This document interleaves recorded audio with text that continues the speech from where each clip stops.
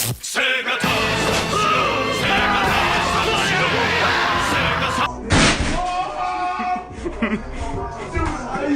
2020. It's been a crap year, hasn't it? But know who hasn't had a crap year? Sega. It's Sega's 60th anniversary and all, and we need to celebrate. Reaching the 60 at all is very much a celebration that we should celebrate. That was really redundant to say. Even Famitsu, one of Japan's premium gaming magazines, did a whole special issue about Sega and their 60th anniversary. I have it here, and as you can see, Sega has made a lot of content over the years. Curiously enough though, here in Japan, a lot of people have been talking about Sega's 60th anniversary, but outside of Japan, not so much. So that's what I want to talk about today in this video. But before I get into the content proper, two things really quick. Make sure, if you're not already, make sure you subscribe to the channel and hit the bell as well for notifications on future videos. And also follow me on social media, Twitter, Instagram as Zmangs. I've been posting a lot on my Instagram as of late. And if you could do that, that'd be very, very, very sick. So with that out of the way, let's just talk about it. What killed Sega outside of Japan?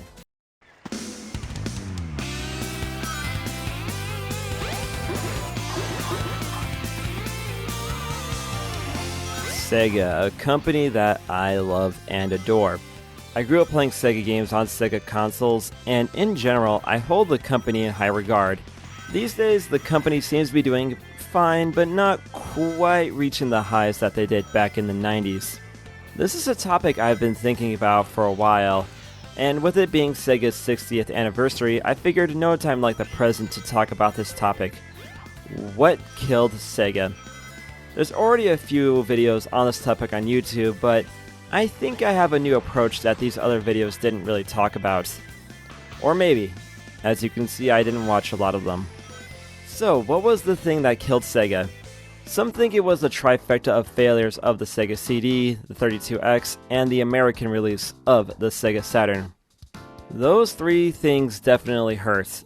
Like, a lot. They were all released really close to each other, and all of them were just way too expensive. But to elaborate on each one, the Sega CD, and I can kinda see where they were going for with the Sega CD. The PC Engine CD in Japan really helped lengthen the life of the PC Engine, so maybe Sega was trying to do the same thing with the Sega CD. Unfortunately, it was too expensive and didn't quite have the software like the PC Engine CD did in Japan.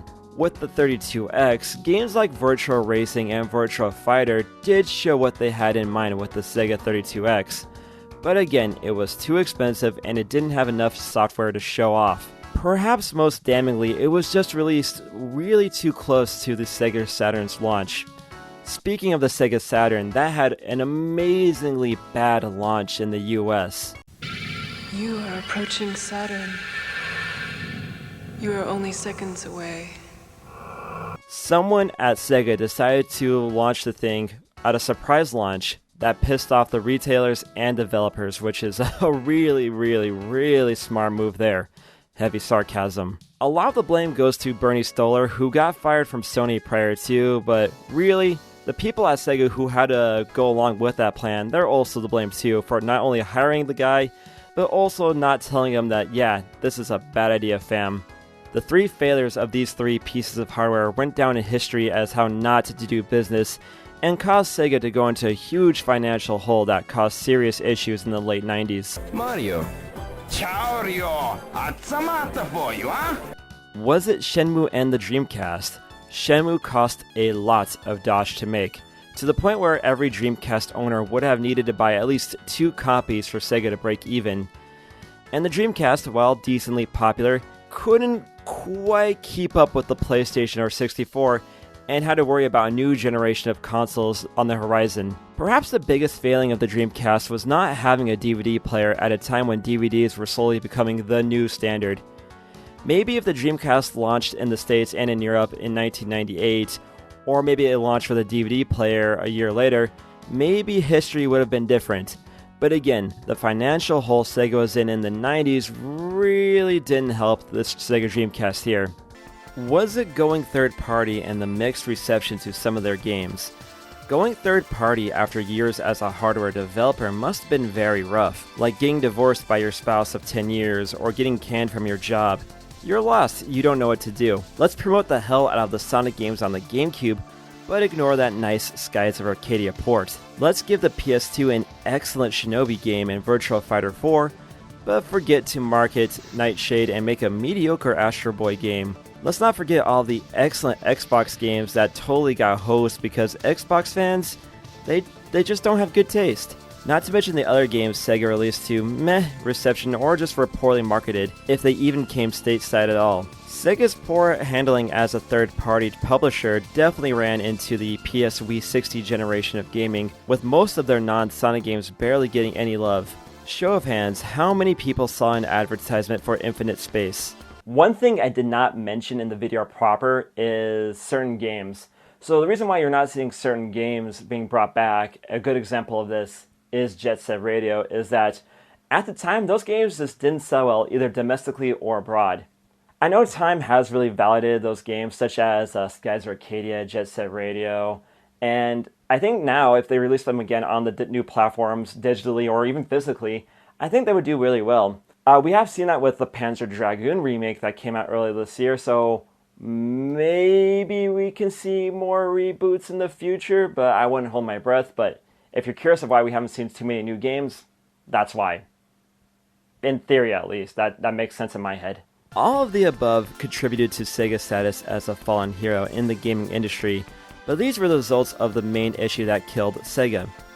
What was the root issue that led Sega down the path of failure? Well, here's a formula to Japanese companies. If a product is a success in Japan and the world, it's a success. If your product is a success in Japan but a bomb worldwide, it's still a success. If your product was a success worldwide but a failure in Japan, then the product is a failure. If your product bombed worldwide and in Japan, it probably just sucked to begin with. Sega was never accepted in their home country of Japan, and it caused a lot of internal conflict between Sega Japan and Sega of America. The Master System did really well in Brazil and Europe, but not Japan. The Genesis did really well in Europe and America, but not Japan. The Saturn did very well in Japan, but bombed worldwide due to insanely stupid marketing from Sega of America. The Sega Dreamcast had potential to unite fans worldwide, but by that point Sega had burned a lot of bridges, alienated fans, and they were in such a financial hole that it was too little, too late. I said it before in my History of Sakura Tyson video, the day Sammy Corporation bought out Sega was the day old Sega died, and that definitely would explain their strange behavior in the 2000s. Still, hope wasn't lost. A long-awaited follow-up to Phantasy Star Online was being released. In Japan. Sega is making sick JRPGs and strategy games. In Japan. Not to mention all their toys and arcade machines and some very fly merchandise. In Japan. You get what I'm saying. Sega focused too hard on capturing the Japanese market while ignoring their fans abroad. And that's what happens. Sometimes someone tries way too hard to seek approval from a certain crowd, but in doing so they ignore the fans who loved them initially. Like all those really crap metalcore bands who went serious and now suck. Wage War, Asking Alexandria, Bring Me the Horizon. You guys sold out. Go back to metalcore. Sega eventually won the Japanese crowd, but at the expense of the devoted fandom they built around the world.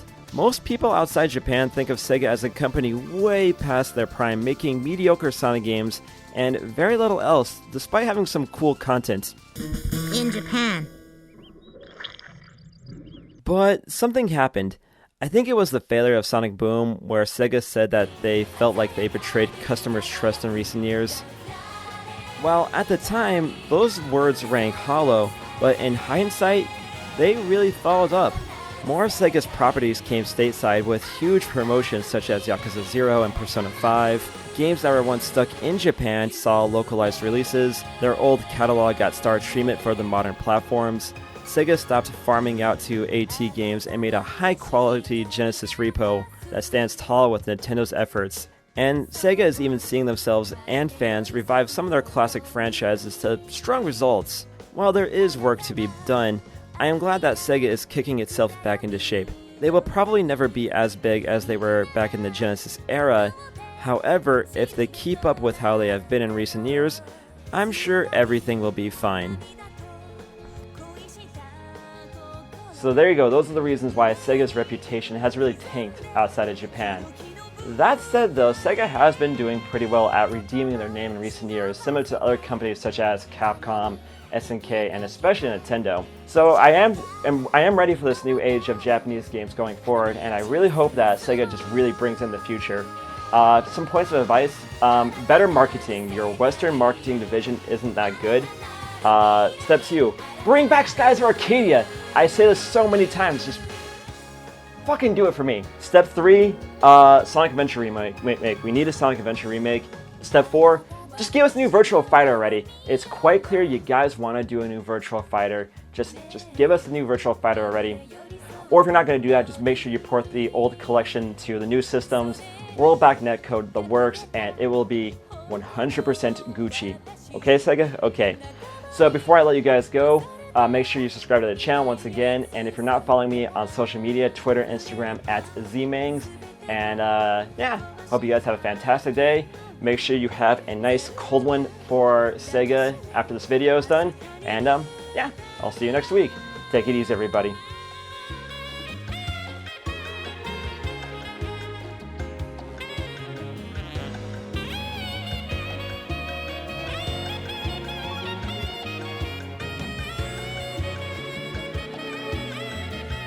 So my clip-on mic, it decided to not work, so there's $30 down the drain. So Sega, you guys know it, you guys love them, I love Sega, and so do you. But what's sad is that Sega decided to end its Sega Ages line for the Nintendo Switch. If you don't remember, the Sega Ages line for the Switch were these high-quality ports by M2 for old Sega games, released exclusively on the Nintendo Switch.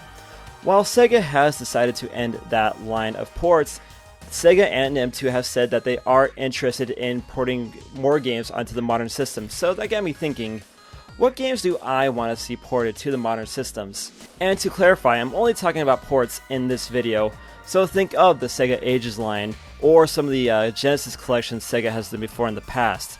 I'm not talking about remakes, such as Yakuza Kiwami or the Panzer Dragoon remake on the Switch, nor am I going to be talking about any potential sequels. Those are videos for our different days. This is exclusively on ports. And I'm also going to focus on games that people don't really talk about too much these days. People love talking about games such as Jet Set Radio, Virtua Fighter 5, Crazy Taxi, Nights, among others. I think those games will come back at some point, but I want some more obscure hits for the modern systems, and that's what we're going to be talking about in this video. But before I get into my list of most requested Sega ports, make sure you are subscribed to the channel, you hit the bell as well for notifications on future videos. Make sure you follow me on the social media. Make sure you're following me on the social media, Twitter, Instagram @zmangs, you know what it is. And with that out of the way, let's begin. Let's start the list. I'm a simple man. I like simple things, such as transforming mechas, blowing the hell out of everything. Hyper Duel is from the wizards over at Technosoft, known for making games such as Thunder Force, Herzog Zwei, and some amazing music. And Hyper Duel definitely delivers on the latter. Sega bought out Technosoft and all their assets a while back, and that's how we got the Thunder Force ports on the Switch. Hyper Duel is an obscure game that wasn't well received at the time, thanks to it looking like a 16-bit game in a 32-bit era, and looking very antiquated by comparison. Think of games such as Radiant Silvergun or Rayforce, and then compare it to Hyper Duel, and you can see why this game just didn't really take off. However, history has been very kind to it, but it's still really hard to find. One of my arcades has it, but good luck finding it outside Japan, and if you want to buy the Saturn version, Sega Lord X did a really great video about Hyper Duel, so you should check that out, and I'll link it to you in the description. But for now, all I say is this: Hyper Duel is awesome, and I want to play it without breaking the bank. There's Dark Souls and chill, and then there's Shinobi and Slam. I love me some ninja action games, a genre that we don't really see too much of outside of major titles like Sekiro. Sega's Shinobi series is one that I really like, and I did really enjoy these 3D attempts at the Shinobi franchise. Unfortunately for Shinobi and Nightshade, these games got kinda lost in the shuffle with games like Devil May Cry and Ninja Gaiden getting big at the time. but I think they deserve a second shot. They both have a unique style and flair that those other games just didn't have, and these games are brutal, especially Shinobi, where your blade was constantly draining your health. In an era where difficult titles such as Sekiro, Dark Souls, and Nioh have found new audiences, I think gamers would love these Shinobi titles back in their hands. And speaking of ninja titles, Koei Tecmo, can we please get the Ninja Gaiden Black games on the modern systems? Come on, man, they're so good! I have to cosplay as a barbarian ninja schoolgirl and use dual swords in Nioh 2 if I want to get by. This isn't a way to live, Koei and Sega. This isn't a way to live. It's clear to me that Sakura Wars is a franchise Sega wants to make it great again, and so why not translate the old games? I'm sure older heads in Japan would love to play their childhood game again, and I think Sega fans abroad would like to see what they missed back in the day. Yeah, there's the effort of translating it, but screw it, go for it.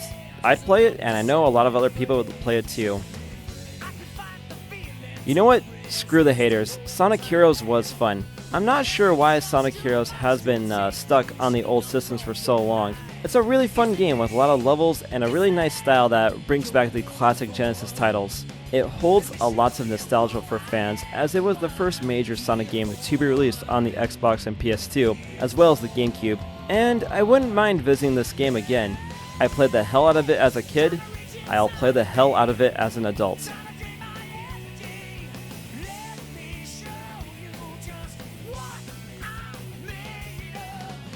Sega Gaga. It's a weird meta RPG that, surprise, never left Japan. I've seen this game at Japanese stores every now and again, but I've never made the investment into the title, partly due to the language barrier. But looking at footage now, this game is pretty weird. It seems like Sega was making Bobo before Bobo was Bobo. And you know what? I'm about it. I'm tired of these dark and depressing and, quite frankly, overhyped JRPG deconstructions. I want some wackiness in my life, and Sega would do just the job. Spike Outs. I've seen this game at a few arcades, and I've played it a few times, and you know what? It's really fun. It's like Dynamite Cop if they kept evolving that series. I know it got an Xbox release a while back, but again, look at the prices. And to be honest with you, I don't have much else to say about Spike Out other than it's fun, and I want to see it again, and I want to play it in a legal way, and not have to do it at 100 yen a pop.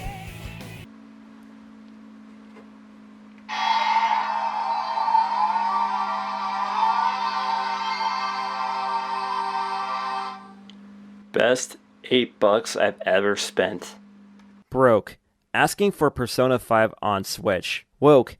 Asking for Phantasy Star Generations on the modern platforms, yeah! These are remakes of the classic JRPGs with new graphics, balanced gameplay, and even new story elements. And surprise, these games never saw a release outside Japan, and I want it. I want it badly. I love these old school style JRPGs, and this is one I really want on the new systems. With Phantasy Star Online 2 getting a localized release, I think fans would be really curious to see where the franchise came from. It's Outrun. What more do you need? Sega, please. Work out whatever issues you have with Ferrari and get this game back into rotation. Also, give us an arcade perfect port of Outrunners and Sega Rally, because I want to reenact Casio Keyboard Hero again. Cue the music!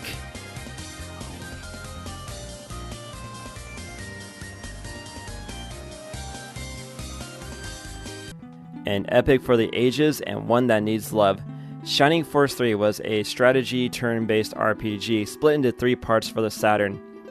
Unfortunately, only the first part came stateside, the rest stuck in Japan.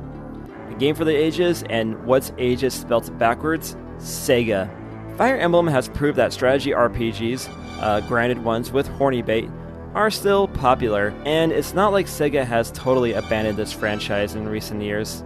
I'm assuming this one is just like Panzer Dragoon Saga and lost to time, but maybe, just maybe, fortune will smile upon us and we'll get the complete Shining Force 3 series to the modern platforms. It's a story so good, We can't leave it behind to time. Come on, you already know what number 1 is going to be on my list. If you've followed the Z-Man cinematic universe for any amount of time, you know what number 1 will be, and I'll give you to the count of 3. 1, 2, 3. It's Skies of Arcadia. In my opinion, the best JRPG ever. The gameplay is perfectly balanced to be enjoyable for RPG vets and newcomers alike. And there is so much character here that it will stick with you long after completion. It didn't do so hot at release, being released as a Dreamcast exclusive with an update on the GameCube in Skies of Arcadia Legends. Unfortunately, poor marketing and stiff competition buried this title in obscurity, but time has been very kind to it like many titles on this list. Just about anyone who's played this game loves it, and they will all say the same thing. This game's character really shines through. In a sea of dark games in an increasingly dark world, Skies of Arcadia is a beacon of hope that tells us to never give up, no matter the odds. And I will never give up hope that I'll be able to sail the skies once more. So, there's my list of most requested Sega ports. A lot of heavy hitters in there, but the thing about a lot of these games is that they weren't well received on release. Maybe they didn't sell too well, or maybe they didn't do too well with the critics. But I think time has healed a lot of wounds, and I think these games have found fans in the internet era who are very much willing to give you some money if you port them to the modern systems instead of having to fork over secondhand prices or resort to emulation. And plus, it's a win-win for everybody. If the games are ported and they don't sell well, those fans still have their games. But if they sell well, that shows you, Sega, that people want more of these games. People want more Skies of Arcadia, more Virtua Fighter, more Shinobi, games like that. So, yeah, that's really all I got to say on this video. And hopefully Sega is listening, and hopefully we get some great ports in the future. And I do say great, we don't want any crap ports. So let me know in the comments, guys, what ports of Sega do you want in the future for future consoles? You know, Switch, PS4, PS5, Steam, Xbox, you name it. Let me know in the comments. And before I sign off, make sure you are subscribed to the channel. Hit the bell as well for notifications on future videos. Follow me on the social media, Twitter, Instagram @ZMangs, and I'll see you on the next episode of my YouTube channel. So, yeah, take it easy, everybody, and happy 60th, Sega.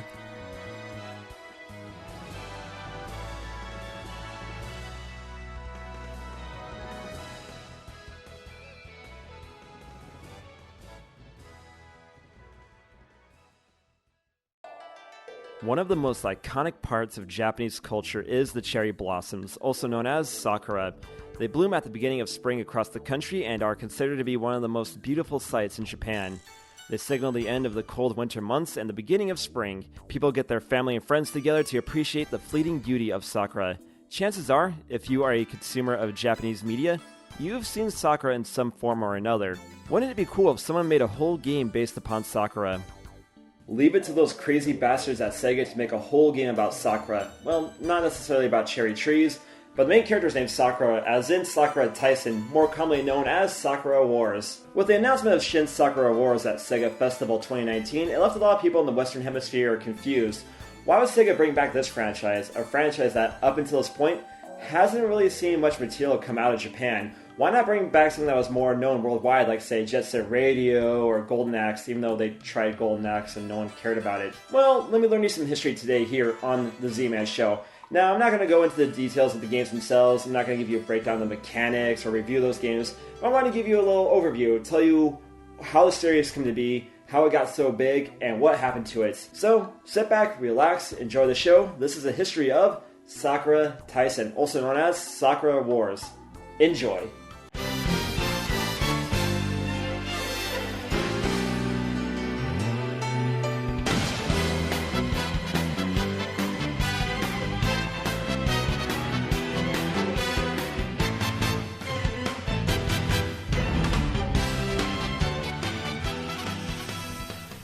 The series began modestly on the Sega Saturn in 1996. The first game was originally made by Oji Hiroi, also known for Far Eden of East. He had the concept pinned out around 1990, but thanks to Sega, he was given a chance to see his concept turn into reality. Much like any piece of work, Sakura Tyson went through many drafts before getting into its final stage. What's unique about Sakura Taisen is its use of the Taisho era of Japan as opposed to the more commonly used Showa or Meiji eras of Japan.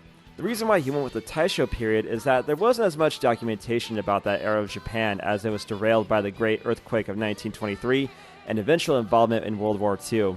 The Taisho period more or less provided a blank slate where Hiroi could create a world that had some bases in reality, but had plenty of room for steam-powered mechs, theater plays, and dating simulators to see his vision come to life.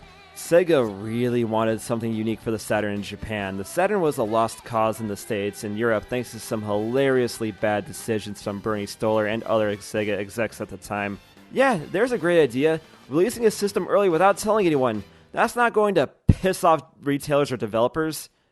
Dumbasses. There was still a sliver of hope for the Saturn in Japan. The Saturn lost a lot of ground to newcomer Sony and the PlayStation, but with a unique game and mascot, Sega could salvage the Saturn in Japan, or just create Sega to Sanshiro, that also works too. Sega was banking that Sakura Taisen could be that franchise that helps turn the Saturn into something more, something that could rival the PlayStation in Sega's home of Japan. The first Sakura Taisen game was released on September 27, 1996, after a 3-year and very expensive development cycle, and it was a big hit, to the point where the game instantly sold out.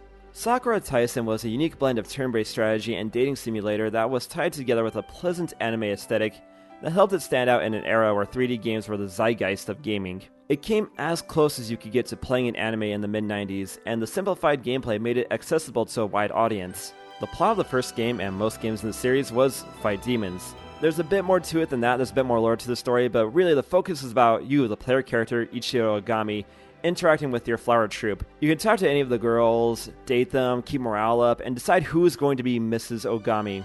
I'm oversimplifying the game, but I've only had so much playtime with any of the titles, so, yeah. Thanks to the surprise success of Sakura Taisen on the Saturn, we would see Sakura and friends together on a sequel on the Saturn and 2 more games on the Dreamcast. Not to mention spin-off titles on the Saturn and Game Boy, complete with a Game Boy model from Sakura Taisen. It would go great with my Sakura Taisen Dreamcast. It was around the late 90s where Sega went full in with Sakura Taisen as a franchise. Stage plays? We got those. Anime series? You better believe it, Buster. A cafe? Of course. The cafe was open until 2008, interestingly enough. The series seemed unstoppable. It had broken into most forms of media and did well in other forms of media besides video games. Sakura Taisen was built like an anime, then went into a game, so it had a good frame to work off of. Seriously though, Sakura Taisen was everywhere, at least in Japan. Sega thought the rest of the world couldn't handle the animes, and probably didn't want to spend a ton of money localizing a game on dying systems. Though somehow the first 2 titles did get official Russian translations for the PC. Welcome to Putin Troop, comrade. Our kombos don't use spirit power, we use nukes and potato. In Japan, Sakura Taisen was a beast and it couldn't be stopped. However, signs of weakness started to show and grow over time for the franchise. Sakura Taisen 4 was a late release for the Dreamcast in 2002 that reused a lot of assets from the third game, and not in a good Majora's Mask sort of way, and suffered weaker sales as a result. Sega bowed out of the hardware industry in 2001 and became a mess internally. People got laid off, management was a mess, and eventually Sega got bought out. The day Sega got bought out by Sammy Corporation was the day Sega of the 90s died. Within Sega, Sakura Taisen developers, Red Entertainment, were determined to keep the series afloat. They released a remake of the first title in 2002 for the PS2, and a 5th game, Sakura Taisen 5, So Long My Love, in 2005. So Long My Love was a hit with the critics, but didn't do so well with the game-buying public. Ever since Sakura Taisen 3, sales of the games were going downhill and nothing could reverse momentum. As mentioned before, Sega's management was totally shreked. Anything that wasn't Sonic got very little marketing and underperformed as a result. Wanna know why Sega hasn't done too much with their back catalog? Their transition from hardware maker to software only totally flipped their world upside down. They didn't know how to be a publisher and didn't know what they're doing for like the next, 15, 18, 19 years? And to an extent, they still don't know what they're doing. Against all odds, though, Sakura Taisen did debut in the States in 2010, now going underneath the monkeyer Sakura Wars, So Long My Love for the PS2 and Wii. Sega didn't have the balls to localize the game, so Nissa had to pick up the slack. Or is it Nisa? Nisa? I've never heard anyone say their name before. It too bombed. Wanna know why? Wanna know what else came out in the same month as So Long My Love? People were more interested in seeing Lightning's armpits, her Sexy armpits in HD. Smooth move there, Nissa, but not as smooth as Lightning's armpits. As a consolation prize, Sakura Wars did do well with the critics, like other games in the franchise. There were plans to localize other Sakura Taisen games underneath the Sakura Taisen World Project banner, but that went nowhere.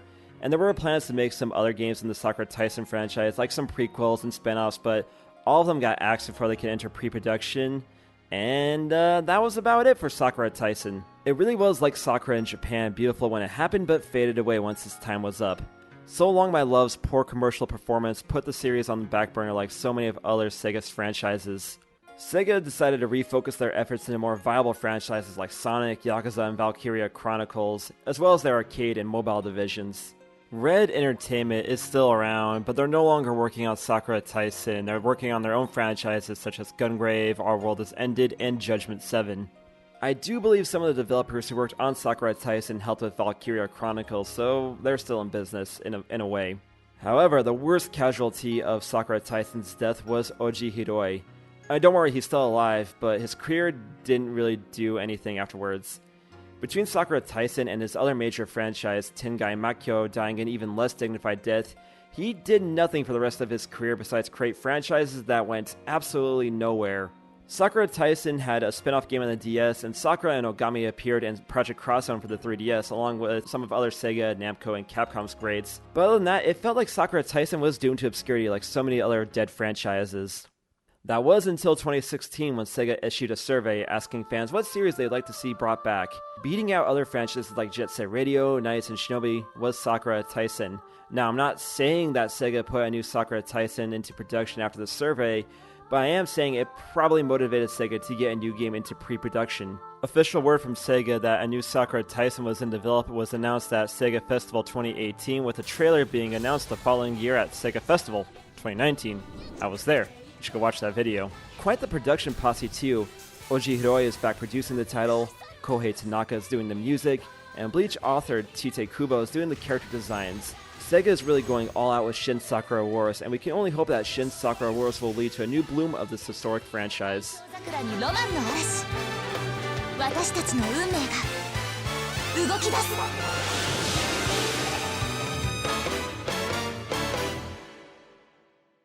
You ever notice how a lot of Sega's franchises begin with the letter S? Shinobi, Sonic, Sakura Wars, Streets of Rage, Skies of Arcadia, Space Harrier? Is that coincidental or not? So anyway, Shin Sakura Wars, I'm really hoping this game does well, and I'm really hoping that it leads to bigger things for the franchise. Maybe we'll get some of the back catalog of Sakura Taisen games translated into English for the first time. Or maybe Sega will go back and bring back some of their other franchises that people have nostalgia for. Give us a new Jet Set Radio, give us a new Skies of Arcadia, give us a new Shinobi.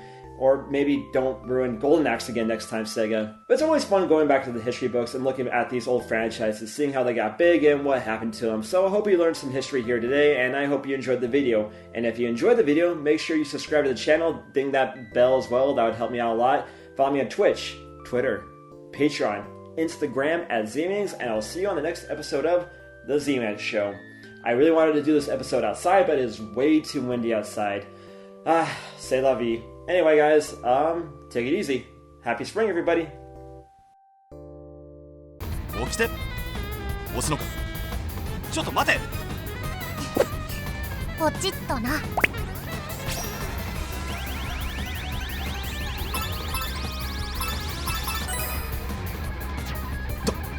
とにかく叫ぼう。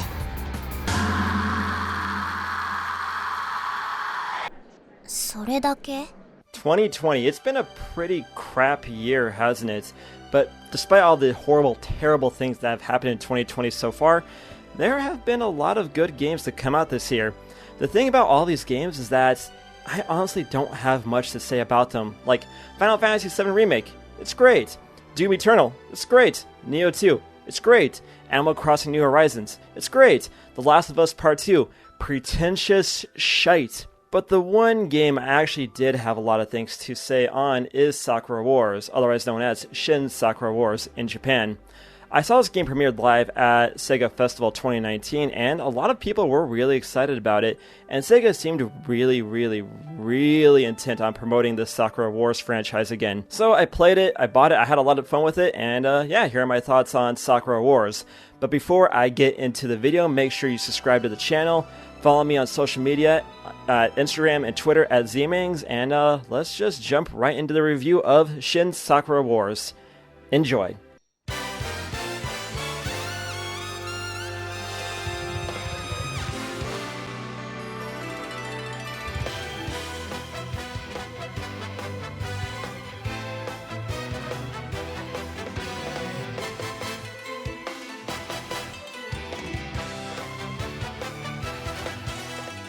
A Taisho tale to touch hearts.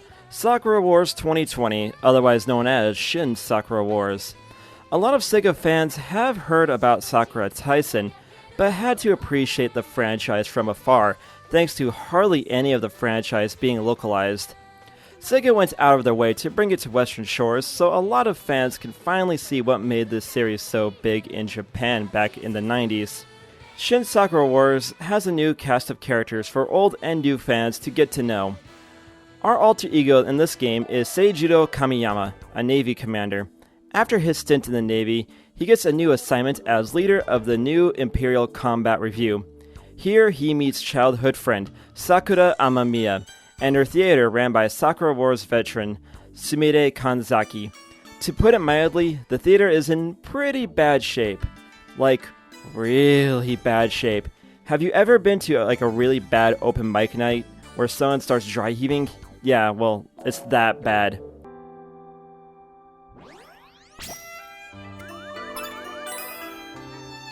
They just plain sucked. I've seen teams suck before, but they were the suckiest bunch of sucks that ever sucked. For those who are familiar with previous Sakura Taisen games, this isn't a full-on reboot.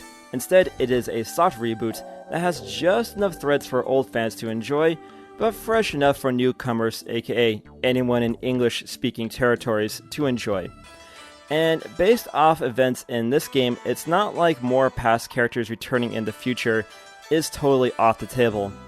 It's not like they brought back previous protagonist Ogami, sodomized and killed him with a golf club, that Sakura has to go finish the job, and then when she does have the chance to finish the job, she doesn't. That would just be plain stupid. Oh wait, where was I? The plot is set out like a nice 26 episode anime. We get waifus, rivals, more waifus, a tournament arc, a big bad, and some stuff that doesn't make sense, and fan service. What's not to love? Sakura Wars has two gameplay modes, mech battles and living your life as Kamiyama and getting into mischief. Let's talk about the latter first.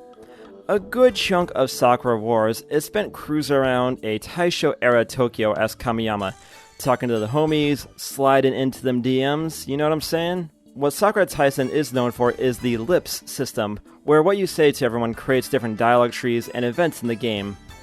Act logically and everybody will love you. Act like a perverted dumbass and everybody hates you. Gameplay pro tip: save often. One chapter I kept picking the wrong options and ruined relationships, so I had to rage quit and rebooted my save. Don't lie, we all did it at some point. If only it was that easy in real life. Listen, bae, I'm sorry I sent you that picture of the one girl covered in beans being eaten by a bean roll. I was trying to make a point in a Discord I'm in and she hung up. Still, seeing Kamiyama act like a fool can make for some funny moments, so it isn't a bad idea to mess up and see what happens. Or just look at the footage on YouTube, you lazy bastards. I should probably introduce our girls. Sakura Wars is also known for being one of the more popular dating sims in its heyday, and that still applies here in Shin Sakura Wars, so here's our ladies. Bachelorette number 1, Sakura Amamiya, childhood friend of Kamiyama. She idolizes Sakura Shinguji almost to a loving degree, and she wants to drink 3 Starbucks Sakura Frappuccinos in 1 hour. Bachelorette number 2, Hatsuho Shinonome, a shrine maiden with a fiery temper but a heart of gold. Her current record on the deadlift is 250 pounds. Bachelorette 3, Clara Snowflake, a bookworm from Luxembourg, a writer who once wrote Twilight fanfic on her BlackBerry but got hit with a DMCA takedown before publishing. Bachelorette number 4, Azami Mochizuki, a ninja who marathoned all of Naruto in 2 weeks before getting a world record speedrun in Shinobi 3 on Genesis. And finally, Bachelorette number 5, Anastasia Palmer from Greece.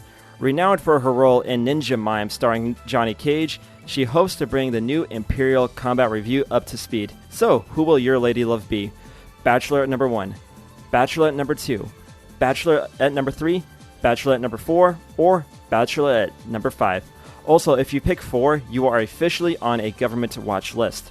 I jest, all the main girls are well written and are likable in their own ways and do undergo character development. Personally, my picks were Sakura because it's obvious Sakura and Kamiyama will get hitched in the future, and Anastasia because reasons. Pro tip, there's a point near the end of the game where you can go out on a date with the girls if your affinity is high enough. In my playthrough, I thought you could only do 1 date, but that's not the case. Just date everyone, if you can. The side characters are also well written, but I can't help but feel like the other combat reviews are dicks to Seijudo and friends. At the end of my playthrough, I had max affinity with everyone bar Yui and the small chick from Germany. That chick. Whatever, I don't care. They're lame. The English script is extremely strong in Shin Sakura Wars. Kamiyama is a likable guy, and you do get attached to the girls in the combat review. When stuff goes wrong, you want to set it right. When Kamiyama messes up, you're hit with a major bummer. When things get intense, you and Kamiyama gotta keep grace under pressure and guide your team to victory. And with most of the cast so likable, you want to go through and max out Infinity just to see what happens next. I will say some of the humor is a bit hit or miss. Some parts had me laughing pretty hard, others were met with a eh? Also, there's only so much you can do with the get caught peeping in the bathroom skit. If you were wondering, yes, the character designs were done by Bleach author Taite Kubo. Or is it Tite? I always want to read it like Tite. Oh man, people are going to light me up in the comments for that. His designs translated very well into 3D. I always gotta give Sega credit for making a great looking game. They spared no expense with the production values here. I love hanging around town. The steampunk flavor of Tokyo is one that I don't see often, and it really leaves an impression. Just about anywhere you go has a lot of character to it, and they made the Taisho era of Japan and the steampunk flavor really blend in well here. And even the theater, it looks so beat up in places, and it makes you wonder, what happened here? What kind of stories could these walls tell us? All those little touches, they really absorb you into this Taisho tale. What takes you out of the Taisho tale is the text size. Why is the subtitles in this game so small? Especially in a game with no English dub and not having all the events voiced. Seriously, why? I don't understand this. This is an issue with Sakura Wars only. This is Raiden 5 on the Switch, okay? Look how small this text is! And this is a shooter. Who the hell's reading text when they're blending up spaceship demons? Jesus Christ, developers, learn that people can't read. Seriously, game developers, start having bigger text. It's not that hard.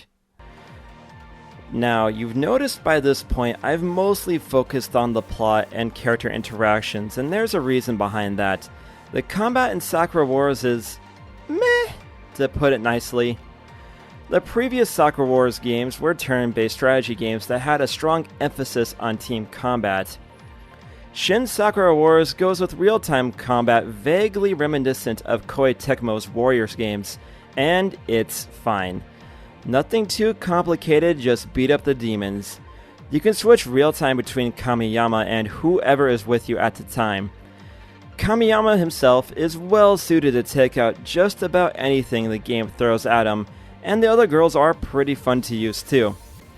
That said, I found Azami kind of weird as her aerial finisher goes at this angle and can launch her off stage if you aren't careful.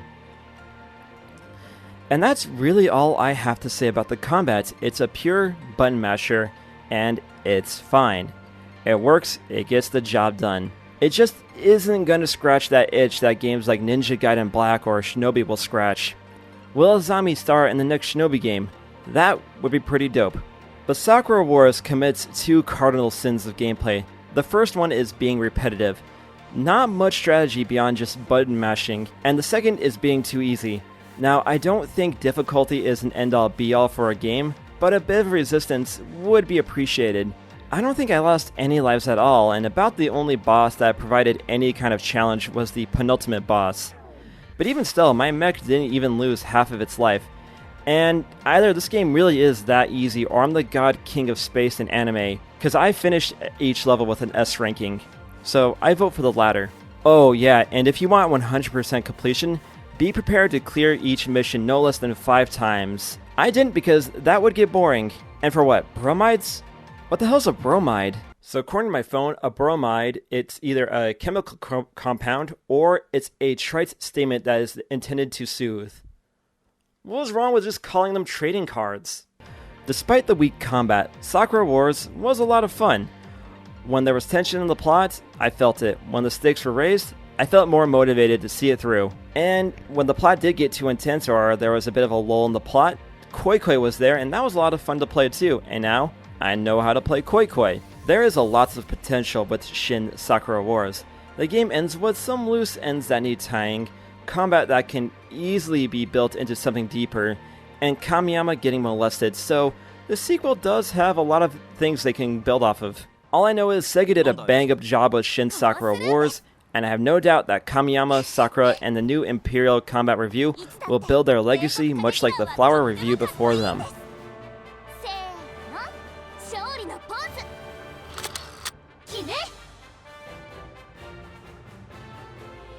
So, there's my review of Shin Sakura Wars on the PS4, and honestly, I had a pretty good time with it.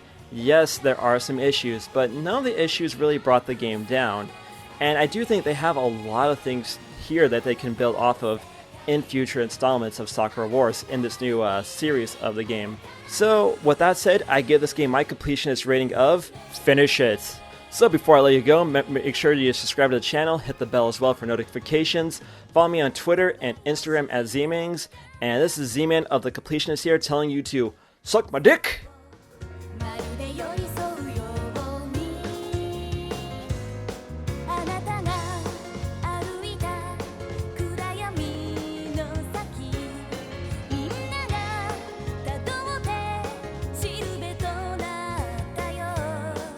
Hey guys, how's it going? I'm back from my break and I'm back on the scene. I took up a new hobby while I was away, and that hobby is fishing. Now, we all have something what I like to call comfort games. Now, what is a comfort game? To me, a comfort game is something that you play when you're feeling stressed or you want to feel nostalgic and want to go back to that special place in your life.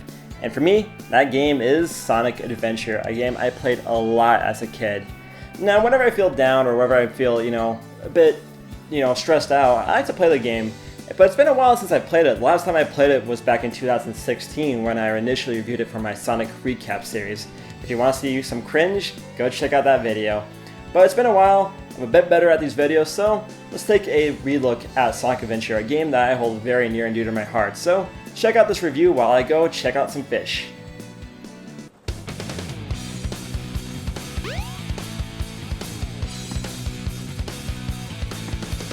Oh yeah!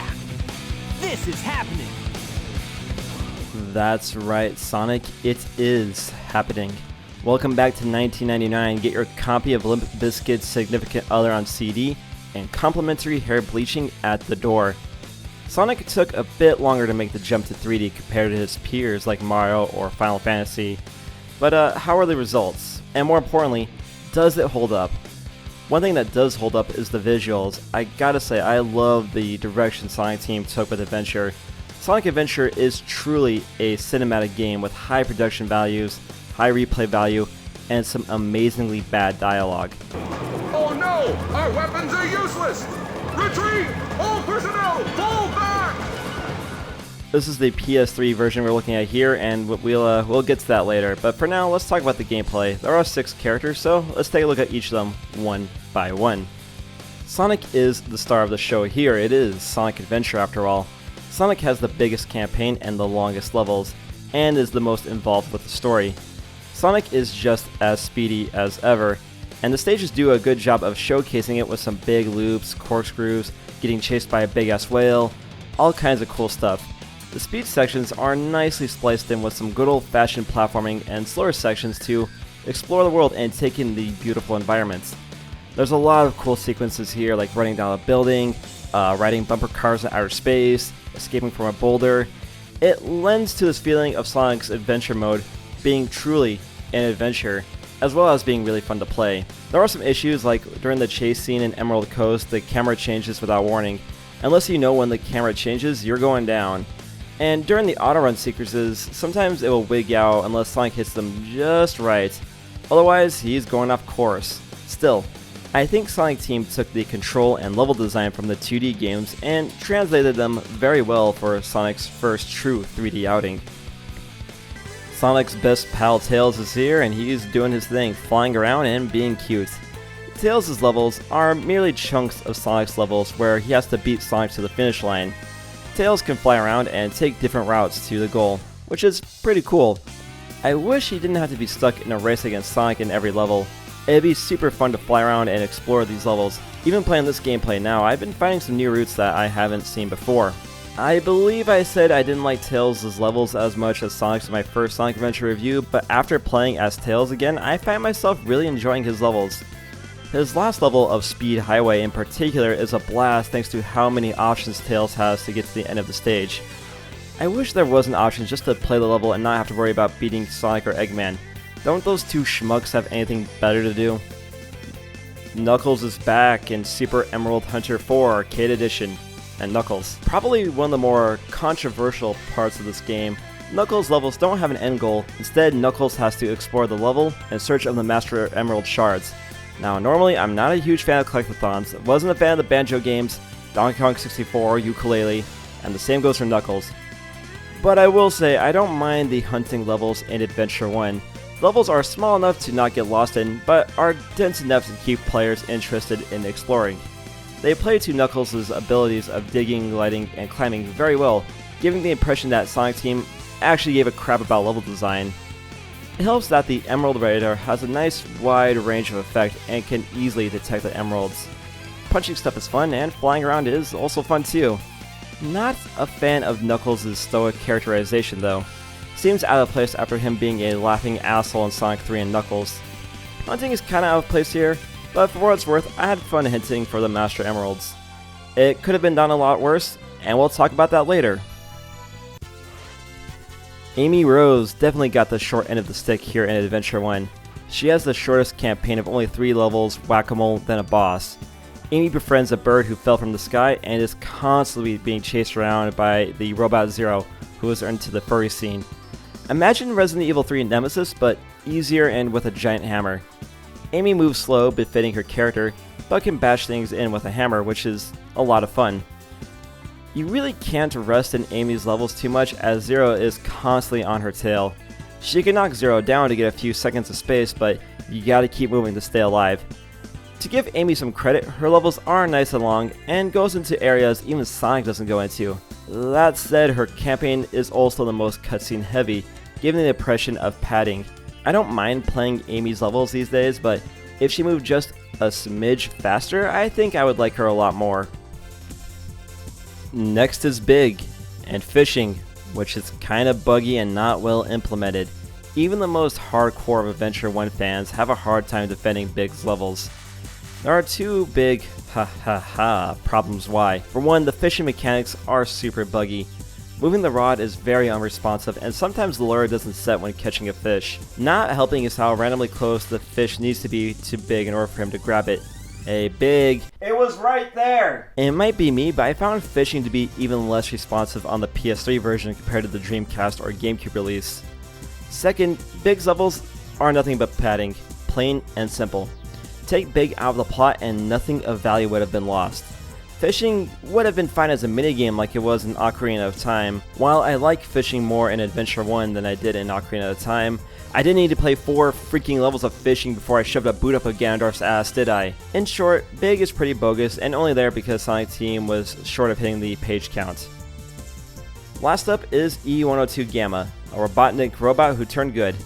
He sort of plays like a more refined version of Burning Rangers if you've played that amazing game. Scan targets, lock on, and score some major points. Some people hate Gamma's gameplay, but I really dig him in this game. Gamma controls great. Admittedly, you really need to get the hover upgrade as soon as possible for better control. Catharsis runs high with Gamma. Running past multiple targets, blasting up to 30 seconds or even a minute of extra time is quite satisfying, even if the boss's Gamma fights are piss easy.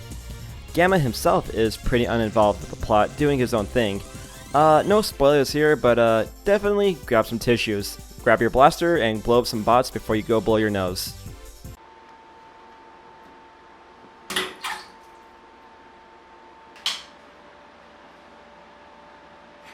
Yeah, I think I like fishing in the video game more. There's a lot of annoying things holding Adventure back from being considered on the same level as an Ocarina of Time or a Metal Gear Solid. The camera is very sporadic and moves in awkward positions that make it unclear where to move. Sometimes the camera gets stuck behind some of the scenery, adding to the frustration. A free camera mode was added to the DX versions of Sonic Adventure, which helps out a lot. The other flaw of the game is that it's just really buggy. Adventure 1 was rushed to market in Japan in 1998, so Sonic Team cleaned it up for the domestic release, but it's still super buggy. Sometimes characters fall off course, and it's easy to break the whole game if you really try. More to the point, Sonic and Knuckles are the only characters that really have any importance to the plot. Tails tags along with Sonic, Amy gets chased by a furry and Big is Big, and Gamma just kinda does his own thing. And bar one stage with Gamma and Amy, just about everyone else's stages are shorter and just chunks of Sonic's levels. It feels like Sonic Team only had a clear idea what to do with Sonic, but couldn't make his campaign long enough to justify his own title, and wanted to mix things up to avoid the game being too repetitive. Your mileage might vary on how successful the Sonic Team was in that regard. Alright, check it out! Got me a big one! All that said, Sonic Adventure has some really good points that I appreciate more as an adult. The story, while cheesier than a 3-cheese burrito, works. I always liked the darker style of Sonic, and Sonic Adventure realized Sonic's darker moments that things like Sad AM and the Archie comics hinted at. Despite the stiff voice acting, there are some scenes that work really well. The scene where Amy is talking to Gamma in the prison cell always stood out to me as one of the best moments in the whole game. And this flashback about Tails is so good.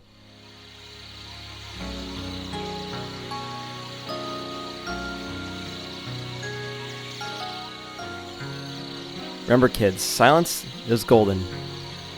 Just about every character goes through some sort of character development, especially the mentioned Amy and Tails. And the graphics are beautiful with lots of environments to explore, from casinos to beaches, from snowy mountains to a volcano, from the city all the way to the past. Sonic Team really went out of the way to create amazing environments with unforgettable moments to explore. Running down a building, getting chased by a boulder, outrunning an avalanche and a whale, all in a day's work for Sonic. Not to mention the music, which is one of the best soundtracks in all of gaming. Not only that, Adventure is jam-packed with content. Adventure constantly rewards the player with emblems and points. There's multiple mini-games like shooting, which my friend really liked back in elementary school, snowboarding, even though I'm sandboarding here, racing cards, boss rushes, fully explorable hub worlds. Hey, I like the hub worlds. There isn't much to do in them, but there is lots to explore, and there are a lot of NPCs to talk to. And then there's Chow. I'm not gonna front, never been into Chow. If you can't raise a Chow, you can't raise a child. It's hard to break my nostalgia to Sonic Adventure. It was my first Dreamcast game, and it was the first time a game ever truly wowed me. I can look past its faults and enjoy Sonic Adventure as a product of its time and as a product of my youth. Will other players be able to do so? Can't say for sure. If you go into Sonic Adventure with an open mind and a willingness to accept some flaws, a fun game awaits. Yes!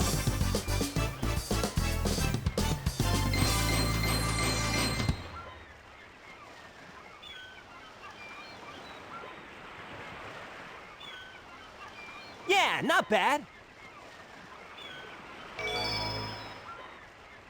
A lot of people like to hate on Sonic Adventure these days, and I can kind of see why, but you know what? It was a product for the time, and for the time, it was a really solid title, and today, I still think it's worth checking out. It's pretty easy to find these days, but I would advise against buying the PlayStation 3 version. It just doesn't look as good as the Dreamcast or GameCube versions, and it doesn't have all the features like the GameCube version did unless you want to pay DLC, and I don't think it plays as good as either of the original versions do, in my opinion. I recommend getting the GameCube version as it looks the best and has the most content with all the Game Gear games and the mission mode. So there's my hot take on that. Anyway guys, thank you for watching. We'll get around to some of the other 3D Sonics again in the future, but for now, I wanted to talk about a game that was very, very, very special to my heart. Anyway guys, so thank you for watching. I'm going to hit the water again, and I'll see you next week for a new episode of The Z-Man Show. Alright, I got a big one. It's a new subscriber, and that new subscriber is you guys. Hello everybody, welcome to the latest episode of The Z-Man Show. Why do people hate Sonic so much? It feels like whenever I go online to somewhere like say Reddit or Facebook or YouTube, whenever they bring up Sonic the Hedgehog, it's usually in fairly negative terms. Sometimes saying stuff like, man, why does Sega keep putting out Sonic games? They never should have continued the series past the Genesis. Was Sonic ever good in the first place? And as someone who grew up with the franchise, it hurts, it really hurts. I grew up with the Sonic franchise, as you can plainly see, and I have a soft spot for Sonic as a whole. But I think there's a few reasons why people don't like Sonic that much. Maybe people didn't grow up with a Sega like I did, so they don't have that nostalgia toward the series like I do. Maybe there's a bias out there against Sonic or Sega. After all, Sonic is Sega's biggest franchise right now. And despite being their biggest franchise, there really hasn't been a baseline level of quality as opposed to say something like the Mario franchise. A lot of the Sonic games out there, while not horrible, they're just kind of average at best, with a few flat-out duds in the mix. And don't get me wrong, there are some gems, and yes, Sonic Lost World is a gem. It's just buried underneath a tidal wave of just average games. But the one game I want to talk about today is Sonic Adventure 2. After all, it is the first major Sonic game to release on non-Sega platforms, so a lot of people do cite it as their favorite Sonic game. For me personally, I can never decide if I really like the game or if I really hate the game. Maybe nostalgia's blinding me, or maybe I'm just kind of reading into the opinions online so much. So I decided to put all that away, dial back my nostalgia a little bit, and take a look at Sonic Adventure 2. Did Sonic Adventure 2 suck, or does it suck, as it says in the title? Let's take a look. I don't have a physical game because I'm playing it digitally on my PS3, so let's go.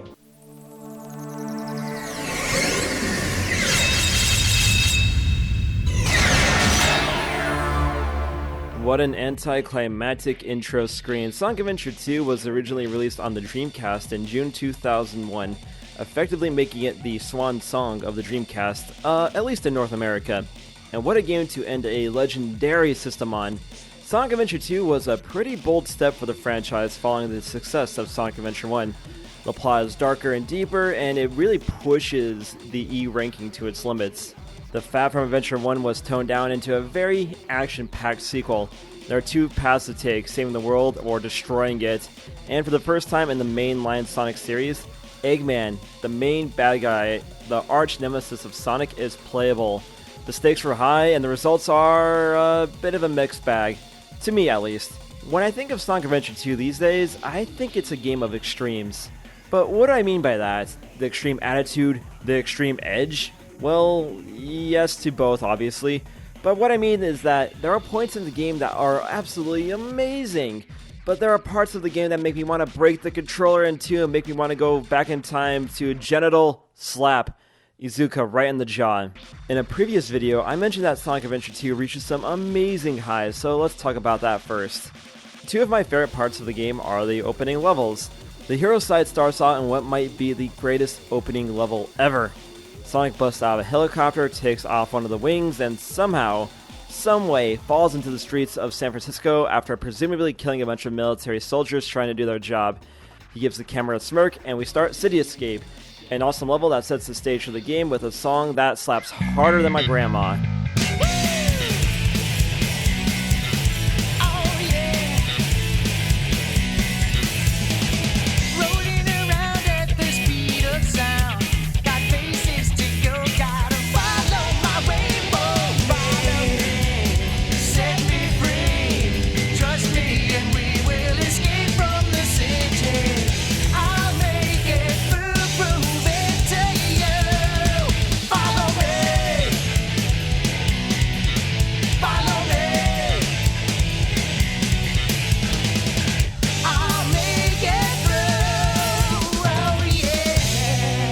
Dark side is no slouch either. Eggman starts by shooting down everything and everyone in his path at the gun military complex.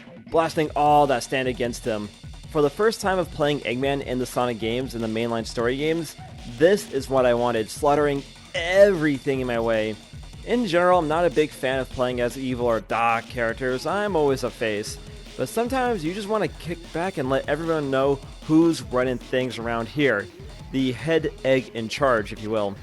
I do agree with the consensus that the speed stages starring Sonic and Shadow are considered to be the best parts of the game. It is a Sonic game after all, and we're here for the speed, and there is a great sense of speed to be had.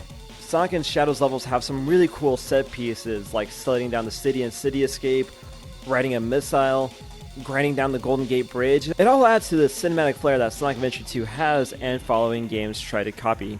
And for the most part, the levels are designed really well, other than some of the later levels having some really wonky gravity gimmicks and touchy controls that mean instant death if you make the wrong button press. Regardless of that, I do find myself going back to the speed levels every now and again to get that nice kick of nostalgia. For me personally, I think one of my favorite levels is White Jungle with Shadow. That's a pretty fun level with really cool beats, and I really like the environments. Yeah, I like that level. Another thing I personally like about Adventure 2 is Eggman's levels. He doesn't handle as smooth as Gamma did in Adventure 1, but that makes sense as Eggman is in a way clunkier mech than Gamma's sleek design. There is a good amount of weight in his movements, like you're actually piloting a giant mech. Though I will say that the hover upgrade found in this third level makes Eggman's levels way more enjoyable. Two of Eggman's levels, Weapons Bed and Cosmic Wall, are a blast to play thanks to how much stuff there is to destroy. It is so easy to rack up massive points, and hearing Eggman's little chuckle is all that much more satisfying. Plus, in Cosmic Wall, the gravity is lowered so Eggman can kind of fly, and that's how a stage gimmick should be. Something minor that adds just enough spice to pepper up the stage, but it doesn't annoy the player. And then we get to the other characters' levels, which I find to be kind of meh. For Tails, I find his levels alright, if not a bit tacked on. He goes through asset flips of other characters' levels, and none of them really stand out other than his final level, which is a huge step up in difficulty from his previous levels. There are a ton of bad guys to destroy, and they are relentless, and there's diamond everywhere. One wrong move means that you're going out the airlock. Thankfully you can send a Mochow out the airlock, and that's always fun to do. And now we get to the most contested part of the game, and my least favorite part of the game by far, the collecting levels. In general, I'm not a fan of collectathons. Never was a fan of Banjo series, never liked Donkey Kong 64. For the collectathons, I always felt like I was not really playing the game to explore, but to pick up someone else's trash. Hunting wasn't my least favorite thing in Adventure 1. I could tolerate it because the radar was really helpful, and the stages were actually pretty well designed for Knuckles. But all those merits that they had in Adventure 1 for the hunting stages were thrown out the window here in Adventure 2. The radar got a huge nerf. The range only has 3 colors from green to red, and it's not as accurate as I would like it to be. And if that wasn't enough, the bastard only detects 1 emerald at a time. Only 1! Even if you stand right in front of an emerald, if it isn't that emerald's turn to be found, the radar won't go off. In an ironic twist of fate, Knuckles and Rouge just move way too fast for their kind of levels. They move faster than Sonic or Shadow. But their level designs are absolutely crap! Besides the very open Pumpkin Hill, which is a very fun level to glide around in, all of the levels are either cramped like Security Hall or Death Chamber, or expand vertically too much like Meteor Herd or Mad Space. And it's such a slog to get through these massive space levels with any sort of reasonable time. And speaking of Mad Space, I have to pay my respects. I hate this level. It's poorly designed, the gravity is annoying, getting off this planet is a pain, it's a pain to get to the top of the level, it's annoying to go back down to the bottom of the level, and some jackass at Sonic Team thought it'd be a great idea to reverse the hints that you get in the stage. Yeah, that was a really good idea, and no, this stage is not fun, I hate the stage, and look at all that work for a C? A C ranking? Ooh, sorry there guys, I lost my cool there, but I had to get that off my chest, I just had to do it. But seriously though, I did not like the hunting levels at all in Adventure 2. Another thing I've been noticing is how unvaried the environments are in this title. Adventure 1 felt like, well, an adventure, growing from snowy peaks, traveling to the past, hitting the casino. There was a lot to see and a lot to do in Adventure 1. Adventure 2's environments are recycled a lot. Sky Rail is just Pumpkin Hill during the day, Mission Street is just a combo of City Escape and Radical Highway minus anything memorable about it. Plenty of characters see the same bit of desert and military complexes. Maybe development was rushed, or they didn't have enough time to make more unique levels, or maybe the plot didn't allow that, but something more unique would have been very appreciated. In general, Sonic is always praised for his music, and don't get me wrong, there are some amazing tunes in Sonic Adventure 2, but on the whole, the stage music in this game is kind of forgettable. Okay, like I said, City Escape slaps. The character themes are really good and really do fit the characters that they are representing. And Knuckles' raps are very cheesy. I don't know who made these songs, I don't know who sang them, but whoever was working on these songs, they were clearly on the ball here during production. But everything else, all the level stages, they just have these boring guitar riffs with no hooks or nothing memorable about them at all.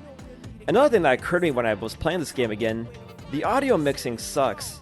The sound effects drown out the music entirely, like on Weapons Bed where the sound of the planes passing by totally drowns out anything besides the ear-piercing laser. Playing Sonic Adventure 2 with headphones was like jamming needles into my ear.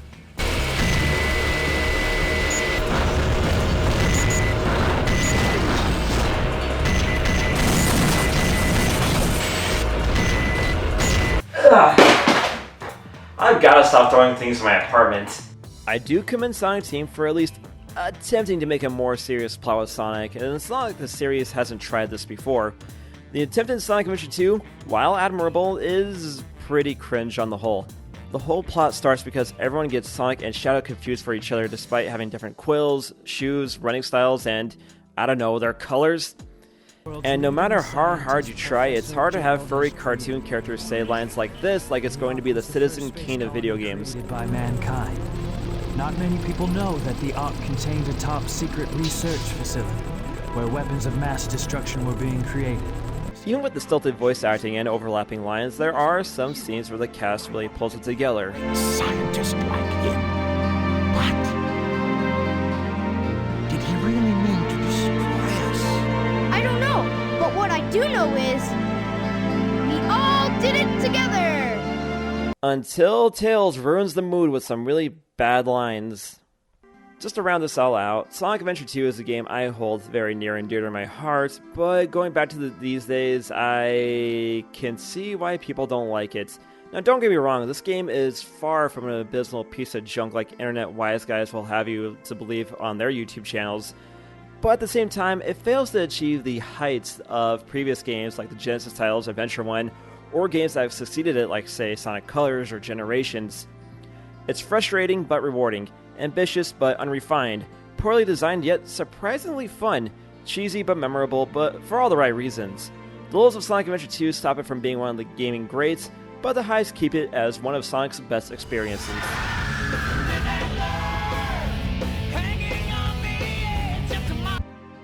I must destroy all the evil the Professor has created. A game like Sonic Adventure 2 is kind of hard to talk about these days. I feel like there's nothing more to be added to the discussion. A lot of people have their opinions about it, a lot of the flaws have been extrapolated upon in much longer videos than this one, and people will have their extreme opinions one way or another. But for me personally, where I stand to answer my own question to the title, does Sonic Adventure 2 suck? And the answer is... kinda. Yeah, it's kind of a mixed bag like I said in the video. There are some amazing moments in the game, but there are some low lows that really drag it down. For me, I look at Sonic Adventure 2 as a great experience, if not necessarily a great game. It's kind of how I look at something like, say, Killer 7, a game that's not really a good game from a gameplay standpoint, but has such a unique story and style that it makes it a great experience, if you know what I'm talking about. And that's how I feel about Sonic Adventure 2. Is it worth playing to this day? Yeah, honestly, it's worth a playthrough. It's not a terribly long game, and it's fairly easily accessed these days. I do like the GameCube version the most, though, so I would recommend checking out that version. So, yeah, Sonic Adventure 2, it's pretty cool. I will say, though, if I do have nostalgia for this area, like if I'm in a nostalgic kick, I'd rather play something like, I don't know, Adventure 1 on the Dreamcast, or maybe even Heroes, or go back to the handheld games like Advance 1, or Sonic Color Pocket Adventure on the Neo Geo Pocket Color. Yeah. I'm kind of running out of breath here, and I think that means I should end the video, so we'll just do that right now. Thank you for watching, everybody. Remember to like the video, share the video with your friends, subscribe to the channel if you feel so kind, hit me up on Twitch, Twitter, Instagram at ZMangs. Follow me on Patreon if you feel so kind, and I'll see you on the next episode of The Z-Man Show. You gotta go faster, everybody. おいソニック、本当にやるのか？ああ、俺は冒険が大好きなのさ。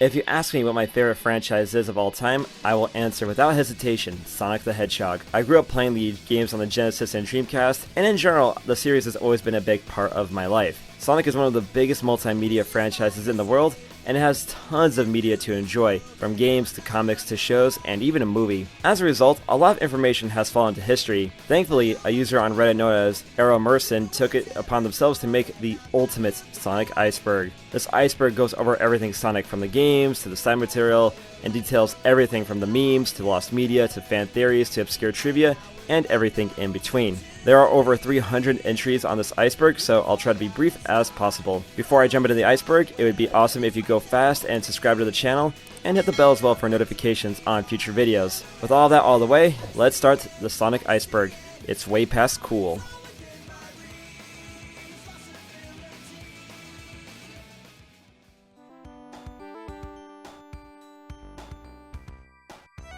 Blast processing. This was a marketing term from Sega to make the Genesis sound more powerful than the Super Nintendo, and explain how Sonic can move super fast on the almighty Sega Genesis. It certainly worked, as the Genesis sold it very well in North America, and people still remember blast processing to this day. Movie redesign. The first trailer for the Sonic movie had this thing as Sonic's design. Some suits at Paramount thought that this homunculus of a character was a better design than the design Sega has been keeping relevant for years. Thankfully, God and the entire world hated it, and we got a much more appealing design for the final movie. Some remnants of the initial design can be found in merchandise for the movie. I know it doesn't exist, but I would love to see the full cut of the movie with the original design in place. Sonic Extreme. One of the most infamous games of all time is Sonic Extreme, a game that never properly released. What was supposed to be the killer app for the Sega Saturn ended up having one of the worst productions of all time. Everything that could have gone wrong went wrong, including technical issues, poor leadership, bad communication, a movie tie-in deal that went nowhere, and finally health issues. Sonic Extreme is a rabbit hole that's very interesting if you are into game development or just like unreleased games. I really can't go too much into detail about Sonic Extreme in this video because this video is long enough as is, but there are plenty of videos out there detailing Sonic Extreme's rough history. Not all is lost, as fans did try remaking Extreme in their own way, and some ideas were unintentionally used for Sonic Lost World.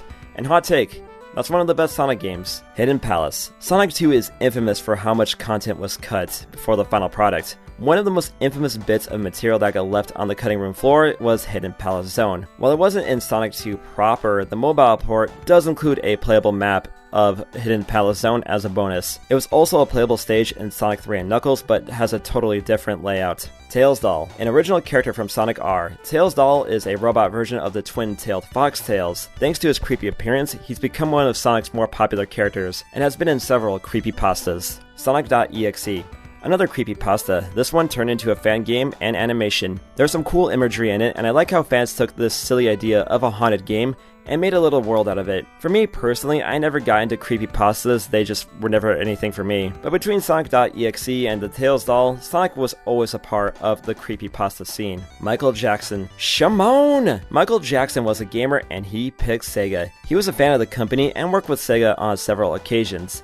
It's been heavily implied, but not outright confirmed, that Jackson wrote several tunes for Sonic 3, but went uncredited. The two reasons given for this is either A, Jackson was unsatisfied with the Genesis' sound chip, or B, there was some drama around Jackson at the time and it was just easier to not give him any credit.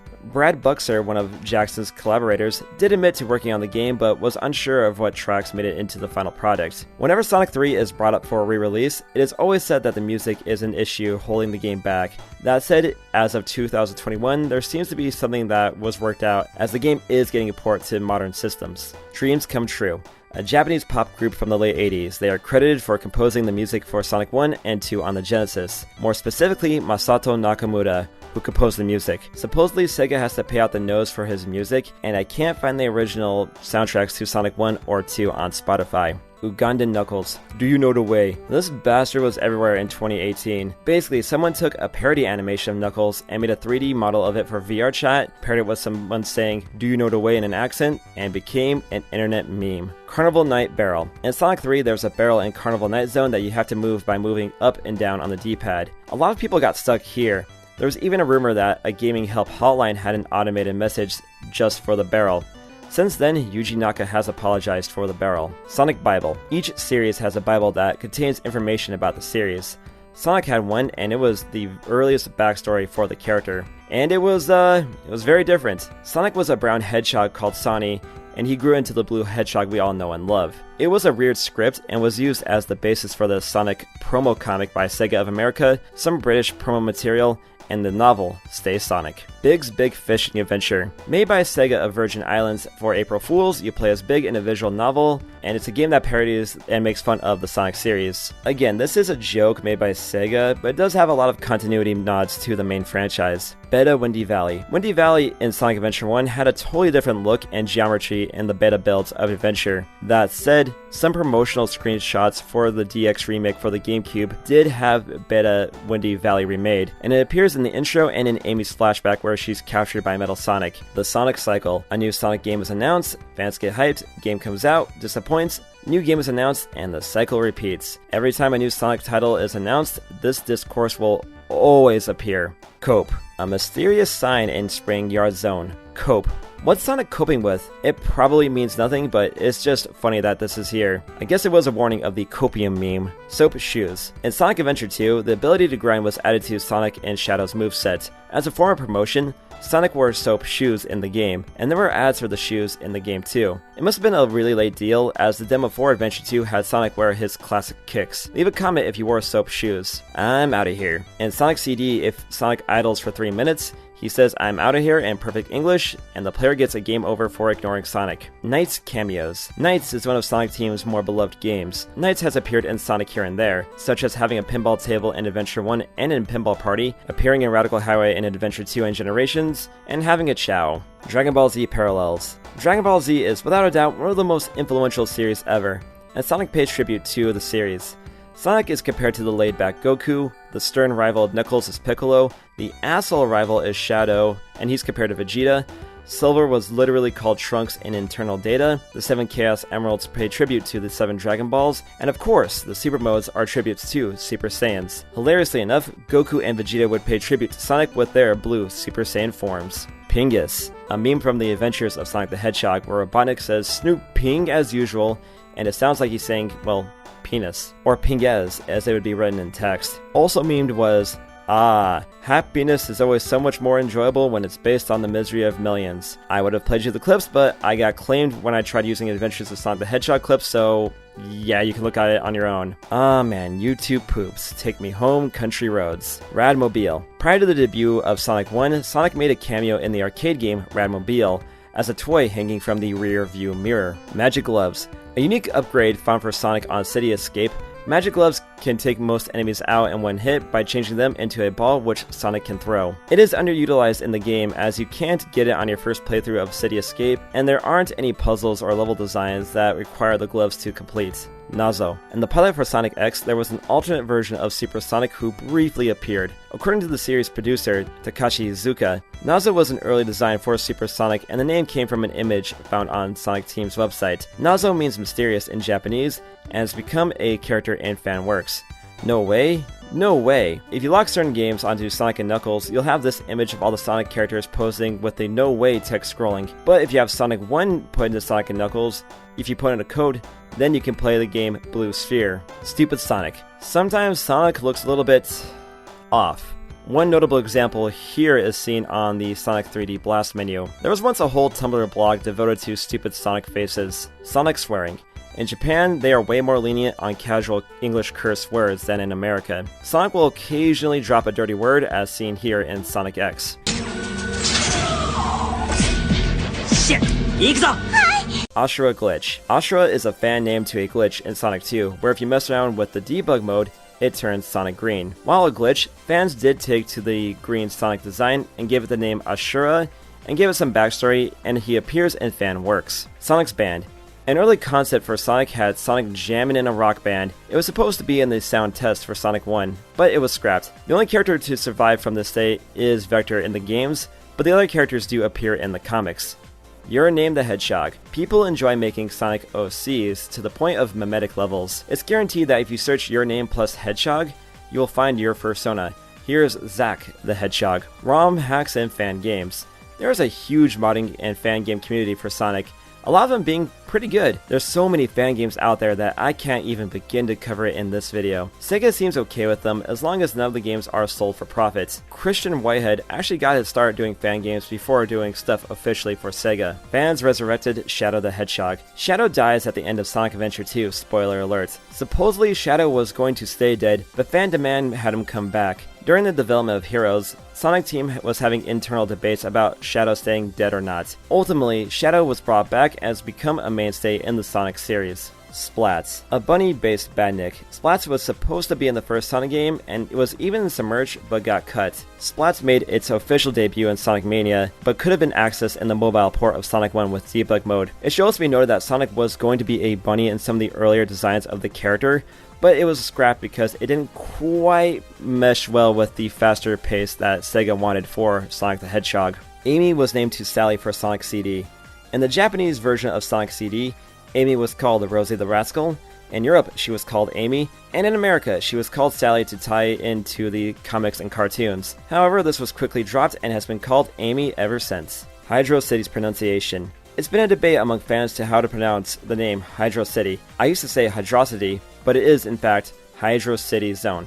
2 words. Sonic Says. Sonic Says were PSA messages at the end of Adventures of Sonic the Hedgehog. The one where Sonic talks about getting sexually assaulted is easily the most infamous. While a good message, it's hilarious coming from Sonic and became a goldmine for memes. Why does Sonic need a car? Sonic is fast, so why does he need a car? That is a common question whenever a Sonic racer comes out. In story is to give a fair race to the other racers. From a technical perspective, having Sonic drift or transform without a car is pretty weird, so it's just easier to put him in the car. Unused goggles. In Sonic 1, there is data for goggles. It has been speculated that it would have been used to help Sonic in underwater segments. Given that there's only one stage and one act in the whole title to have water as a threat, it probably would have been underused in the game proper. Mean Bean Machine is Puyo Puyo. If you watched my Puyo Puyo video, you would know that Mean Bean Machine is a localized version of Puyo Puyo 2. My guess is Sega thought that a Sonic spin-off would sell better than a Puyo title in America. Debug mode.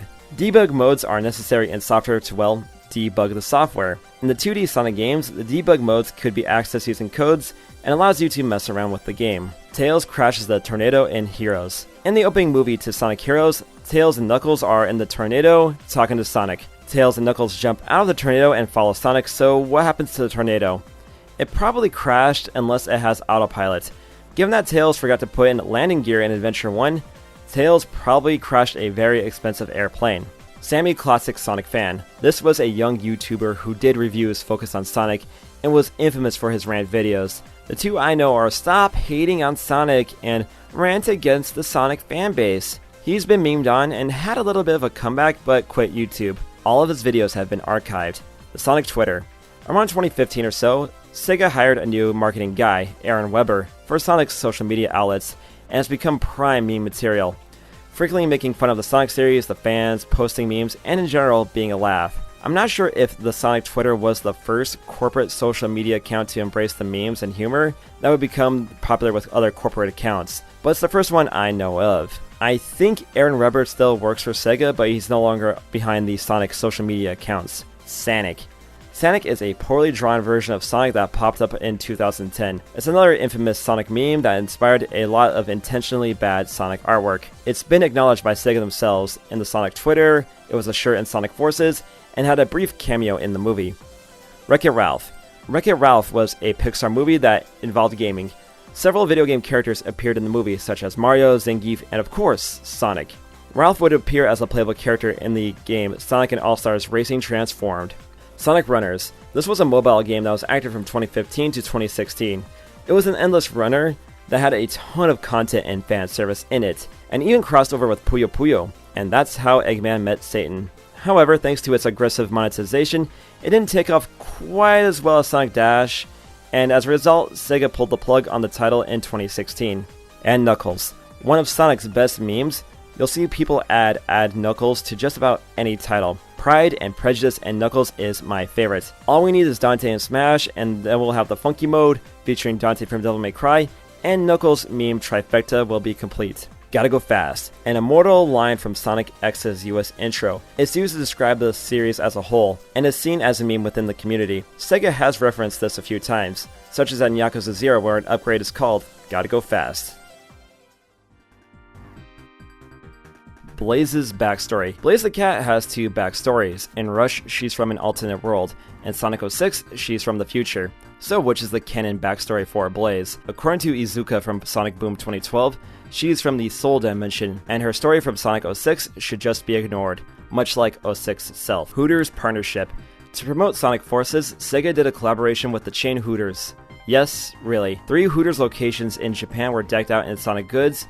You could get Sonic-themed food and drinks, and occasionally the girls would dance to Fist Bump. I don't know why this happened, but I'm glad it did. Mr. Yuji Naka is alright.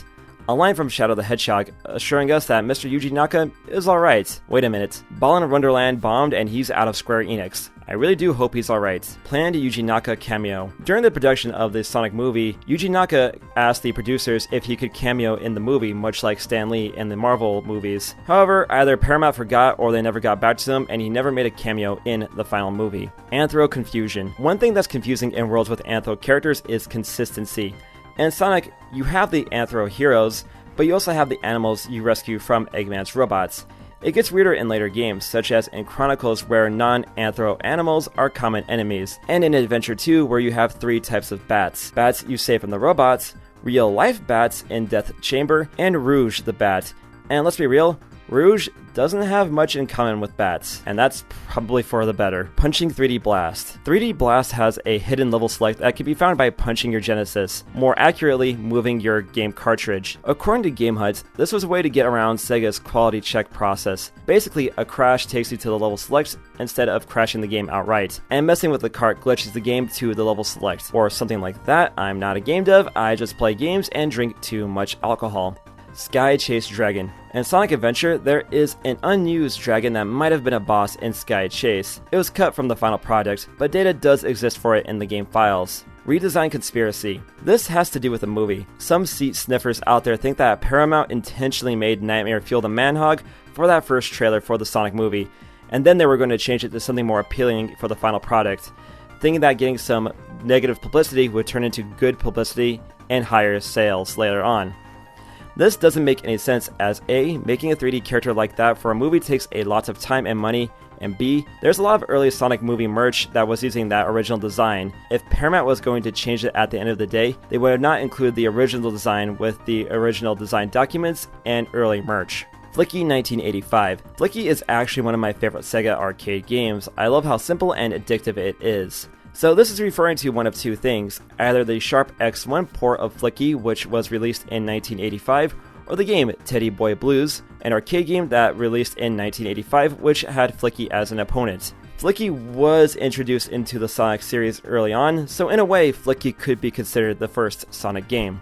Adult Swim bumper. For the record, I haven't watched Adult Swim in years on account of living in Japan and not watching much TV in the past 5 years. Sonic had a few bumpers on Adult Swim, one talking about the Lego set, the other about the movie redesign, and there was also a commercial made by Adult Swim for Sonic.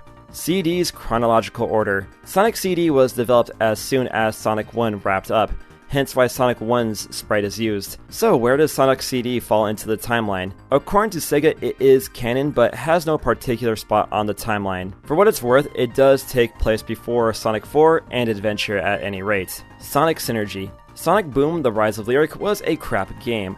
The development was a disaster and just a bad idea to begin with. Sonic Synergy was an early version of Boom separate from the Boom multimedia franchise. Thanks to an exclusivity deal with Nintendo and Sega just in general messing with the title, Synergy was changed to Boom, and well, Boom is about right.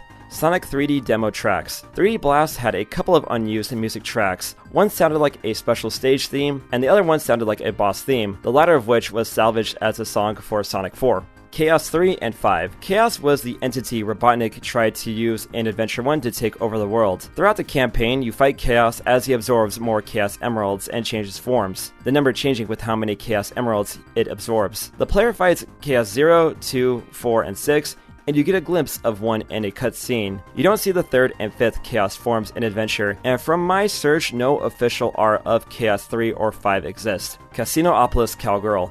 In Adventure 1, there's a sign of a cowgirl in Casinopolis. If Knuckles goes near it, the girl moans. Yep.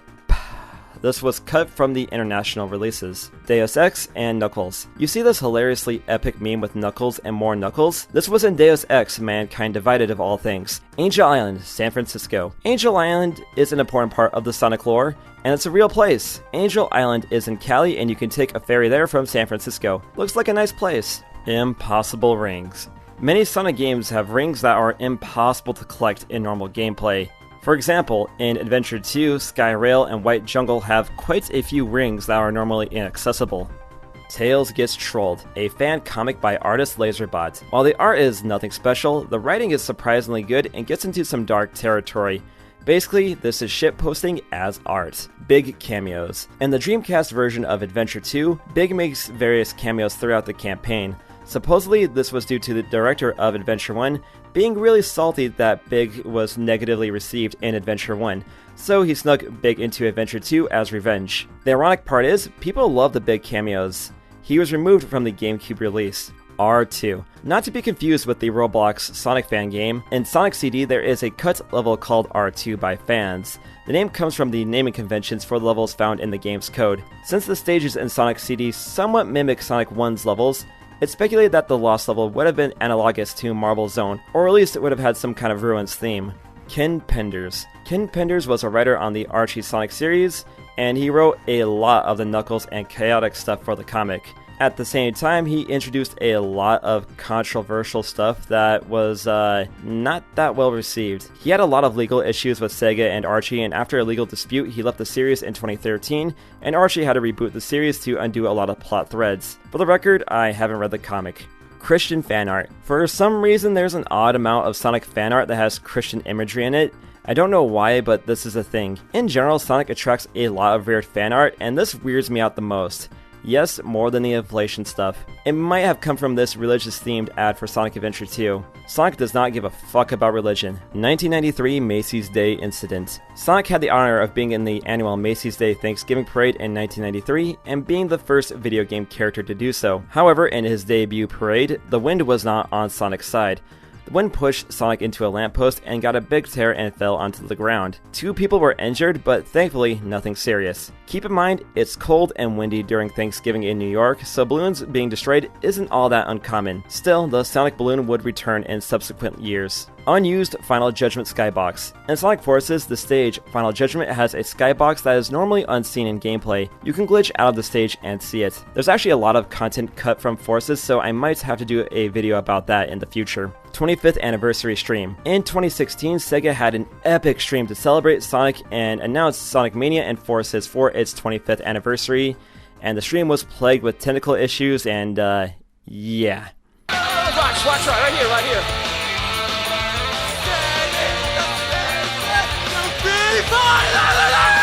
Pakistani McDonald's. Remember those awesome LCD games from McDonald's? I had the Sonic one, and it was pretty enjoyable.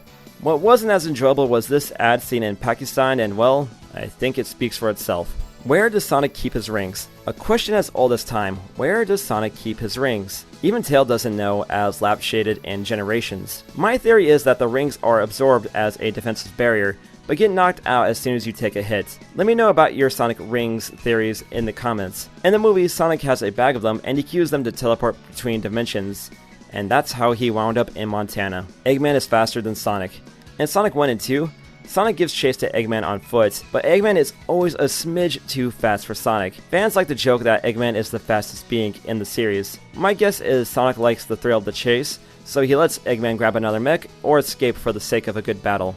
Knuckles is Jamaican. Between the dreads and spirituality, It's clear Knuckles takes a lot of inspiration from Jamaican culture. At one point, Sega almost gave Knuckles a Jamaican accent. Fun fact, in Virtua Fighter, Jeffrey fucking McWild is supposed to be Aboriginal, but everybody mistakes him for being Jamaican. Sonic Adventure uses real photos. For inspiration for Sonic Adventure 1, Sonic Team took a trip to South America.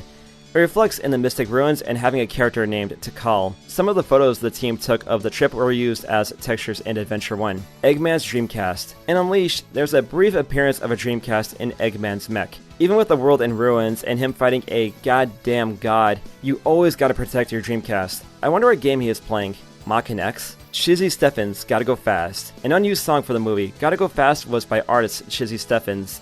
It samples Green Hill Zone, but I could not find a reason why it went unused in the movie. The moon's rotation. Eggman blows up a part of the moon in Adventure 2 with the Ark. In canon, the moon is still destroyed in subsequent games. So, how's the rotation? Supposedly, the non-destroyed side is facing the Earth, even though Eggman blew up the side that was facing the Earth in Adventure 2, and my brain hurts thinking about this.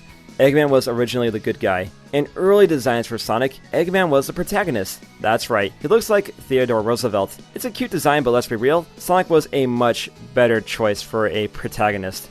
Character prototypes. Much like any title, Sonic and his friends have gone through many prototypes before their final forms. We'll look at some of the more interesting prototypes later, but one I want to talk about now is Shadow's early form, where he was called Terios. He looked way creepier, but was changed to being too scary or being too difficult to render in-game.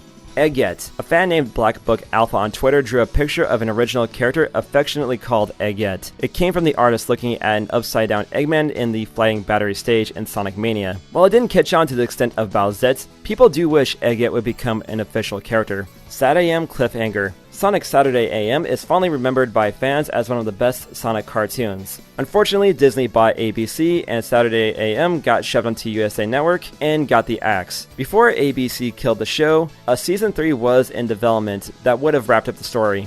The Mips. The world of Sonic Extreme was not going to be filled with animals, but these bastards called Mips. They would have been colored to the level and signaled the end of the level. I don't think they inspired the Wisps, but I wouldn't be surprised. Also, I think there was a toy line called Misps, at least according to Google. Denuvo DRM. Denuvo has a bad name in the PC gaming community. It causes issues with people's games and PCs, and for something to stop piracy, it does a crap job at that. Sonic Mania got caught up in some controversy as it had Denuvo DRM. The PC port was delayed a bit, and Sega gave out free versions of Sonic 1 as an apology. But it wasn't a good look for Sega. Hey, publishers, stop using Denuvo. It doesn't work. Totino's. At the 25th anniversary event, Totino's was a sponsor and it came right out of left field. And of course, someone made a mod for Sonic Mania that replaced the rings with delicious Totino's pizza rolls. 06 is a platinum hit. 06, as crap as it is, did sell well enough thanks to the name and being the first HD Sonic game. According to Wiki, it sold over 870k units,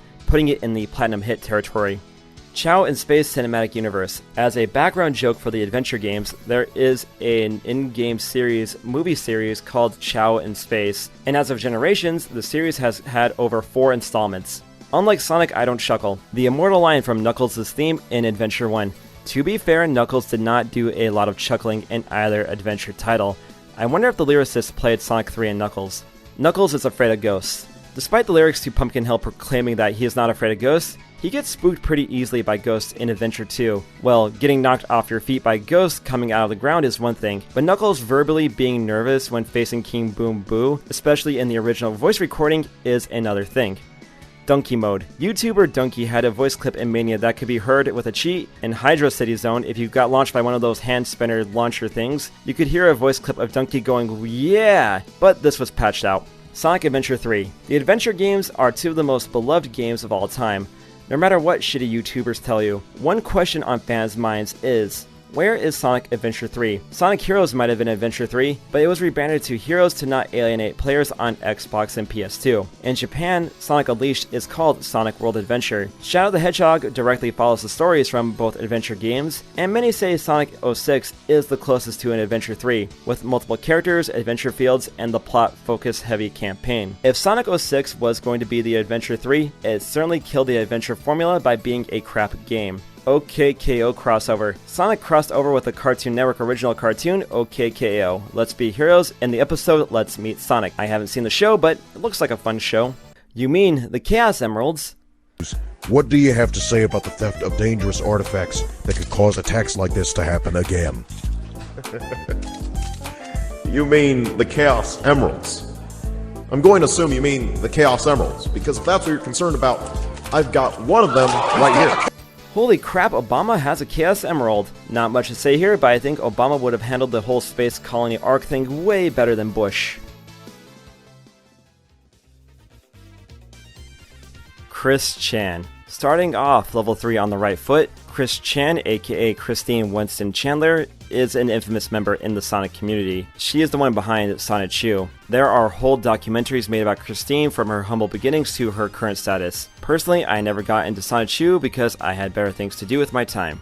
Sonic's educational software. Sonic, being a character popular with the kiddos, is perfect for a few educational games. Sonic's Schoolhouse is on the PC, there are a few games for Sonic on the Sega Pico, and at least one game on the Leapster. Sega Sonic Bros. This was an unreleased puzzle game for arcades. This game went undiscovered for years but found in 2019. The ROM has been dumped. Those who have played it think it's a decent little game. Sonic statue in the mountains. In the body, there is a Sonic statue in the woods in a remote location. It's been restored. Sega World made the statue and it was auctioned off to a man who lives in the woods. He used the statue to help guests find his driveway. Wacky Workbench Statue. An Easter egg in Sonic CD. If you go to the past in a certain hole in the wall, you can find this little statue. It gives out rings, and in the bad future of the stage, it changes to an Eggman statue that you can destroy. Shadow was based off of Supersonic. Gerald was searching for immortality and looked at various murals for inspiration. In Hidden Palace Zone, one of the murals depicts Supersonic fighting a mysterious figure. While it can be guessed that Gerald based the Bio Lizard off of the Chaos mural found in Lost World, he might have gotten the idea for Shadow based off of the Supersonic from the Hidden Palace mural. Tails dies in Sonic 2. In a depressing twist of fate, in the Master System and Game Gear versions of Sonic 2, if Sonic fails to get the Chaos Emeralds, Sonic looks to the sky to see Tails' face, implying that Tails dies at the end of Sonic 2 in the bad ending. Sonic X Pilot. As with most cartoons, Sonic X had a pilot that was pretty different from the final product. There are no humans, especially White Boy Summer Chris Thorndike, so it might have taken place on Mobius instead of Earth. Some of the animation was reused for the intro. Sonic's parents. One thing that's been inconsistent is, who is Sonic's parents? The games make no mention of any parents. In the Archie comics he has a mom and dad, in the manga he has parents, and in Underground Sonic's mother is Queen Alina. In the movie, Longclaw was his adoptive guardian. Rouge the Cat. This one is pretty weird. There is some very early concept art for a cat that came out before Adventure 2, so maybe Rouge was planned to be a cat at some point but switched to a bat. Amy's tarot cards. This isn't a big part of her character, but Amy likes her tarot cards. They told her to go to Little Planet where she got kidnapped by Metal Sonic, but she got saved by Sonic. She uses the tarot cards as an attack in Sonic Chronicles. Sonic and Tails in Melee. One of the most infamous gaming hoaxes, the magazine EGM claimed that Sonic and Tails could be unlocked in Melee by defeating 20 opponents in Cruel Melee. Guess what? People did that and no Sonic. Surprise, surprise. EGM gave out copies of Sonic Adventure 2 Battle to those who did. That said, Yuji Naka did say that, if asked, Sonic could have been playable in Melee, given that Sega was leaving the hardware industry at the time. The Man 3. The Man 3 is a movie poster seen in the Dreamcast version of Sonic Adventure 1 when you fight the Egg Walker in Station Square. It was the only poster seen in earlier builds and does not appear in the DX versions. I guess the Man 3 bombed at the box office. Sonic Ride. Not to be confused with Sonic the Police game or that Popcorn Maker, Sonic was planned to have one of those rides where you sit down and watch a movie and, well, it kinda just speaks for itself. Original white jungle layout. As mentioned in Level 2, there are rings in Sonic Adventure 2 that are impossible to get. The biggest example is White Jungle, which had a different layout before release, and as a result has over 200 rings that are inaccessible. Silver LCD games. Silver had his own LCD game in the McDonald's promotion. It was extremely rare, and if you got it, you could enter in competitions to win some really awesome prizes. Due to its rarity, it was thought to be lost media, but it has been found. The Jetsons' Hard Times. Hard Times was a song from the Jetsons, a band that had Michael Jackson's collaborator in it, Brad Buxer. The song in question sounds an awful lot like Ice Cap Zone from Sonic 3. The truth is, Ice Cap Zone sampled this song. Meteoric Saga never aired in Japan. Sonic X was a big hit in North America to the point where 4Kids commissioned more episodes. But in Japan, not so much. The final season did not air on TV in Japan, but it did get released on DVD here. Get blue balls. Get blue spheres is what you do in the special stages for Sonic 3 and Knuckles. Originally it said get blue balls before each special stage, and now, why do you think they changed it to blue spheres? Personally, I would have left it at get blue balls. That's my kink. If Rouge wants to do that to me, then I'm okay with that. Sonic 16. This was an unreleased Sonic game for the Genesis developed by the Sega Technical Institute. It would have focused on following the continuity of the television show. It looked a lot slower than what people wanted in a Sonic game, and it's probably for the better that it did not release. Sonic Extreme. Not to be confused with Sonic Extreme, the Saturn game. Extreme with an E was a planned hoverboarding game for the Xbox, made by Visionscape, aka the guys behind Bare Knuckle Grind and a cancelled Rocket Power title. I hate that show. Extreme has a test level and was pitched to Sega, but it never got the green light. Supposedly there were some contractual agreements with Sega in that whatever was pitched to Sega using their assets, Sega had the rights to that idea and they did not have to include the original developers in the final product. So many people think that Sonic Riders was inspired by the Extreme pitch, but this has never been confirmed. Sonic's real name. Wait, that's Sonic's real name? What kind of crap name is that? No wonder Sega killed the Archie comics. No, I'm not reading that name. I refuse. Marble Zone UFOs. An early build of Sonic 1 had UFOs in the background of Marble Zone. I don't know why they were there, but they were cut from the final product. Final Egg, Silver Sonic. In the 8-bit version of Sonic 2, in the final level you fight two bosses, one of which is Silver Sonic. It's a tough opponent and one of the first robot versions of Sonic. This design would later return in Sonic Mania. Time Eater is Mephiles. Time Eater is a mysterious entity. No one knows where it came from. Some fans think that the Time Eater is leftover material from Mephiles from Sonic 06. Comic book writer Ian Flynn thinks so too. Some fans joke that the Time Eater is the fandom personified, or it's the spirit of the Carnival Zone barrel back for more. The Prez has a photo of Sonic and Shadow on his desk. Shadow the Hedgehog was a stupid game, let's be real. At one point it's shown that the president has a picture of Sonic and Shadow on his desk. Okay, Sonic and Shadow did save the world from destruction at the end of Adventure 2, but how did the president get that photo? Plus, didn't he send Gun to kill Sonic in the first level of Adventure 2? Revenge of Dr. Robotnik. This is a typo found in the intro for Sonic the Fighters. And just to pad out this segment, it's also the only VHS release of Sonic Underground, titled Sonic Underground Robotnik's Revenge, with the correct spelling. The VHS has 3 episodes in it, and Sonic's arms are blue on the cover because why not? No Hopers. In Donkey Kong Country 2, Cranky ranks video game heroes based on how many Donkey Kong coins you get. The trash can nearby has Sonic's shoes and Earthworm Jim's gun that says No Hopers near it, as a jab against Sega. This was removed in the Game Boy port of DK Country 2. Sonic Dreams Collection. This is a fan game made in Unity. Sonic Dreams Collection starts out as a basic minigame collection, but then it goes into surreal horror that takes jabs at the Sonic fandom. Genocide City Zone. A planned zone in Sonic 2 was called Genocide City Zone. My guess is someone at Sega of Japan thought genocide sounded cool, but someone told them what genocide actually means and the zone was renamed or just scrapped outright. 06 VA Goofs. Sonic 06 was a hot mess during development, so it's no surprise that some goofs made it into the final product, like this person flubbing their line. Wave Ocean, head to Wave Ocean. Agent Shadow, E123 Omega has engaged Mephiles. Head to Wave Ocean immediately. Sonic Forces drama from marketing. The English version of Forces was a bit darker than the Japanese script, alluding to Sonic being tortured by Eggman for 6 months and Tails losing it. This might have been an attempt to make Forces seem as dark as Adventure 2 or Shadow the Hedgehog, but it didn't pan out, considering how bad Forces' script was. Irish the Hedgehog. As an April Fool's joke, the Sonic Twitter announced a new Sonic character called Irish the Hedgehog, voiced by the online personality Jacksepticeye. The Slap. A really weird panel from the comic where Sally slaps the shit out of Sonic and calls off their engagement. This launched a lot of shipping wars within the Archie fandom for who Sonic should be with. The artist behind the panel, John Gray, hates the page and said that it encapsulated everything wrong with the comic, verbally, artistically, and editorially. Metallic Madness, Bad Future lyrics.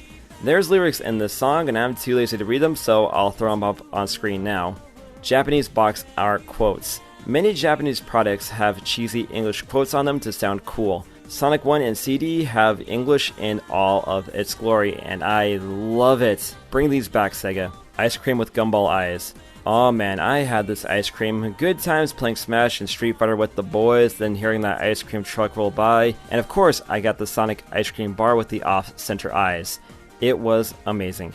Sonic movie supplementary media. The Sonic movie had a lot of promotion material made for it. No surprise given how long the movie was in production. There have been novelizations, style guides, merch, Baby Sonic, the works. Let me know if you bought anything for the movie. Toei vs. Junio Sonic. Toei Studios was credited as making the intro and outro to Sonic CD, and many people called this look of Sonic Toei Sonic. But really, Junio Studios made the animated segments. Out of respect for Junio and the poor conditions that they worked in, people now refer to this Sonic as Junio Sonic. Sonic R was a Formula 1 game. According to one of the developers behind Sonic R, Traveler's Tales was making a Formula 1 game for the Saturn before Sega reached out to them to make Sonic R in wake of Extreme's cancellation. I actually like Sonic R a lot, but the controls are slippery for an on-foot racer, but it might make for a fun Formula 1 game. Haunted Station Square statue. In Station Square in the burger shop, there is a statue you can pick up and move around. If you play around with it, you can really glitch the game out. Supposedly there was some supernatural connection with the statue, as in real life the Hanshin Tigers were cursed by a KFC statue. Anyway, NPCs seem to be weirded out by it, and in DX there are missions to find the thing in weird locations. Sonic Jam for the Gamecom. The Gamecom is a crap system made by people who hate children. Somehow, they got Sega to make games for their thing, even when Sega was still in the hardware biz. Sonic Jam got a port which has some levels from some of the classic Sonic games, and well, I'll just let Mark from CGR give his thoughts on the title. Sonic Jam on the Gamecom makes me sad. It makes me sad because somewhere, some kid was suckered into buying one of these things thinking it would be good. Like, oh, I get 3 Sonic games in one. No, you just get one giant headache. Classic Sonic and Adventure 1. Adventure 1 was originally prototyped on the Sega Saturn. If you played Sonic World, you were playing a prototype version of Adventure. In some promo screens and concept art for Adventure 1, Sega used the classic Sonic scene in Jam and R instead of the modern Sonic with the green eyes. Sonic 2 bonus video. I think this is Cybershell's video on Sonic 2 where he goes over betas of Sonic 2. He promised a video about Sonic 2 and had uploaded it for all to enjoy. He did one for Sonic 3 as well.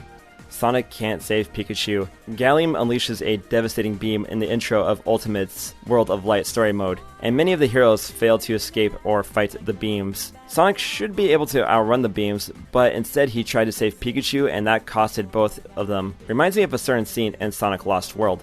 Sonic sends you to Minecraft. In the Steve trailer for Smash Ultimate, Sonic punches Mario so hard he breaks reality and launches Mario straight into Minecraft. I guess that punch channeled the rage of Sega losing the hardware war and launching Nintendo's mascot into a different game was cathartic for him. Adventure 1 Hidden NPC Dialogue. Many of the NPCs in Adventure 1 have some interesting dialogue. In the E3 build, many of the NPCs have dialogue that is unused in the final product. The dialogue also changes the further you get into the game, and if you go back to Station Square during certain times, like in Super Sonic Story where you normally don't go, the NPCs do have dialogue reflecting the state of the game. Blue Core Studios fan-made Sonic movie. In 2013, Blue Core Studios made a fan-made Sonic film. It's well made for a short film. Jaleel White voices Sonic in the movie. Sonic Omens controversy. Sonic fan games are common and Sega is cool with them as long as they don't make a profit. Sonic Omens is a fan game, but they have a Patreon which kind of muddies the water. While Omens is still up, I guess they aren't directly profiting on the title, but some people are iffy on the situation. Sony threatened for a Heroes port. Heroes was made for the GameCube and Xbox. The original version played great on those platforms, but Sony said that if they didn't get Heroes, they would deny Sega any favors. So Sonic Team had to redo the engine to work on the PlayStation 2, which explains why the PlayStation 2 port of Heroes is a bit rough, and the game in general is a bit slippery. This goes for the PS2 port of Shadow the Hedgehog, which uses the Heroes engine. Game Grumps suck at Sonic on purpose. The Game Grumps, mostly Aaron, are infamous in the Sonic community for being extremely negative on the franchise. A few people joke that they are terrible on Sonic games on purpose to be more negative on the franchise. Even if that's the case, that doesn't excuse Aaron's terrible gaming takes. The Sonic Sense. A trait that Sonic was supposed to have was that he was going to sneeze when danger was around. Kinda like Spider Sense, but sneezing. It shows up in the Sonic CD intro and every now and again, but this trait of Sonic has largely been ignored. Winking Rouge. In Heroes, if you go into the first person mode and look at Rouge, she winks at you. Fun little Easter egg. Knuckles and Big Arms are stronger than Super Sonic. Super Sonic is depicted as being invincible, only being weak to crushing, drowning, and falling into pits. A few things have injured Super Sonic, like the device Eggman used on him in Unleashed. Big Arms in Sonic 3 can knock Super Sonic out. The final boss of Mania also has an attack that can make Super Sonic lose rings, and Knuckles just straight punches the shit out of Sonic in the intro of Sonic 3. And I think in Lost World there is an obstacle that can hurt Super Sonic. The Simpsons writers ship Sonic and Amy. Sonic says wait until marriage. Tectoy. In Brazil, Tectoy distributes Sega products. The Master System was extremely popular in Brazil, and Tectoy continues to make plug-and-play Sega devices that are very popular. Stop Santiago. A tweet from Snick that claimed that the 3D classic Sonic from Generations and Forces is an imposter and not the classic Sonic we all know. Instead, that classic Sonic is called Santiago. And of course, the fandom took with this meme and ran with it. We're on your ass, Santiago, you motherfucker. Outrun skid sound. The original skid noise for Sonic 1 was actually ripped from the Sega classic Outrun, and well, that's a very anticlimactic finish to this tier.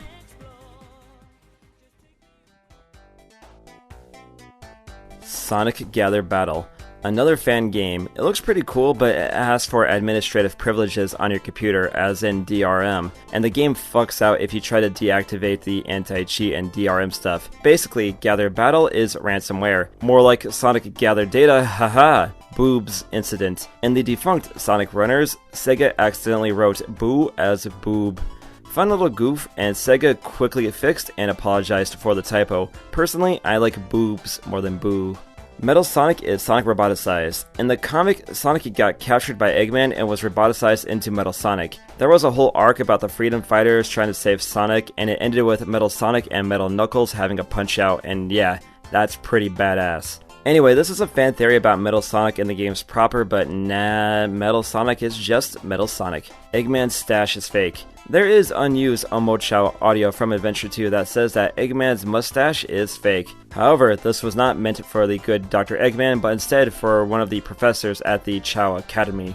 Sonic Skeleton. An unused sprite for a Sonic CD would have showed Sonic Skeleton. They were also going to show Sonic Skeleton in Unleashed, but that never happened either. In Sonic and All-Stars racing games, when characters get electrocuted, they don't show their skeletons, or at the very least, a very low-resolution version of one. Sonic and the Wonders of the World. Not a lot of people know this now, but Sega has always been eyeing up Sonic for the big screen. One pitch that Sega and Sonic Team were about was MGM's Sonic Wonders of the World, written by Richard Jefferies. It would have had Sonic come to the real world via a science device straight out of Rick and Morty, and Sonic would have gone on an adventure to stop Robotnik in the real world before he dies from being outside the game Sonic Extreme. Yes, this was made as a promotion for the cancelled Sonic Extreme game. Well, that summary sucks, but the script seems fun and it would have been a fun time for kids. Ultimately, the movie never came to be, and this was just another thing on top of the million other things Extreme had going against it. Sonic Armageddon. Another Sonic movie. Armageddon would have been a darker take on the series with a destroyed Mobius and trying to wrap up Sonic SatAM. There are 4 pieces of concept art plus a homemade pitch from Ken Penders. Penders pitched the idea straight to Sega, but Sega was too focused on Sonic X and recovering from leaving the hardware industry, and honestly, Armageddon looks really stupid, and I'm glad it didn't get made. At least the pitch video Penders made still exists. Female Tails. Tails is a boy, and the games have made sure everybody knows Tails is a boy. That said, many people thought he was a girl at first, thanks to his younger appearance and frequently being voiced by women. Hell, in the Spanish dub of one of the cartoons, he was called a girl. I guess Tails now knows what Kurama and Kurapika feel like. Big the Cat is voiced by Duke Nukem. In Adventure 1, Big is voiced by John St. John, who voiced Duke Nukem. St. John actually hates Big's voice and intentionally forgot how to do Big's voice. Adventure 2 Stage Test. In the digital ports of Adventure 2, if you do some glitches with the Chao keys, you can access to the test level for Adventure 2. Sonic 2 Time Travel. An unused idea for Sonic 2, time travel was planned for the title. However, early on in development, it was found that the Genesis did not have enough room to properly implement a time travel mechanic. This idea was put into Sonic CD. Sonic 1's original build. Sonic's first public appearance was at Tokyo Toy Show in 1990. The build shown at the event was playable and was very different from subsequent builds. Yuji Naka did say that he wanted to include the Toy Show build for one of the collections, but that build is lost media. Sonic and Sally Hoarder. So this should be renamed to Sonic and Sally Statue. In Australia, there was a Sega World, and they had a statue of the two. After the place shut down, a lot of the stuff was sold off, including the statue of the two, and it found them in a junkyard, and I think it's been restored. Rankles the Otter. An infamous prank, Rankles was a hoax from a magazine that detailed Rankles as Knuckles' partner. The original article even confirmed that Rankles was a hoax. As with anything, fans have made Rankles their own. Sonic R and Survival. The lyrics in Sonic R are amazing. While they are all cheesy love songs, you can read the lyrics about survival. Hell, it even says, you know you have to survive when you're living in the city. Though I personally read the lyrics not so much about surviving, but working hard and earning your keep. Shadow the Hedgehog Uncut. There was a rumor about the Japanese version of Shadow the Hedgehog that had a more graphic death for Maria, complete with blood, but due to how the scene is shot, you can't see anything. Rouge's hyper-realistic vagina. According to Zach from When He Plays, Rouge has a highly rendered snatch in Adventure 2. Horny on main Sega. Nice. Sonic Adventure DLC. Adventure 1 has some DLC that affects the adventure fields. There were ads, competitions, and decorations for Christmas and New Year's. A lot of the DLC was thought to be permanently lost, the Japanese New Year's DLC in particular, but a fan bought a used VMU that had the DLC and backed it up for all to enjoy. Sonic 3 Hacked. A fan hack that has Princess Sally in it. It's actually a creepypasta, and the site I found it on has its images broken. Sonic sound effects in gas stations. I remembered going to a gas station somewhere in northern New Mexico, and at the cash register I was flummoxed to hear the Sonic ring chime from the register. Apparently this isn't a uniquely New Mexican thing, though that wouldn't surprise me. The company for the registers, Gilbarco Veeder Root, made the registers, and a third-party developer made the point-of-sale software. It's thought that the software developer has some connection to Sega, and that's why Gilbarco never got C&D's nuts over the ring sound. Or more than likely, Sega just doesn't care. Sonic Crackers. A concept for a Sonic game that would have had Sonic and Tails tethered together. This idea would eventually shape into Knuckles Chaotix, which used tethering as a core mechanic. Weknia. Weknia is a glitched character in Knuckles Chaotix that makes Knuckles silver. It looks pretty cool. In the hidden stage select, it doesn't have a name other than just a bunch of asterisks. It was left over data of Tails, who was supposed to be playable in Chaotix. Sonic Boom Post-Apocalypse. A theory about Sonic Boom is that it takes place after the apocalypse, with less emphasis on technology and humans. The characters wearing bandages is the style of the post-apocalypse. Sister Sonic. When Sega was looking to localize Popful Mail on the Sega CD, they were going to localize it as Sister Sonic and tie it into the Sonic franchise. Due to fan backlash, Sega opted to keep the game as is. I really miss the days where lead heroines wore leotards as their main outfits. Adventures of Sonic the Hedgehog pilot. The Adventures of Sonic the Hedgehog started production presumably before Sonic 2 released. The animation looked way better than the final product, but is incomplete as it lacks sound. A cameo of the pilot does appear in the show proper. Sonic SatAM also had a really different pilot too, with a different Freedom Fighter team that didn't even have Tails on it, though this might have just been mock-ups. The actual pilot has a different intro and more resembles the final product. Shogakukan manga. Publisher Shogakukan made a Sonic manga that ran between 1992 to 94. It really highlights the differences between American and Japanese Sonic. American Sonic media was always darker and edgier, but Japan went more for a cute approach. Somari. One of the most infamous hacks of all time is Somari. Basically, it's Mario in Sonic 1 on the Famicom. And of course, there is the opposite of having Sonic in Mario 2. Characters can't show too much emotion. This is a mandate from Sega in regards to the comics. Supposedly characters, especially Sonic, can't show too much emotion, which many read as Sonic can't cry. A few panels were even redrawn to not have Sonic cry. Sega had a lot of mandates on the comics to the point where Archie just said fuck it and stopped the series altogether. Not helping was the legal issues with the series between some of the writers. Robotnik's Diabolical Traps. Sonic 3 had a rushed development due to a marketing deal with McDonald's, so a lot of content had to get cut from Sonic 3. Another side effect was the lack of bug testing. Sega knew this, and hand-waved the glitches in Sonic 3 as Robotnik's Diabolical Traps.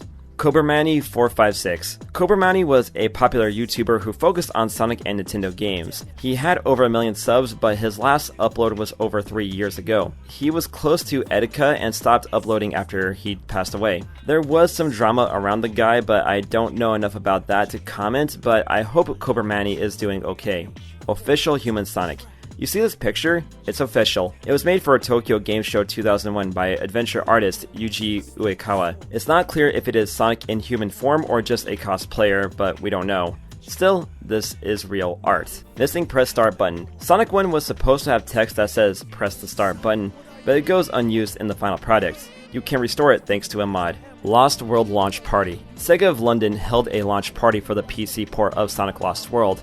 While originally it was supposed to be invite only, Sega ended up having all of the Sonic fandom in London come to the party. And there was an open bar. A bunch of Sonic fans plus an open bar is a total disaster. As a result, Sega held off on doing launch parties for 4 years after this event. Sonic 1 beta in Wayne's World. In a blink and you miss it cameo, a beta of Sonic 1 can be seen in Wayne's World. You know it's the beta because it has the UFOs not seen in the final product. Similarly, Nick Arcade had a unique build of Sonic 2, but that was made to promote Sonic 2. Scott Pilgrim. In the Scott Pilgrim comic, it is heavily implied, if not outright stated, that Scott's favorite game is Sonic 3 and Knuckles. Hell, he even wears a Sonic and Knuckles t-shirt at one point. I wonder if Michael Cera's favorite game is Sonic 3 and Knuckles. Adventure 2 Submarine. Adventure 2 was going to have branching story paths, kind of like Shadow the Hedgehog. One example given was a submarine. Sonic was stuck on a submarine and he would have the choice to either escape the submarine or try to get it to safety. What happens after that is unknown. My guess is they didn't have this actually planned for the game, it was just an idea to give to the press. Jimmy the Motobug. This is a badnik in Mania that the Heavy Rider rides. His name is a tribute to the Sonic hacker Polygon Jim, as he made a Sonic game called Motobug the Badnik, where you play as the Motobug. Sadly, Polygon Jim passed away. Shadow and Knuckles in Unleashed. Unleashed is a pretty good game, but it lacks 2 of my favorite characters in Shadow and Knuckles. A report says that the 2 would have been playable, but they must have been cut really early on. I guess they just wanted to focus on Sonic. Shame, as the Werehog levels would have been perfect for a Knuckles brawler. Sonic X Toonzai bumpers. I don't remember Toonzai at all. I remember Foxbox.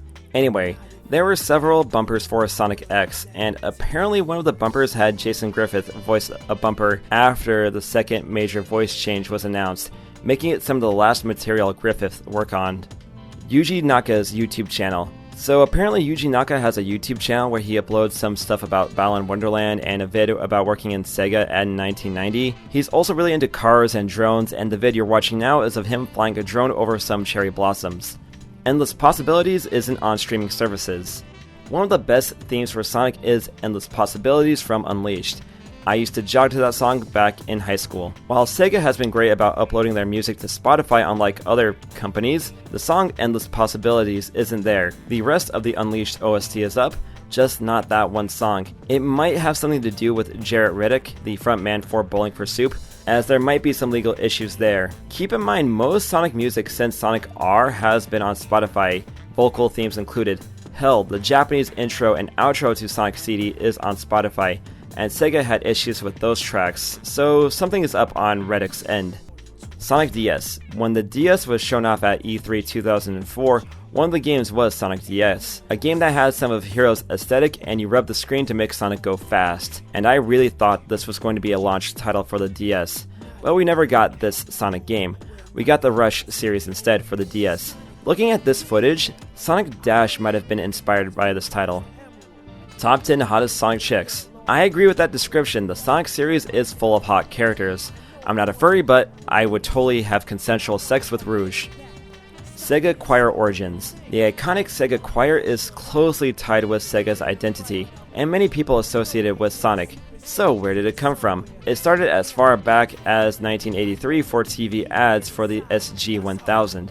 Sonic 06 Russian Roulette. Yes, there is a mission in 06 called Russian Roulette. Apparently it was cut from the final product because, Russian Roulette in a Sonic game. The footage taken is from Sonic 06 Restored. Sonic Plush in the Amazon. In a TV advertisement for Sonic Adventure 1, a Sonic plush is yeeted out of an airplane into the jungle. Pat Mac would be very upset at this ad. Thankfully, Sega did not pollute the jungle, as a tribe found the plush and has been taking care of it. Anti-Sony PS2 Club. On a poster in Sonic Adventure 2, there's a poster that has some text that reads Anti-XXX2 Association, which many fans take as a jab against the then competing Sony PlayStation 2. Sadly, the PS2 would become the highest selling console of all time, while the Dreamcast died in 2001, but it lives on in our hearts.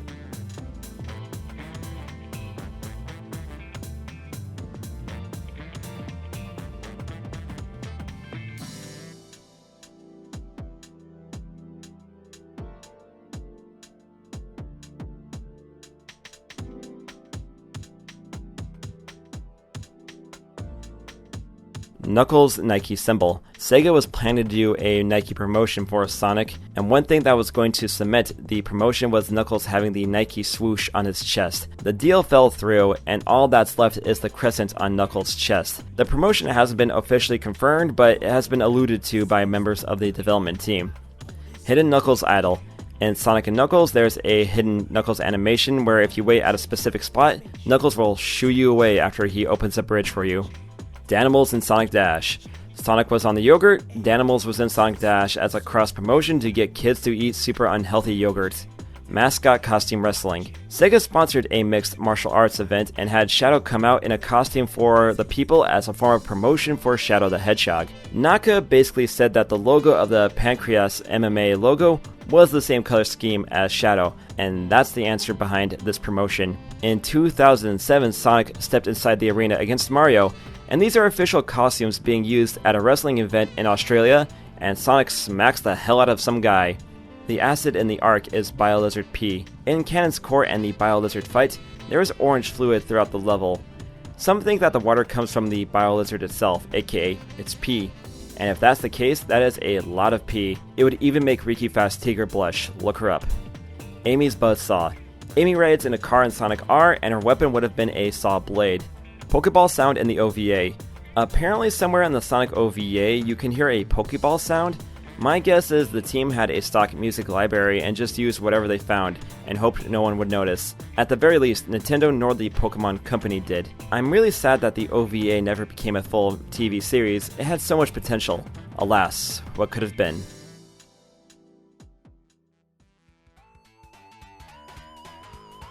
Sonic Cafe. Sonic Cafe was a series of mobile games released in Japan.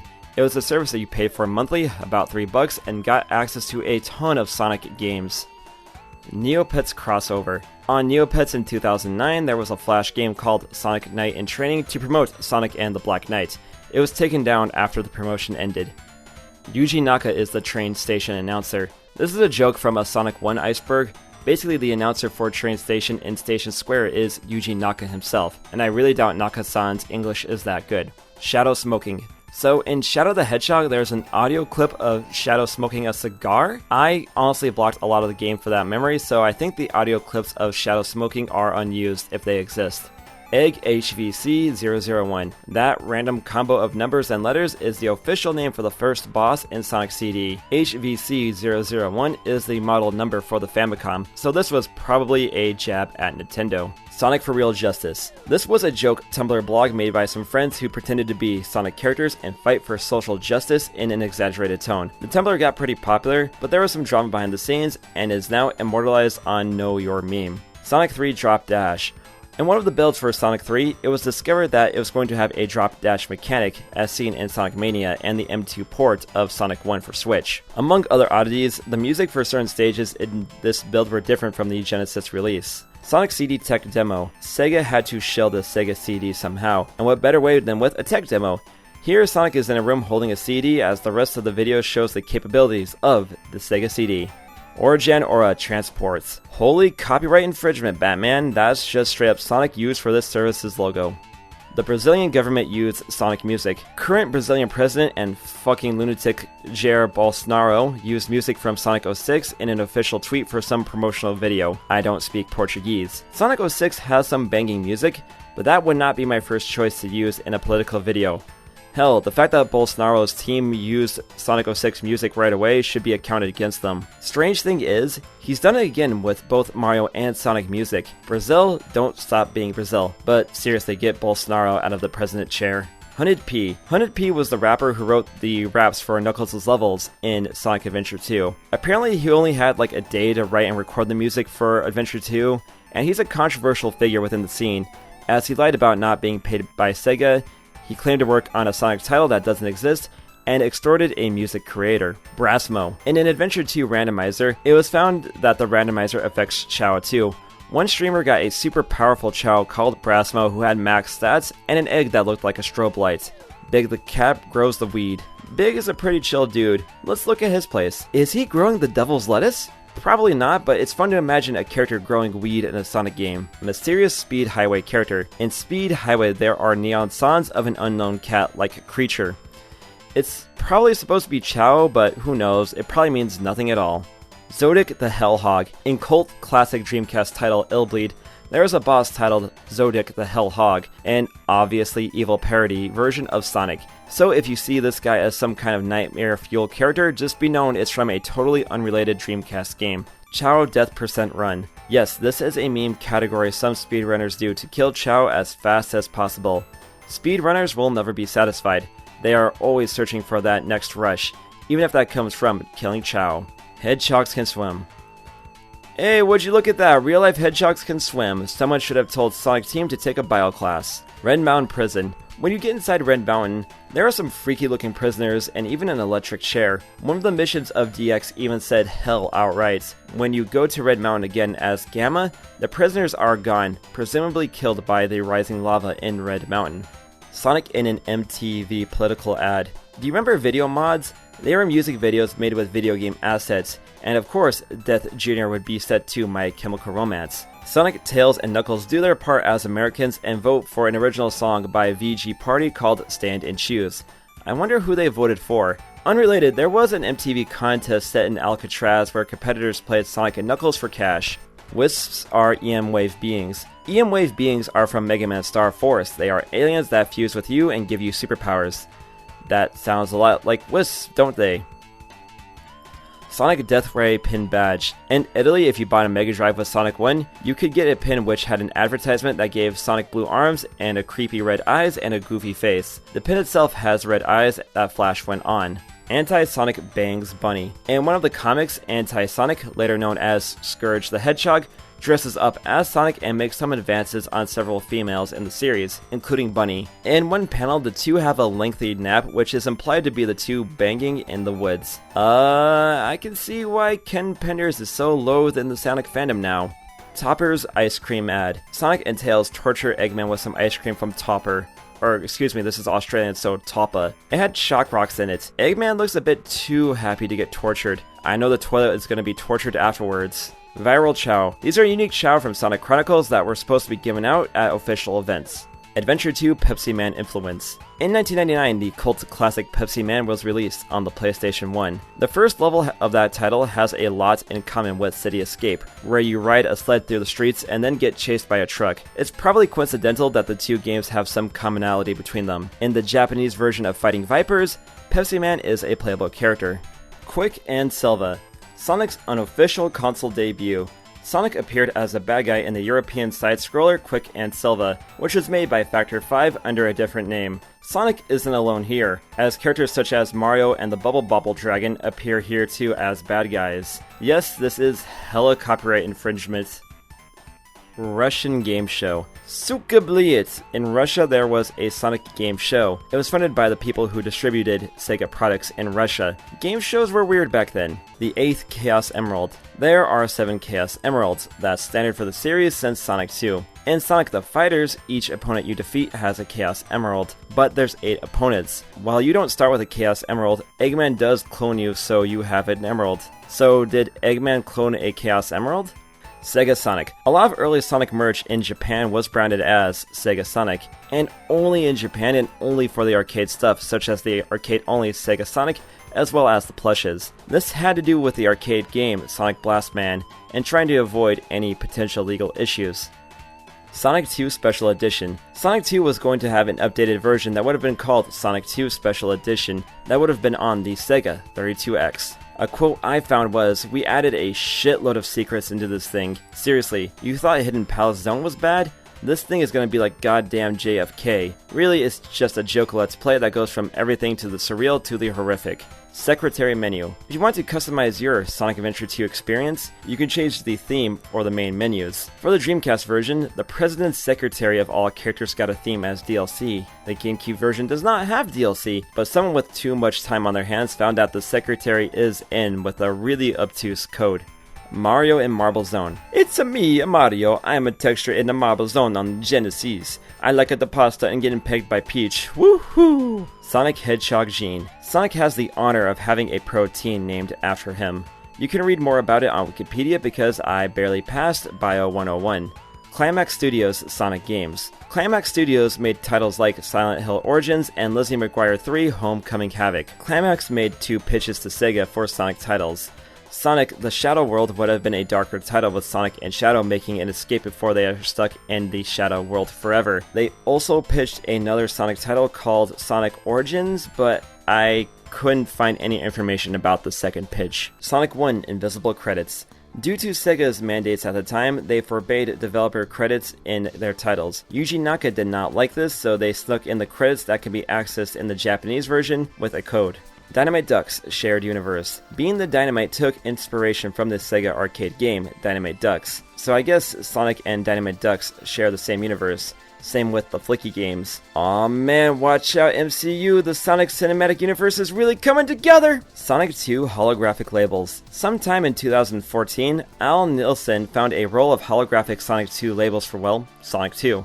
My guess is this was a pitch to see if Sega of Japan would be okay with this, but I guess mass-producing holographic labels would have been super expensive, especially for a game as common as Sonic 2 on Genesis. Sally's Loss of Virginity. Because of course, why not? Why not in our comic book for kids would we want to know if Sally lost her V-card or not? Programmer is taking a nap. Hold out, Programmer. During a pre-release build for Sonic CD, the special stages were unfinished, and as a joke they threw in this little tagline. Damn it, Programmer. This is also a good time to mention the Easter eggs in CD like the Sonic Batman tribute, Sonic spitting on the mic, and of course, fun is infinite. Spanish Adventures of Sonic the Hedgehog intro. Like a lot of foreign dubs of 90s cartoons, the Spanish version of Adventures of Sonic uses its own theme song, complete with lyrics. Serene Comics. Sorry if I mispronounce the name, I don't speak French. Because this is the French Sonic comic, there is some interesting stuff here, like there is a Mystic Ruins before a Mystic Ruins existed in Sonic, so yeah. Sonic Live in Sydney. Sega World Sydney had a stage play involving our favorite franchise in 1997. And Sally is on the cover of the CD. It involved puppets. The CD is available to listen to on YouTube, but I can't find any footage of the actual show outside of some pictures. Spax 3. Spax 3 was one of the earliest YouTubers devoted to Sonic. He had a huge hatred for Jason Griffith and must have been a bigger figure in the community than I had realized. Enough to have a whole goddamn documentary made about the guy. Whatever the case, I hope Spax is doing alright in life. Music similarities. Sonic Team recycles a lot of music in the Sonic series. There's actually a lot of recycled music, one example being Green Grove from 3D Blast being reused for Windy Valley in Adventure. There's also some other tunes that sound similar to other tunes outside of Sonic, but again, that's a whole different rabbit hole to go down. Tails Sky Patrol was originally a Disney game. Tails Sky Patrol is a weird game, even by Sonic standards. It's a rail shooter with puzzle elements that isn't particularly good. It was originally going to be a Disney game, probably for the Master System and Game Gear, before things happened behind the scenes and it was salvaged as a Tails game that is vaguely related to Sonic as a whole. That's probably why the game feels so removed from the Sonic series as a whole. The Game Gear version was originally released in Japan only, but has seen releases outside of Japan since. Sonic and Tails in Fighting Vipers. During the development of Fighting Vipers, one of the programmers put in Sonic and Tails for the heck of it. Yu Suzuki liked it and proposed an idea for a Sonic-themed fighter to AM2 head, Hiroshi Kataoka. Honey was planned to be in the original Sonic the Fighters 2, but she was brought back for the HD port. Sonic and Tails can be accessed in Fighting Vipers through hacking. Sonic the Wrestler. There is a man who has been wrestling under the name Sonic the Wrestler for years. He wears all blue, has a mask with spikes, and wears red shoes, and even throws rings into the crowd. He is a jobber and had a pretty good stage presence. Not a lot of information about Sonic the Wrestler is out there. No one even knows the guy's name. There is a luchador wrestler named Sonic, and they might be the same person. R2 hoax. Going back to R2, the lost Sonic CD stage, someone claimed to have found the music to the stage, but it was a hoax. The song was called Take It from Alex Lee. The song is up on Spotify, and while I can't play it for you, it does sound like a Sonic tune from the era. Shadow likes Kill la Kill. One of the Twitter takeovers, the Sonic characters answered questions from the fans. One question has Shadow answer about his favorite anime. He likes the one with the edgy girl with the sword. And guess what anime he is talking about? Form of art, it was not a mistake. Second, I like the one with the edgy girl and the scissor blade. Kill la Kill has a lot in common with Adventure 2, and fans have memed on the similarities. It's only natural that Sonic would lampshade it at some point. Fan art in Sonic and All-Stars Racing. In All-Stars Racing on Roulette Road, the developers put in a piece of art they thought was official Amy art, but was actually Sonia art from Sonic Underground. A patch fixed this except for the Wii version. The artist behind the picture thought it was pretty funny. Christian Vector. Apparently Vector, the money-focused and fun-loving leader of the Chaotix, is Christian according to the manual for Knuckles Chaotix. Feminist Eggman. In the English version of Heroes Manual, it says that Eggman is a feminist. This is a mistranslation, as in the Japanese version of Sonic Heroes, it says that Eggman is a womanizer. Neither trait really shows in the games or shows, but I guess if you're conquering the world, you don't care if you're conquering boys or girls. And that sounds really wrong as I say that out loud. Treasure Tales. This is a cancelled Sonic game. This one would have focused on Tails in a slower platform and puzzle game. It was pitched by the Sega Technical Institute. It was only a pitch and doesn't have any actual footage. In fact, I think these are just mock-ups. Astro. This was another pitched title for the Genesis from the Sega Technical Institute. There is a video of it and it looks pretty cool. The demo is set in Hidden Palace Zone, and Astro would have fought Robotnik as a boss. Scrapped Demonic Entity. An early concept for the Sonic series was to have Sonic fight monsters and save his blonde bombshell of a non-girlfriend from said monsters. You can see a bunch of the monsters in this concept art, and this asshole more than likely would have been the main villain. Adventure 1 Game Over Music. The game over music in Adventure 1 is pretty sad, isn't it? While the other games have fun but annoying game over tunes, Adventure 1's sounds like you're stuck in limbo. It's the knowledge that Station Square is doomed to chaos and you've failed in your mission, and the black game over screen with the music just adds to the eeriness. Third storybook game. Sonic and the Secret Rings and the Black Knight were a part of the storybook spin-off series, which were games with a fantasy setting. There was a third storybook game planned, but due to the meh reception of the two aforementioned titles, the third game got scrapped. Cancelled Sonic merch. There's actually a lot of cancelled Sonic merch out there, like cancelled Burger King promotions, cancelled Jazzwares and Toy merch, and this big plush that Pat Mac has. Lots of merch gets cancelled because of legal reasons, practicality, lacking a market, or Sega just saying no. If you are lucky, you can score a prototype or sample merch. Sonic the Intergalactic Criminal. This is one thing I could not find a lot of information on. I think it was a rejected plot for something, maybe Sonic Extreme or maybe the movie, but I couldn't find much about the Intergalactic Criminal. If anyone knows anything, let me know in the comments. Sonic Dance Power Mixtapes. This was a series of pop/techno/electronic compilation albums. Even though Sonic is on the cover and a painfully Eurobeat cover, the music contained has nothing to do with Sonic or Sega. The club scene. There was a song for Sonic 2 made by the American side that went unused. It was found on Twitter by a user named Kevin Slacky, who said that his teacher made a song that went unused. The accompanying scene shows Sonic dancing with Tails having a classic Shibuya meltdown. Sonic Level Creator. Super Mario Maker.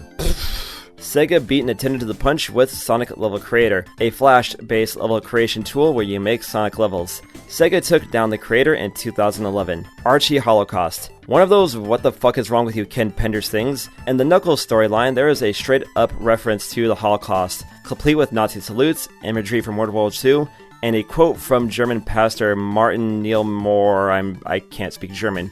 Basically, the Dark Legion in the Sonic comics is the Sonic version of Nazis, and I wonder why Sega cancelled the Archie comics. 3D Blast Shockwave game. This was a web browser game based on the special stages in 3D Blast called Sonic's Bonus Game. It was made to promote the Saturn version of 3D Blast. Sega took it down in 1999. Chili dogs are made of animals. Sonic's favorite food is chili dogs. And guess what hot dogs and chili is made out of? Yep, Sega releases the animals from Eggman just to eat them in chili dogs. Unless, of course, that's a soy hot dog and vegan chili sauce. The Sonic Toaster. Yep, this happened. Gambling addicted mother. In Adventure 1, there is a woman and a boy near the entrance of Casinopolis. If you talk to the boy, he keeps saying that his mom is stuck in the casino. She straight up admits that she goes to the casino every night. Gambling addiction in a Sonic game. What a world. Basically what happened, everybody had amnesia. When asked about the story inconsistencies in Sonic 06, a Sega rep said that everybody had amnesia, which is a hilarious way of asking the fans and the public to forget Sonic 06 even happened, which is probably for the best. Blaze's breast size. An unused character trait for Blaze was to have her conscious about her chest size. This is a personality trait that never made it into any Sonic media, as far as I can tell. At the very least, Blaze can take some comfort knowing that she still gets furry porn. Not as much of it as Rouge, but still. Unleashed Mobile Port Blood. Did you know that Unleashed had a mobile version which was essentially a demake of Unleashed? Looks cool, and look at the screenshot. Is that blood and skulls on the spikes? Did Sonic wander into the pit from Mortal Kombat?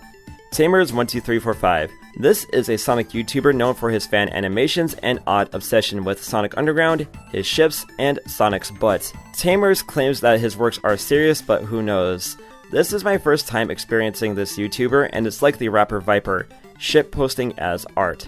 Data Designs Interactive Sonic. Data Design Interactive were known for making shovelware games. Game archivists Obscure Gamers acquired a bunch of hard drives from the defunct DDI. Among the hard drives was a weird-looking model of Sonic. It probably wasn't for a game, but made for the British Fleetway comic, more than likely used as reference material. Chuck Yeager. Yeager was the first person to travel faster than the speed of sound. Old Mate Yeager appeared in one of the comics where his friend Gordon died and he kept his jacket which had a hedgehog emblem on it. As a tribute, Chuck named the emblem to Sonic the Hedgehog. Supersonic Cross Universe. This is a surprisingly well-made and high-produced animated series from a person named Joro Sahe. I think I said that wrong. This series is in Spanish and doesn't have too much of a presence in the English fandom. Yes, Mega Man is in this series too. Basically, think of every shonen trope plus the occasional sex scene and you have Supersonic Cross Universe. Alex Hennerol. Some people have fantasies about fictional characters and that's fine. Alex Hennerol, the creator of the site Sonic Passion, was really obsessed with the character, having fantasies about Sonic that I can't say here because it would make me throw up. I don't kink shame, but hey, you do you. These days, Alex is no longer into the Sonic fandom, instead she is focusing on plastic surgery. Sonic and Tails and Mario Kart Double Dash. Shigeru Miyamoto made an offhand comment about the then upcoming Mario Kart Double Dash, saying that Sonic might even be a playable character. With this quote, rumors ran wild, but ultimately Sonic and Tails are nowhere to be seen in Double Dash. Satanic Texture. In the arena where you fight Chaos 2 and Sonic Adventure 1, there is a mysterious satanic texture in the level that's normally unseen. It does not help on the back of the box for the Japanese release of Sonic Adventure 1, it says 666 on the cover. If you're 555, I'm 666! Religious imagery in 06. I guess some people drew some Christian fan art from Sonic 06. According to some people, Mephiles, Iblis, and Solaris are basically the Sonic version of Satan, and then there's one pose where Shadow is posed like Jesus. Personally, I don't read it like that, but hey, art is open to interpretation. Yosh. If you went to the Chow Garden with Eggman in Adventure 2 and you pet the Chow, Eggman goes Yosh, which is Japanese for an affectionate okay. They left the Japanese in the English script for some reason, and Dean Bistro had to say Japanese in the final version of Adventure 2. Sonic also gives out a very Japanese yelled Teria in the English script too. Persian Adventures of Sonic the Hedgehog intro. For some reason, the Persian version of this show uses Katy Perry's Last Friday Night as the instrumental to its opening, with original lyrics laid over it. Personally, I would have used Woe Is Me's version of Last Friday Night for the intro. Jump Boy Chemical Plant Music. Jump Boy was a game that was built into some Samsung phones, and in this game it had chemical plant music. I'm going to assume that Samsung did not ask Sega or Masato Nakamura for permission to use music for this game.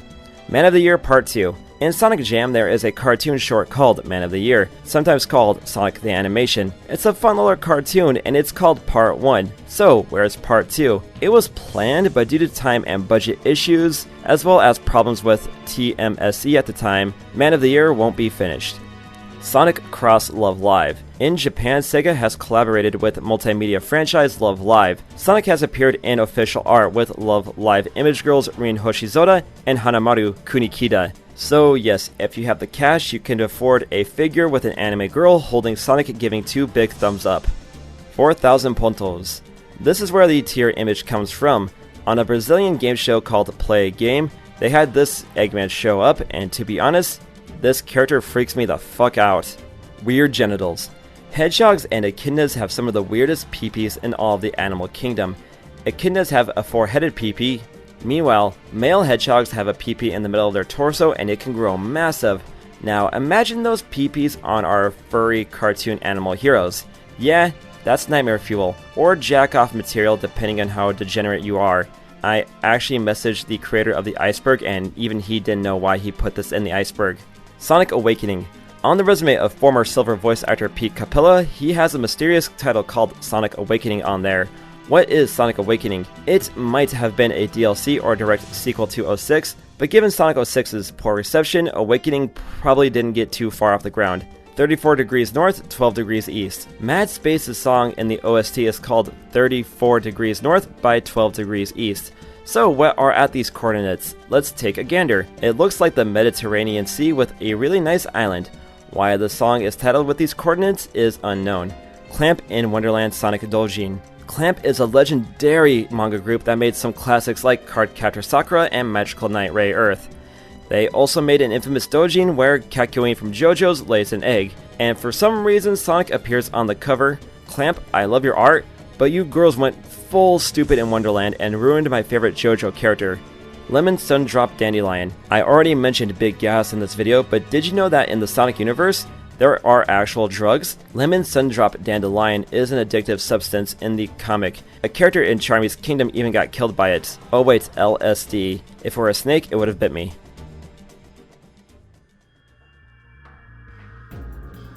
Eggman's Decline in Morality. Eggman can be a pretty affable villain. He's hammy but never too malicious. Okay, he uses cute animals to power mechs, but whatever. It seems like, at least with the 3D games and each new title, he gets more and more extreme, like awakening a god of destruction and almost nuking Station Square in Adventure 1, blowing up the moon in Adventure 2, erasing time in Generations, enslaving a whole alien race in Sonic Colors, and straight up taking over the world and torturing Sonic, allegedly, in Sonic Forces. And apparently he's done worse in the comics. I guess constantly losing to Sonic year after year takes a toll on the mind. Eggman is Satan. Following the above, a lot of fans, especially in America, like to joke that Eggman is really Satan. A lot of it stemming from how evil Eggman looked in American promotional material. Not helping is the aforementioned devil texture in Sonic Adventure 1, and the fact that in Mean Bean Machine, Eggman replaces Satan as the final boss. Don't worry though, Puyo Satan is way more pleasant than Dr. Eggman. Funnily enough, Eggman and Satan did meet in the Puyo Puyo event in Sonic Runners.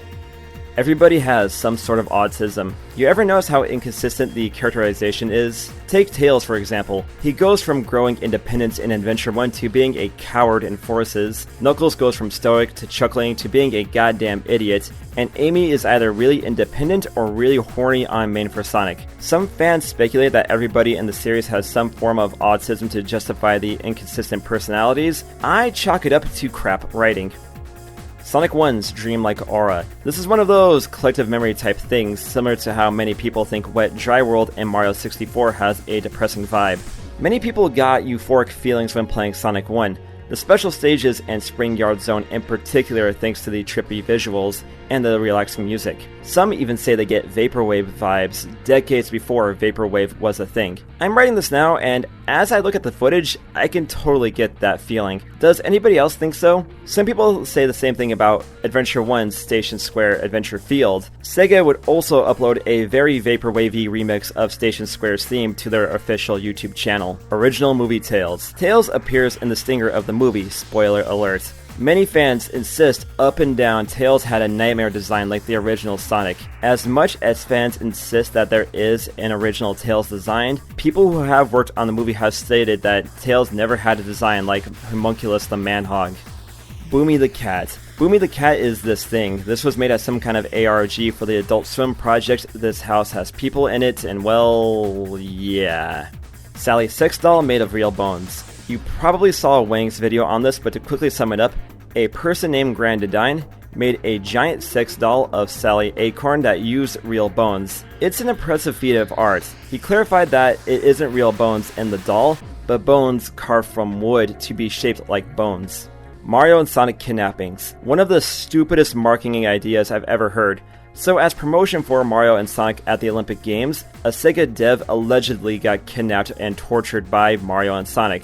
What a weird promotion for a game that was already going to sell well. I guarantee you the guy in the chair just had a kidnapping kink and really wanted to get kidnapped without actually getting kidnapped or spending a fortune on a dominatrix. Knuckles' drug addiction. In 2011, out of nowhere, a fanfic came out detailing that Knuckles is a drug addict, and the lyrics to his stages are telling the story of Knuckles hallucinating the Sonic universe, and an alleged cut snow level would have been Knuckles dying of an overdose. This is my first time reading this, and while I think it's absurd, I am impressed that someone took these silly rap songs and interpreted it as a drug metaphor. I'll link the fanfic in the description if you're curious.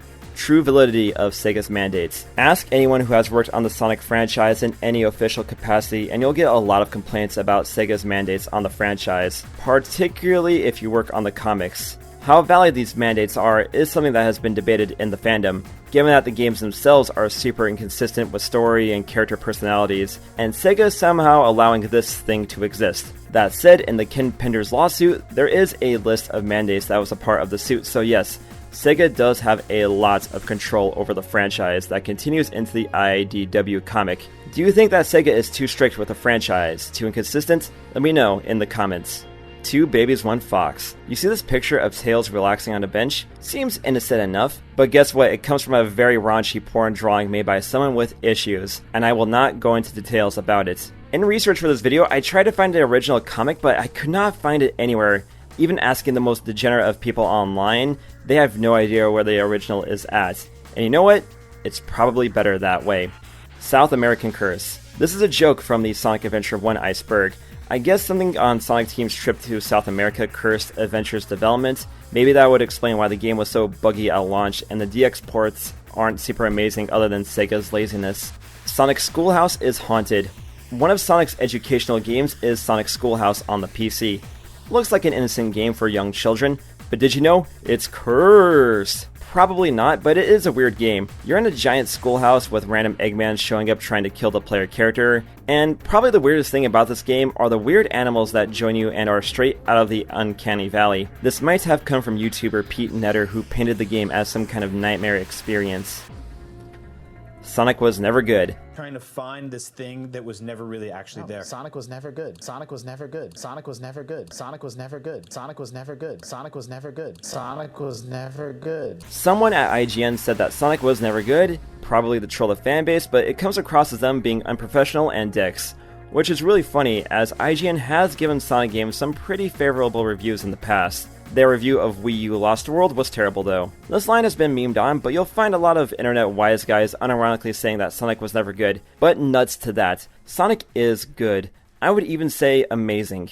If the Sonic series was never good, it would not have persisted throughout the years and would not have amassed such a strong and devoted fandom to this character. And I think it really speaks volumes to how Sega has managed the franchise, and despite how inconsistent it has been, Sonic has always managed to stay culturally relevant, so shouts to you, Sega, for making such an awesome franchise that is very important to me and so many other people. And if anyone tells you that Sonic sucks or Sonic was never good, just let them know Sonic is awesome. I'm saying that here officially. So anyway guys, that was the Sonic Iceberg explained, and it was a lot, more so than the Street Fighter or the Nintendo Icebergs I've done. So to quickly wrap up my thoughts on this Iceberg, totally unscripted here, it was definitely a lot. There was some stuff on the Iceberg I would have for sure cut out for the sake of consistency and flow and time and all that stuff. But hey, no disrespect to the person who made this Iceberg. I'm sure they put a lot of work into it, and they really helped me out in making the Iceberg. So shouts to them.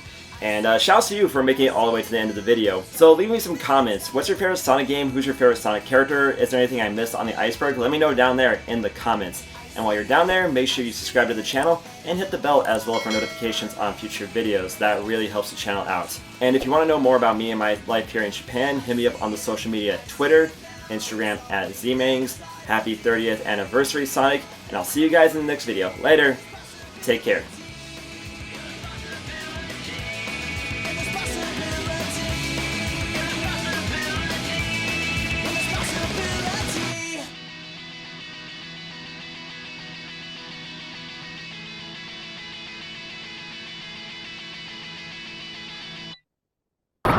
Yo, Sonic! Sonic!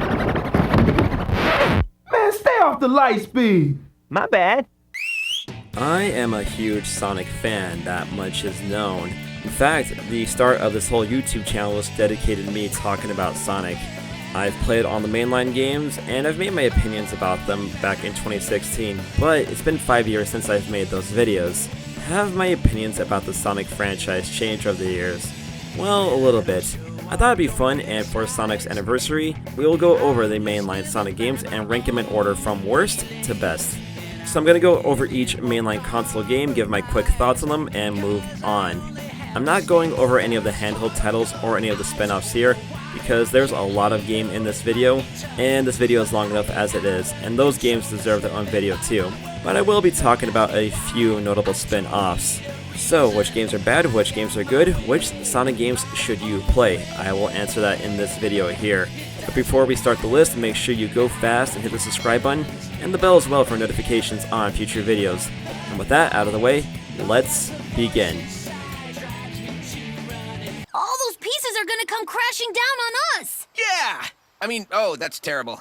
There's a debate in the Sonic fandom about which game is worse, Sonic Boom: The Rise of Lyric or Sonic 06. Both games are terrible, but I think Boom is the worst of the two. Why? For one, the production had a lot of behind-the-scenes drama, with an engine that didn't work on the Wii U, with a team that clearly didn't have the experience or support to make a major AAA game. Keep that in mind, we'll be coming back to a lot of troubled productions of Sonic in the future. 2. The idea to launch a new Sonic multimedia project at a time when the Sonic series was still culturally relevant seemed misguided, to say the least.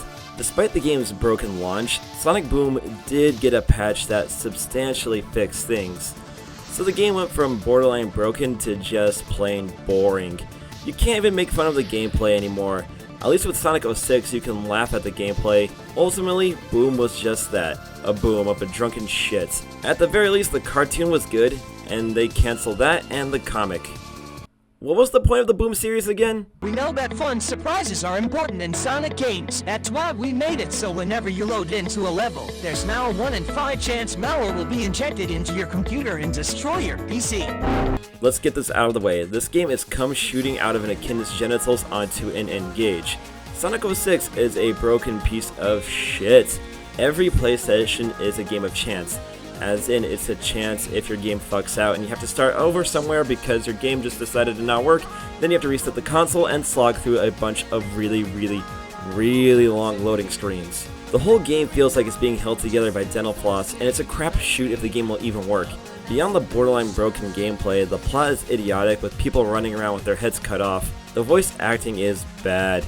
That said, Mike Pollock and Dan Green do steal the show. The main playable characters look like living puppets, and the humans are pure nightmare fuel. The only positives I could say is that Shadow and Blaze are pretty badass, and the music is dynamite. I've noticed that there is a bit of an unironic fanbase building for this game up on Twitter, to which I say, what's wrong with you? You're the reason why people make fun of Sonic fans online. Also, just some piece of advice for people looking to start YouTube content. If you're thinking of making a long Sonic 06 review saying, gee, this game sucks guys, just don't. Just fucking don't. You have nothing new to add to the conversation. Sonic 06 is done, fucking done. That said, if I did have a chance to remake one of the games in the franchise, I would actually go with Sonic 06. Why? I think there is a solid game in here somewhere, and if the development wasn't a hot mess, Sonic 06 could have been great, or at the very least, decent. I don't think Sonic 06 will ever get an official remake, but hey, man can dream. Even though I loathe Sonic 06, I would much rather play Sonic 06 again than ever play Skyward Sword ever again. That game was trash! I played these games when they first came out, and I was pretty hyped for them at first, but the hype was short-lived. While I feel like Sonic Boom and 06 are unplayable messes, Sonic 4 is playable but boring. The level designs are uninspired, and they tried way too hard to be like the Genesis games without the magic that the Genesis games had. And I feel like that's the point of Sonic 4. They were trying to recapture that Genesis magic, but without the talent that made those games so memorable. The release of Sonic Mania also made the Sonic 4 duology irrelevant, so there's little reason to check out these two titles other than pure curiosity. What? I'm making fucking mac and cheese, and nobody can stop. I really wanted to like Shadow the Hedgehog. He is the coolest Sonic character in my opinion, and a game where you're playing as Shadow running around blasting things and cruising around sounds like a winning formula. When the game is just blasting shit, the game is a total rush. But when you have to collect things or choose a path, it becomes annoying. The stage designs were not made for exploration. Also, the vehicle's handled for shit. And you are out of your goddamn mind if you think I'm going through all those paths for the true ending. It's a shame that Shadow the Hedgehog didn't live up to expectations, because I feel like Shadow deserves something more. Infinite is a mewing kitten in a world where darkness and terror knock daily on your door. He's just a cute ball of fluff. I am the one who knocks. Much like Sonic 4, I was pretty hyped for Forces before launch. Unfortunately for this title, it had the tough job of following up the critical and commercial success of Sonic Mania, and Forces didn't really live up to expectations. At its core, it plays a lot like Generations and Colors, which isn't a bad thing. It just feels like something got lost in the transition to the Hedgehog 2 engine. It feels heavier and not as tight gameplay-wise as those two titles, and the short levels and any lack of difficulty only exacerbated the issues. The plot seems rushed. A lot of ideas didn't get explained, and the idea of having Eggman take over the world with clones of various Sonic baddies didn't get the payoff you would want. That said, it does have its merits. The music is fantastic, some of the stages are really fun to replay, Shadow got his own free DLC expansion campaign, and the weird OC maker actually turned out pretty well. It's drip or drown, and bitch, I'm raining. Still, Forces just feels incomplete, like there was issues behind the scenes, and that's what happened. According to Iizuka on the back of the Forces CD, the making of Forces was not smooth. Many blame the current Sonic series producer, Tezuka Iizuka, for Forces issues, but he was only the executive producer, as he was heavily involved with Mania's production at the time. As a result, other people at Sonic Team had to pick up the slack. There was plenty of things that changed during development, and the future of the project was even called into question. Additionally, the game's engine was also being made at the same time as the game itself, resulting in a lot of trial and error.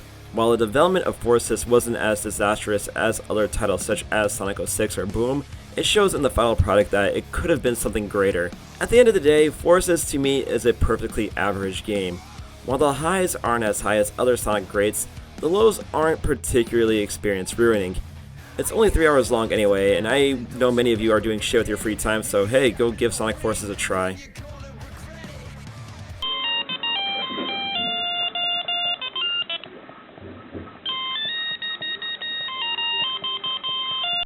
Going from Forces to 3D Blast is a huge jump in quality. Playing this title actually brings back a lot of vivid memories for me. I remember being in elementary school, chilling on a beanbag chair, slamming Pringles, and playing 3D Blast on the GameCube. You see, I had played all the 2D games at that point, bar CD, but I never played 3D Blast until a bit later. The graphics blew me away. I was surprised that game looked this good was on the Genesis, but I should be smitten for even doubting the power of the Sega Genesis. As for the game itself, it's not my thing. It always felt a bit too slippery, and I have yet to play an isometric game that wasn't annoying. 3D Blast has the elements of a great game with fantastic music, pretty fun levels, amazing graphics, and overall a very solid presentation, but the gameplay just isn't there. Overall, it's alright. 32X, and it's so realistic, man, you know? Anyway, I've been getting pounded. I thought I should get my head checked out, make sure there's no damage, man. Knuckles Chaotix is a game that I played on a 32X emulator back in high school. I always thought this title was fun. While unrefined, the rubber banding stretching physics were fun to mess around with. The characters were all pretty fun to play with too. Granted, Charmy was pretty broken because he could just fly around, especially if he grabbed heavy and just plowed through everything, and that was very satisfying. And the music was fantastic. That's kind of redundant to say that a Sonic game has great music, but hey, this game has amazing music. That said, the level design just wasn't up to par with the Genesis standards. You go through each level 5 times, and there really isn't any unique gimmick other than the carnival level where you have to turn on the lights to count the level as complete. It gets a bit boring after a while, but still, as an emulated game back in high school, I had fun with it, and it's worth owning if you have a 32X. Half the fun of owning the 32X is just plugging in the damn thing so you can play Virtual Racing Deluxe. Now that is an amazing title. Chog, and now you can take him around the world. But as the sun sets,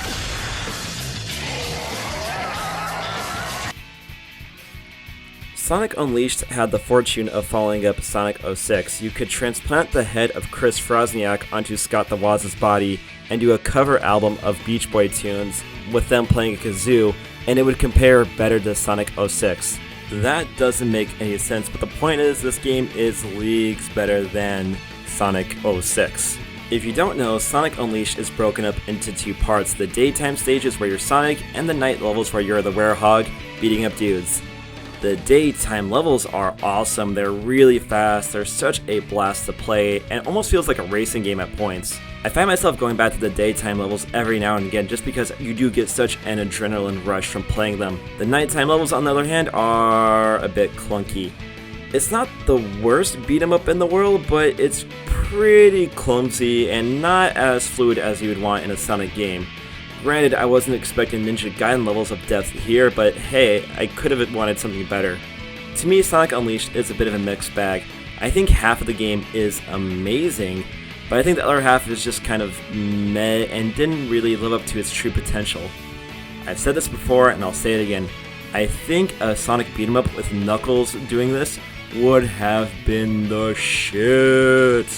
I've noticed in recent years, a lot of people have been coming around to this title really wanting to get a true remaster or a port for modern systems, and I can totally understand why. It came out on every major platform at the time, and it got a lot of young people into Sonic the Hedgehog back in the day. I can see why people really like it, some even saying that it's their favorite Sonic title, but for me, it just isn't my favorite. Still, not a bad game at all. You waiting for Nintendo to make one? You have seen the games, right? Wrong answer, man. Show 'em! Sonic is going to take you back to the past to play the shitty games that suck ass. I've always felt weird about Sonic CD. I can never decide if I really like it or if I'm kind of meh on it. For one, the levels are giant and there are 4 versions of each act, so you get a ton of gameplay here. On the flip side, trying to go back to the past to make a good future could be annoying in certain levels. However, the stages for the most part do lend themselves to some speedy sections, so when I play through this game just going as fast as possible, I have a ton of fun. And I guess that's CD's strongest point. It's a more customizable Sonic experience. You can explore each stage and see all the secrets, or just plow through like you've got Strong Zero and Taco Bell runs. Personally, I prefer the latter, but that's me every Friday night in the Booyah.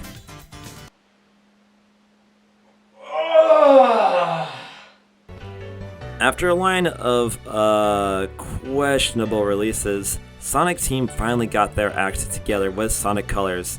They took the good elements from Unleashed and made a full game out of it. Gone are the awkward beat 'em up sections, and the end result is a very fun ride with a ton of charm, replayability, and fun Wisp powers. While overall my opinion of Colors is that it's a really solid game, my opinion has gone negative over the years. Not horribly negative, like I said, I still think the game is amazing and worth checking out, but I don't feel like it's as good as I remember it to be. I think it might be due to some of the more puzzle-based platforming sections that seem a bit slow and out of place here. And some of the mechanics from Unleashed were changed here, like how sidestepping and drifting were changed, and they don't feel quite as intuitive as they did in that title. When I compare Unleashed and Colors, they actually do have a lot of DNA in common. While I think Unleashed's day stages are better than Sonic Colors' stages, I find Colors to be an overall better product. Regardless though, I do feel like Sonic Colors is a great game, and you really need to play it if you are a Sonic fan. Also Sega, when you port a Wii game to the newer platforms, make sure the Wii version isn't the best version to play in 2021.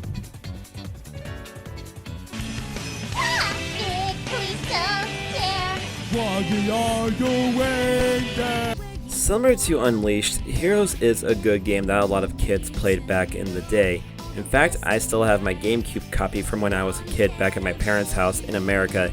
I've played Heroes to death and I really like it. It felt refreshing after the dark duology of Adventure 1 and 2. The colors are vibrant, the music is delightful, and you get all these characters to play as. My main issue was the combat being a bit floaty for what you needed, and then there's the Chaotix campaign. These linear levels do not lend themselves to collectathons or exploration. In general, the levels are a bit too one-dimensional for my taste, and this was an issue I had in Sonic Adventure 2, and it only got worse in Shadow the Hedgehog. I mentioned it in my Sonic Iceberg video, which you should totally watch. Heroes didn't have the best development cycle. Sonic Team was playing around with new tech, and originally the game worked great on Xbox and GameCube. However, Sony wanted Sonic, to the point where Sony would deny Sega any favors if Heroes did not make it to PS2. Given how well the PS2 sold and how many of Sega's hits were on the PS2 during this era, it was an offer they could not refuse. The result was having to make compromises to get the game to run on PS2. Additionally, there were only 2 level designers who both got sick, and current series producer Takashi Iizuka had to pick up the slack. The end result was a game that, while not bad, could have been so much more. Regardless, I do think Heroes is very solid and definitely worthy of being in your collection. Just avoid the PS2 version. Come on!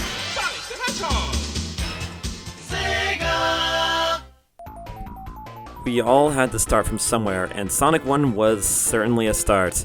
While the game was marketed about its speed, Sonic 1 is just a speedier platformer with a lot of slow sections and waiting around for things to move. Hey, you can't just release a new IP and expect perfection right away. Zelda 1 on the NES was in the same boat. Still, I love this game. I have it memorized and I play it every so often, probably because I have it in 8 different ways. Chances are it's in your collection in some form. So hey, why not just play the game?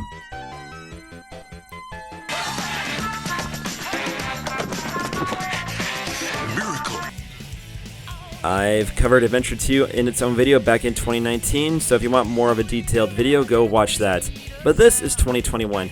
Has my opinion on this game changed? A little bit. I like Adventure 2.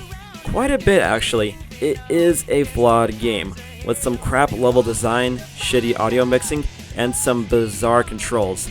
However, a flawed game doesn't always mean a bad game if the good outweighs it.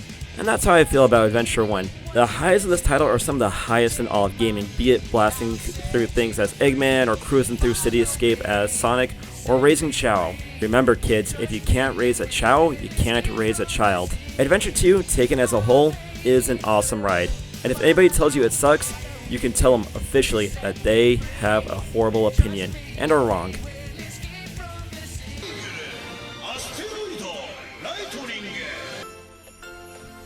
One of the games I was actually really excited to play on the Wii U was Sonic Lost World. I had already played the 3DS version, which isn't the best game, but I liked it well enough to clear it. Lost World on the Wii U is what I wanted from a Sonic game. The speed was more controlled, you have parkour to mess around with, and a pretty sizable challenge. Quite a bit more difficult than the previous games like Unleashed or Colors, to be honest with you. I think the reason why this title got a lot of heat was because it isn't as easy to get into. You see, Sonic at its core is a very simple game to go into. You just hold the button, you move fast, you jump, and you have fun. Sonic Lost World has a learning curve, and I don't think a lot of people wanted to sit down and actually learn the controls and intricacies of the movement options in this title, which is a shame because I think Sonic handles perfectly in this game. A lot of the levels are really fun to play with, and this Zelda DLC level shows how Sonic can work in an open 3D world. Look, if you have a Wii U or if you have the PC, give Sonic Lost World a chance. In my opinion, it's one of the most underrated, if not the most underrated Sonic game, and I think you might like it if you give it some time. Go get it from the back. Whoa! Sega! With Sonic Mania, Sega basically said, hey, if you guys are so smart, then you make a Sonic game. So they did. Mania was awesome. If you're ever lost in your creative process, try going back to basics. That was the mentality behind Sonic Mania, and it shows. Between the fantastic art, gameplay, and music, everything is lovingly crafted to play like Sonic should back in the day. Some of the bosses can be kind of a pain, but that's neither here nor there. I really like what the fans did here with Mania, and I really wish Sonic Team could get their act together and make a proper Sonic game. I've noticed my enjoyment for this title going down in recent years, probably because of everyone online saying that this was the only good Sonic game in years. from my personal experience at least, I found a lot of enjoyment in other contemporary Sonic titles. Still, Mania is excellent, and I'm hoping the team behind Mania gets a chance to make a new title. I really hope they'll do a new Shinobi game next. Shinobi was awesome. Or Phantasy Star. This makes me feel like a rat. Pinball. I might be biased here. Okay, I'm hella biased, but this is my list and I can do what I want, and what I want is to put Adventure 1 super high up. This game means so much to me.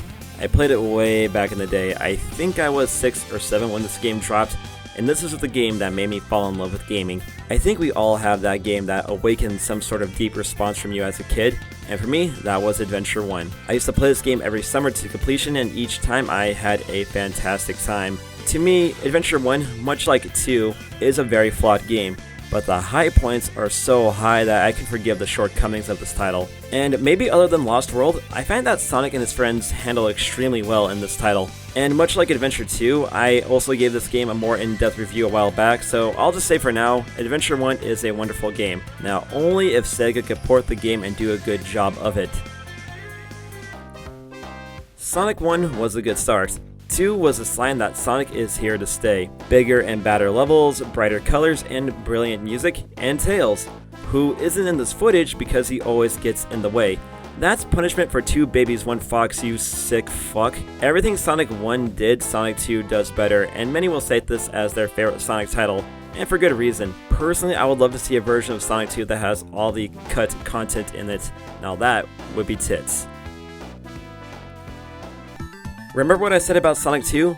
I don't. My mind is too fried from alcohol and metal concerts. But the point is, Sonic 3 and Knuckles is awesome. You take all the good points of Sonic 2 and just dial it up to 11. And in my opinion, this is one of the most graphically intensive Genesis games. In general, a lot of late release Genesis titles like, say, Phantasy Star 4 or Thunder Force 4 really push that system to the limits, and it shows. And it's no coincidence that those 3 titles are some of the best Genesis has to offer, if not some of the greatest games of all time. There's not much I can say here about Sonic 3 and Knuckles that I didn't say about Sonic 2 or Sonic Mania. For me, this is the 2D Sonic formula perfected. No matter how many times I go back to this title, I always find something new, and it will keep you busy for days on end. I am extremely happy that this game is getting a wider port for modern consoles, because more people really need to play Sonic 3 and Knuckles. Is this a hot take? Good. Sonic Generations is the best Sonic game. It's a celebration of everything we love about the franchise. Sonic Team put so much care into this title, and it shows with all the continuity nods and attention to detail in each stage. If I had this game when I was a kid, I would have flipped my shit. Every time you play one of the nostalgic stages, you get hit with a wave of euphoria, bringing you back to simpler times, and now you're playing them in HD, and it's awesome. The boost formula introduced in Unleashed is perfected here, and I really love the level designs, and I really think that 2D Sonic, the classic Sonic, handles so well here. And of course, the music is dope as hell. I played the hell out of Generations on my PS3, I played the hell out of it on my 3DS, and if Sega wises up and makes a proper port to HD systems, I will play the hell out of it on my Switch too. Generations is a reminder of why we love Sonic, and why Sonic is such a big franchise to this very day, and yeah, the point is, I love Sonic.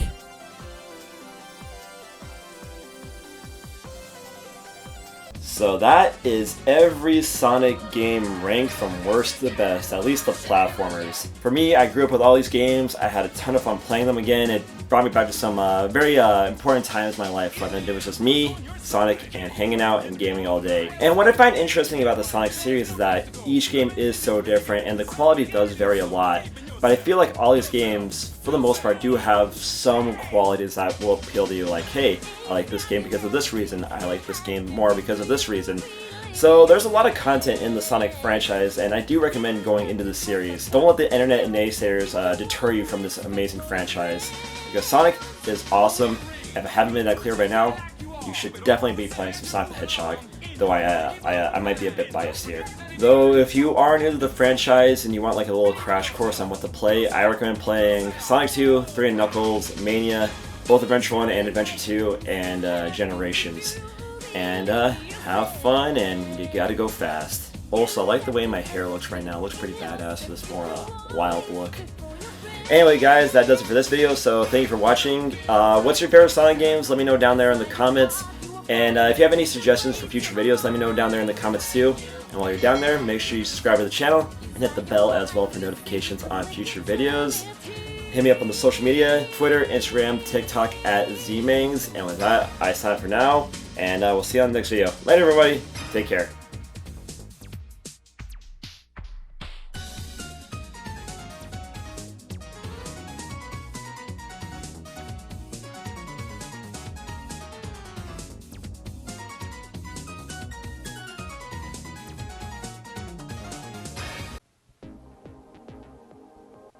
Oh, hi everyone, didn't see you there. Welcome to the latest episode of the Z-Man Show. Don't mind me, I'm just refocusing my spirit, grinding my meditation points up. Want to know why? Well, because I'm in a Sega mood, and I'm in the Sega mood because I'm going to Sega Festival 2019. That's right, everybody. I am going to Sega's own gaming festival in the promised land of Akihabara, Japan. And I'm pretty excited about that, so I gotta make sure my meditation, my mental points, my charisma points are on point for Sega Festival and Tokyo and Akihabara.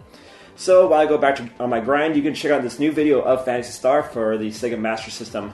I'll see you on the other side, everybody. Oh.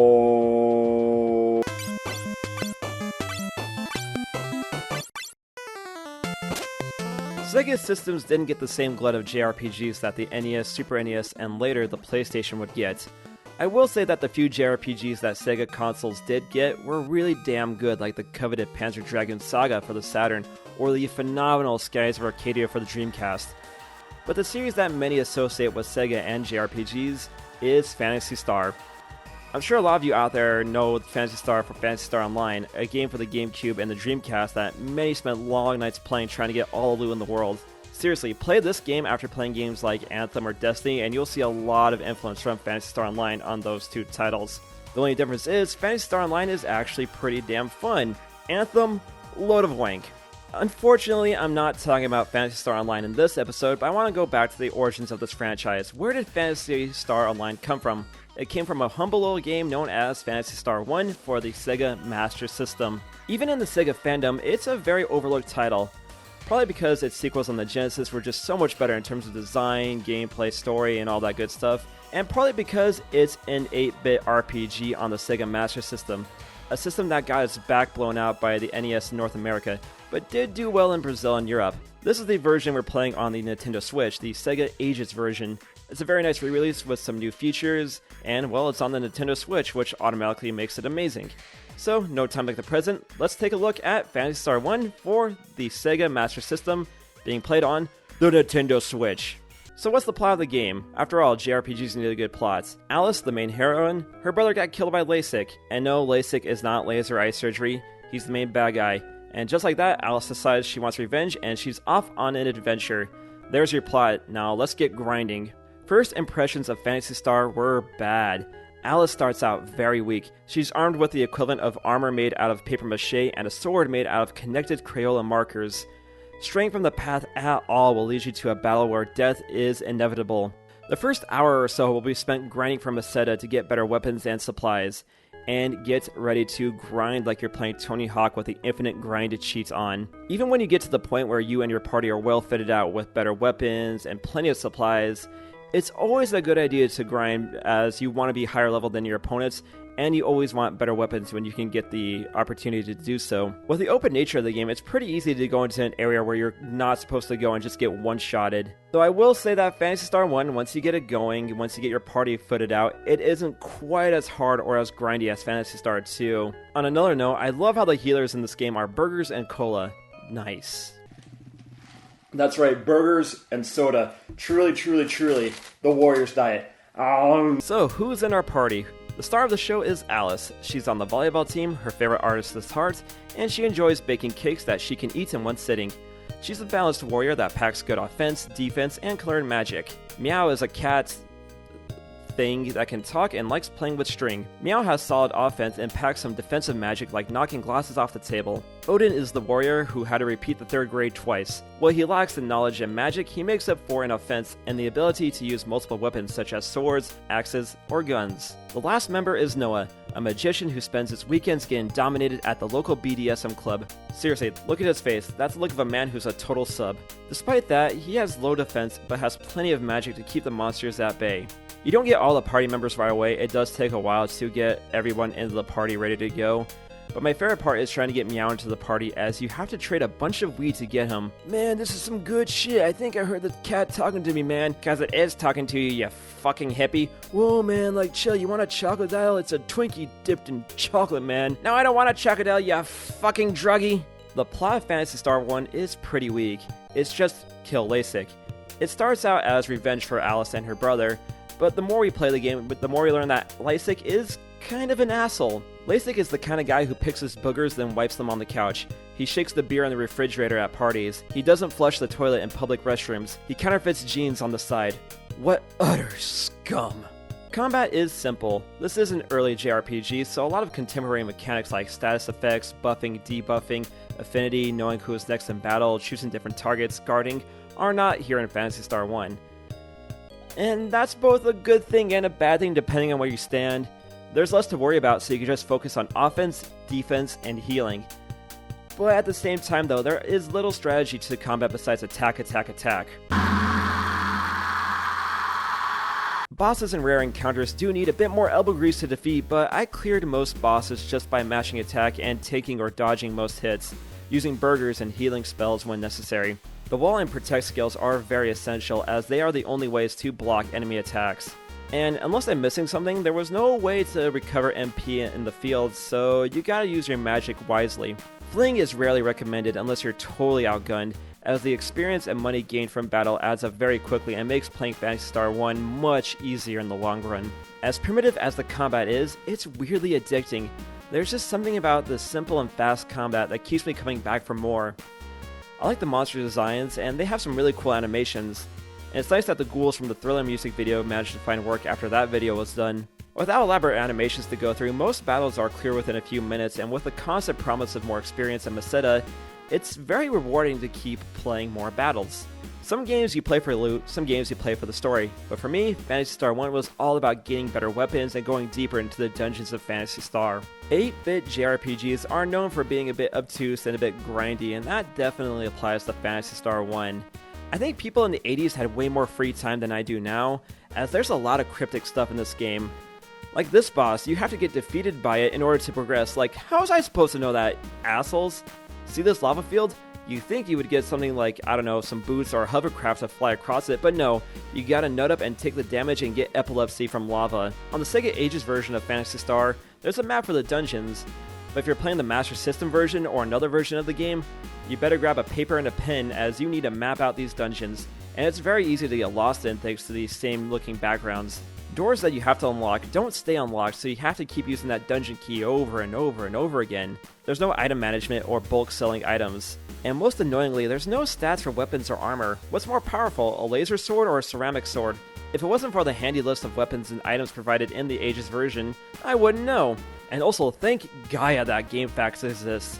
I know I'm making complaints about a game older than I am, but I gotta warn the people before they play this game. I do have to say, as old and dated as Phantasy Star 1 is, I am having a blast with this title. Its simplicity is much appreciated in an era where games are bloated with mechanics that don't add anything to the experience.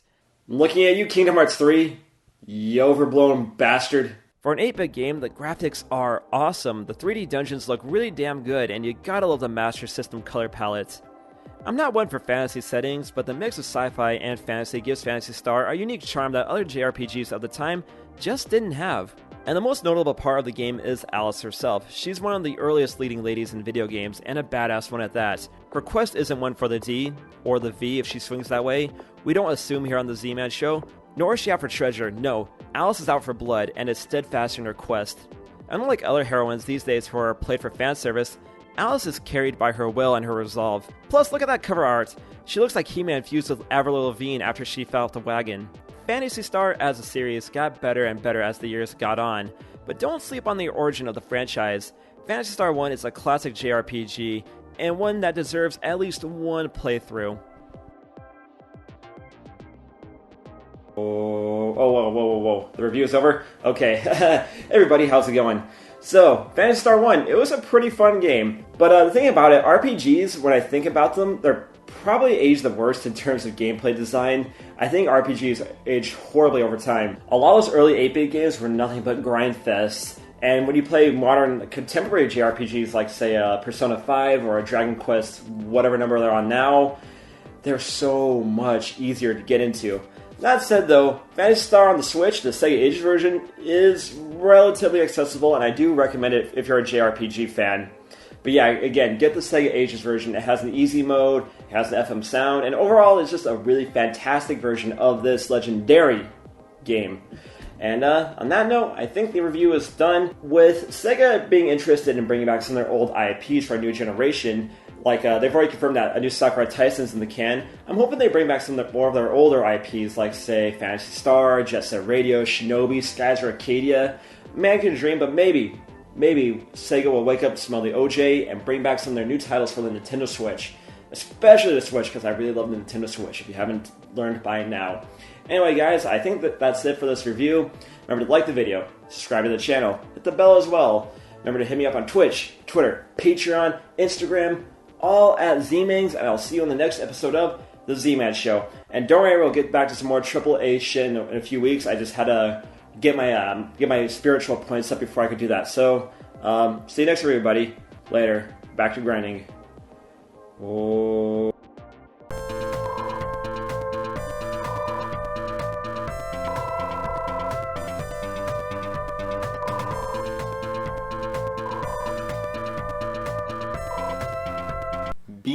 Beans, the magical fruit. The more you eat them, the more you go poopy in your pants. I'm sure many of you out there are familiar with Sega's Puyo franchise. It's one of their most popular franchise, and it seems like of the later 2010s and recent memory, Sega is doing a lot of effort to make the Puyo name a household name in Western-speaking territories. However, what I don't think people realize is that Puyo definitely has a very unique and storied history in Japan, dating all the way back to the late 80s. A very crazy and storied history that had a lot of games, as you can see here, and so many games and so much content and so much popularity that it ended up tanking its original creator. Yeah, it's pretty crazy. So in this week's video, we're going to be talking about the brief history of Puyo because it's a crazy one. So I hope you have fun with this video, but before I launch into the main content of the video, it'd be really killer if you subscribe to the channel and hit the bell as well for notifications on future videos. That really helps the channel grow. And if you're curious about me and my personal life here in Japan, be sure to follow me on the social media, Twitter, Instagram at ZMangs. And with that out of the way, let's begin. Puyo started as a spin-off to the Mado Monogatari series. Mado Monogatari was Compile's first-person dungeon crawler series released for the MSX. Never heard of Mado Monogatari before? Well, don't worry. As far as I can tell, the series never left Japan, with the exception of one game that I'll get into later. Which is a shame because there's a lot of games in the series. Even though RPGs were a popular genre back in the day, branching out into other styles of gaming wasn't a bad idea for Compile. From what I read, former Compile employee Kazunari Yonemitsu thought that puzzle games lacked character and decided to use the Mado Monogatari characters in a puzzle game. Thus, Puyo is born. The first Puyo game was released on the Famicom and MSX, and it really didn't take off. No one talks about the very first Puyo game, as it was quickly displaced by the arcade version, Puyo, which Sega published. Unlike other puzzle games that focused on endless modes, Puyo changed the focus to being a versus game, not too dissimilar to a fighting game. Add to that the characters and anime aesthetics, Puyo had two unique hooks that were new to puzzle games at the time. Add to that a solid Mega Drive port, and Puyo became a household name in Japan. While Compile focused on developing the main games and spin-offs with Puyo, Sega came in and started publishing the arcade titles and games on their own systems. Puyo 2 is the game that really propelled Puyo into stardom in Japan. In fact, one can even say that Puyo Puyo 2 for the Mega Drive was the killer app for the system in Japan. While Puyo Puyo was experiencing growth in Japan, why didn't we get it in Western-speaking territories? I mean, we did get Puyo Puyo, but as Kirby's Avalanche and Dr. Robotnik's Mean Bean Machine. And I could never find an exact reason why, but I think there were plans to bring Puyo Puyo over back in the day. If you have the Game Gear version of Puyo Puyo, and if you put it into an American Game Gear, you get Puzzlo Kids, a fully localized version of Puyo Puyo on the Game Gear. And it's been long rumored that Sega did translate the first arcade game but never released it outside of Japan. And those rumors were confirmed true with the Sega Ages port for Puyo Puyo 1, which you are seeing here on the Nintendo Switch that has an English translation. I couldn't find an exact reason, but I'm guessing Sega's Western divisions didn't think that Puyo had much of a chance in English-speaking territories. With that said, in Japan, Puyo was doing great, maybe a bit too great. After Puyo Puyo 2 became a smash hit, Compile killed anything that wasn't Puyo Puyo or Disk Station, and they put all their time and effort into those two things. Disk stations were small mail-order games for PCs at the time, if you've never heard of that before, which you probably haven't because those were really obscure games. Compile started really milking the cow with spin-offs and compilations for Puyo Puyo, a lot of them being mediocre and just blatant trend chasers. Puyo Puyo Da was a rhythm game, RL no Boken was a monster game not too dissimilar to Pokemon, and Puyo Wars was a strategy game. Hell, there was even a party game which I am sure is total dog shit. All this is between releasing Puyo mainline titles that expanded the gameplay and the lore of the series. We got two follow-ups to 2 with Puyo Puyo Sun and Puyo Puyo Yon. The thing about Sun and Yon is that neither game is quite as remembered as Puyo Puyo 2. 2 perfected the Puyo formula, and anything else just couldn't capture the attention of gamers at the time. It goes to show that as many times as 2 has been ported, no one has been bothered to bring back Sun or Yon for the new game systems. As for all those spin-offs and whatnot, the writing was on the wall, it was foretold. Back in the early days of the franchise, Compile released 3 Nazo Puyo games for the Game Gear within the span of a year. And those were released before Tsuyo hit and became a smash hit.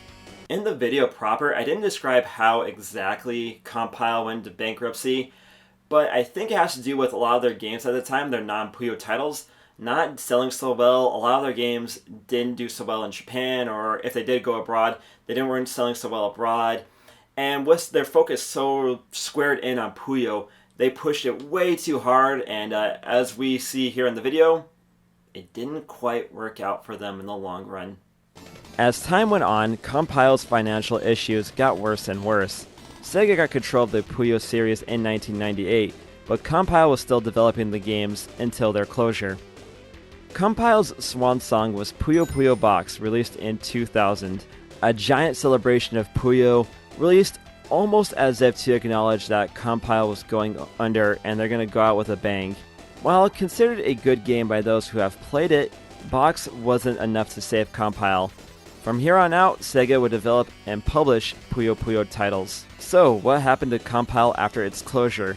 Many of the key staff would splinter off and start new companies. The shooter staff founded Milestone, who also went under. Puyo series creator Masamitsu Nitani founded Compile Maru, and the rest of Compile's old staff founded Compile Heart. You probably know them for developing the Neptunia series of games, but they also made a spiritual successor to Model Monogatari called Sorcery Saga, which is as close as we'll get to a new Model Monogatari game, and one officially localized. Fun fact 1. A Puyo Puyo animated series was proposed, but it didn't get far off the ground, though there were a few animated shorts within the Disk Station releases. Fun fact 2. A Puyo Puyo theme park was proposed at one point.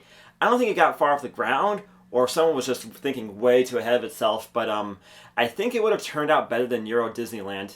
As for Sega's reign of Puyo Puyo, well, it isn't as interesting as Compile's reign. Sega and Sonic Team seemed content just to make modest games for a modest return. But unlike the series in the 90s, a fair amount of these games did make it stateside, such as 2 Puyo Pop games, several ports, a version of Puyo Puyo in Yakuza 6, and even one game for the N-Gage of all things. And that's probably the best way to go with a franchise like Puyo Puyo. Just make smaller games every now and again and show some merchandise. And that's really all you need to do for a success. Sega also made Puyo Chronicles for mobile phones, which is, or at least used to be, one of Sega's most profitable games in Japan. Sega tried bringing over Puyo Chronicle as Cranky Food Friends, but that shit died faster than Dark Universe. In 2014, Sega released a Puyo Puyo crossover, a crossover with a little game known as Tetris. Two flavors that go great together. Despite an abnormal amount of interest from fans abroad, it wasn't announced for localization, so why is that? I think the reason has to do with Ubisoft of all people, as at the time, Ubisoft had control of the Tetris brand for their own brand of shit known as Tetris Ultimate, and I gotta go on a rant here. This game was fucking terrible. Seriously, Ubisoft of all people, how? How do you run Tetris? How? It's just following blocks. And look at Tetris Ultimate, it was boring, and it was buggy. What kind of Tetris Ultimate is this? This is some bullshit. Ubisoft, you guys are just like... You guys are really, really, really the worst. Whew. Got that out of my system.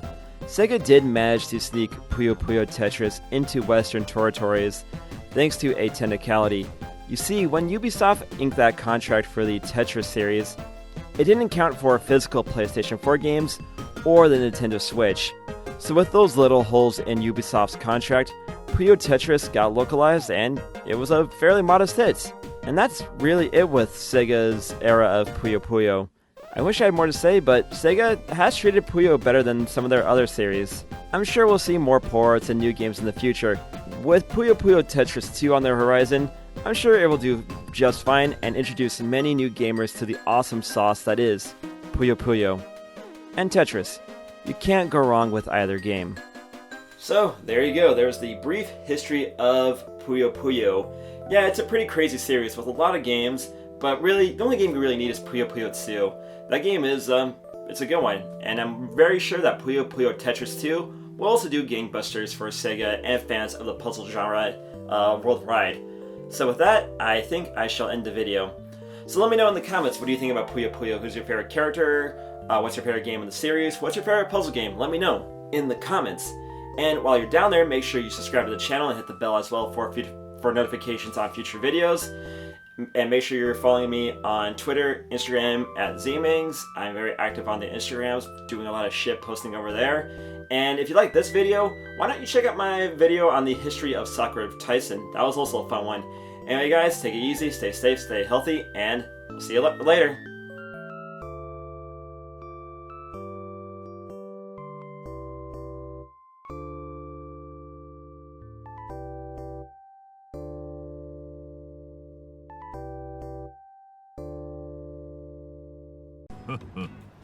Don't worry.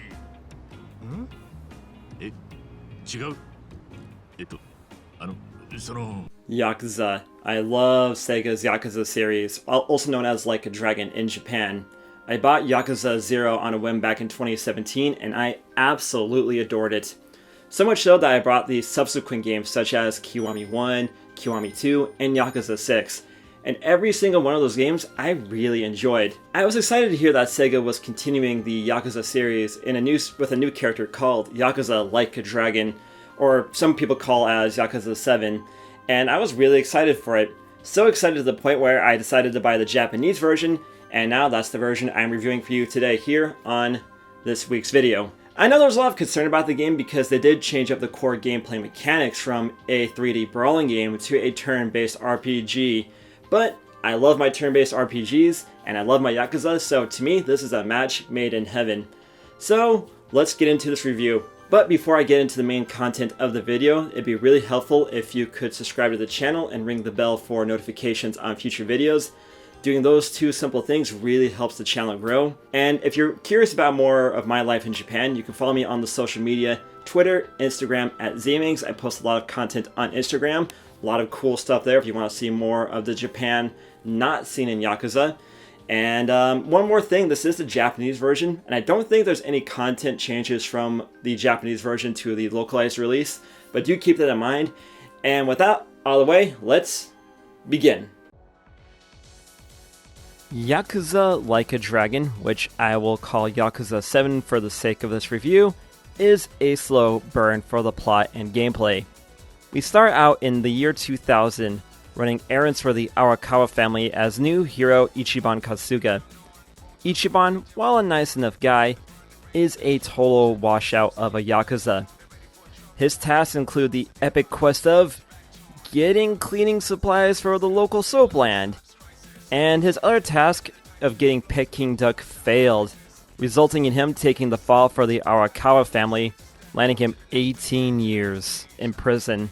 As soon as we get out of prison, we are greeted to nothing but silence, and an old detective with some knowledge of what happened to the Arakawa family in the 18 years while Ichiban was in the clink. Let's get an afro, spend a little bit of time playing some hang-on, and then get shot. After getting shot, Ichiban wakes up in Ijincho, Yokohama, with no friends or family and nowhere to call home. Hitting rock bottom, Ichiban must band together an unlikely team of a disgraced homeless nurse, a retired detective, and a former prostitute to crawl back to the top. So there's the general setup of Yakuza 7 Like a Dragon. It does take a bit for the plot to really get going. The first 3 hours or so are just spent establishing Ichiban, his personality, and his relationship to the Arakawa family, and the Yakuza underworld as a whole. It doesn't help that you are largely railroaded until Chapter 4, and there isn't much intrigue besides just trying to get Ichiban back on his feet. But as you go on in the story, you're introduced to more plot threads, more characters, more forces in Ijincho, more ties to the Yakuza underworld, as well as a little bit of political intrigue. I was worried that Yakuza 7 would not be as serious of a game thanks to preview material, but those worries were largely unnecessary. Rest assured, those itching for their crime drama will not be disappointed. That said, there are plenty of wacky, funny, and heartwarming moments in Yakuza Like a Dragon.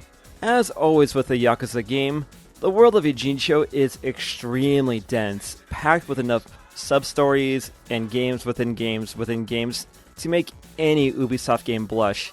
Assassin's Creed and Watch Dogs and just all of Ubisoft's open world games, all of them suck. It's just time to face facts. When you aren't getting harassed on the streets, there are people in Ijincho who need Ichiban's help. Some of these sub-stories are humorous, some are a bit heartwarming, but all worth your time to do.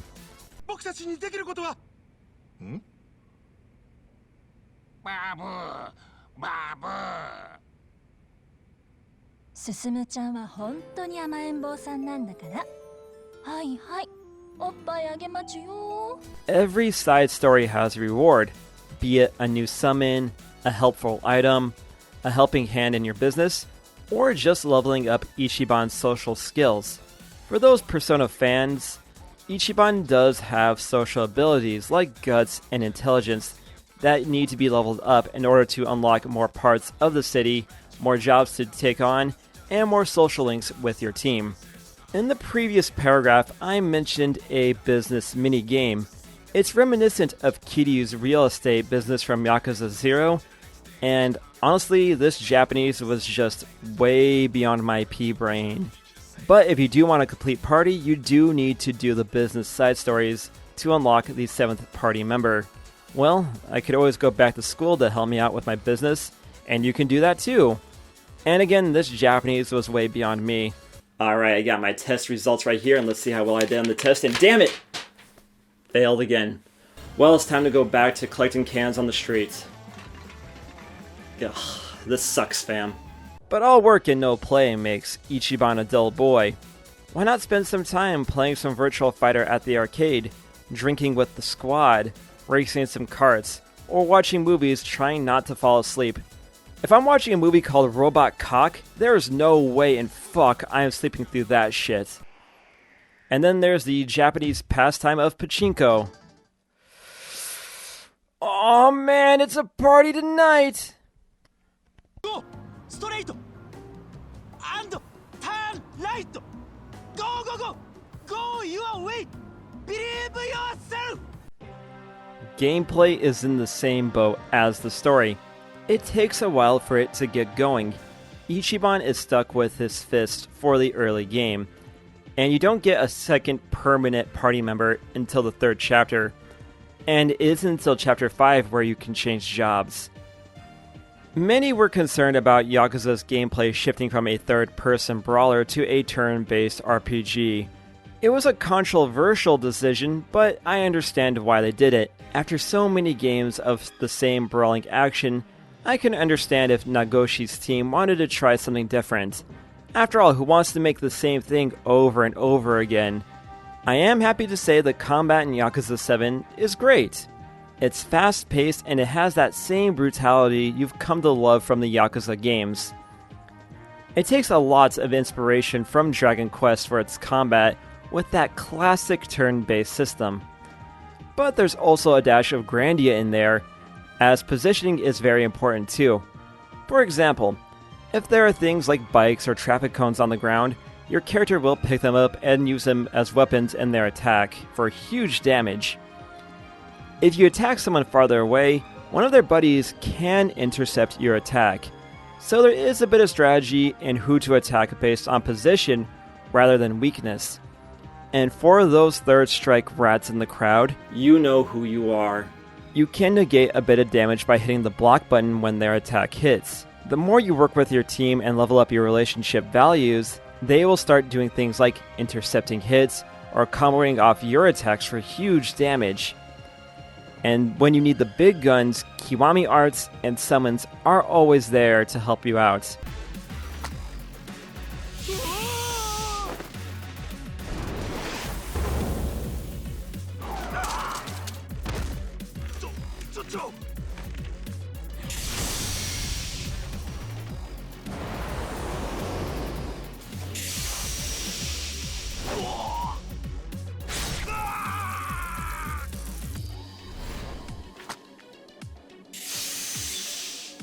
Combat does take a while to open up, but when it does, it's really fun to customize your team to your liking.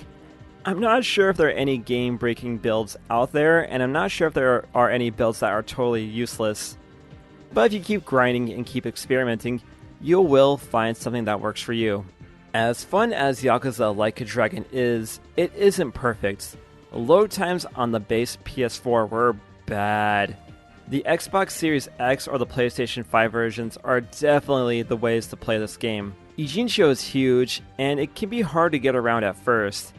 You'll get stuck on random things, and Ichiban just can't go anywhere right away until his social stats improve.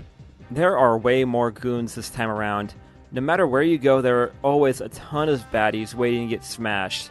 This has been an issue in previous games, but it was easy enough just to run away from battle if you didn't feel like it.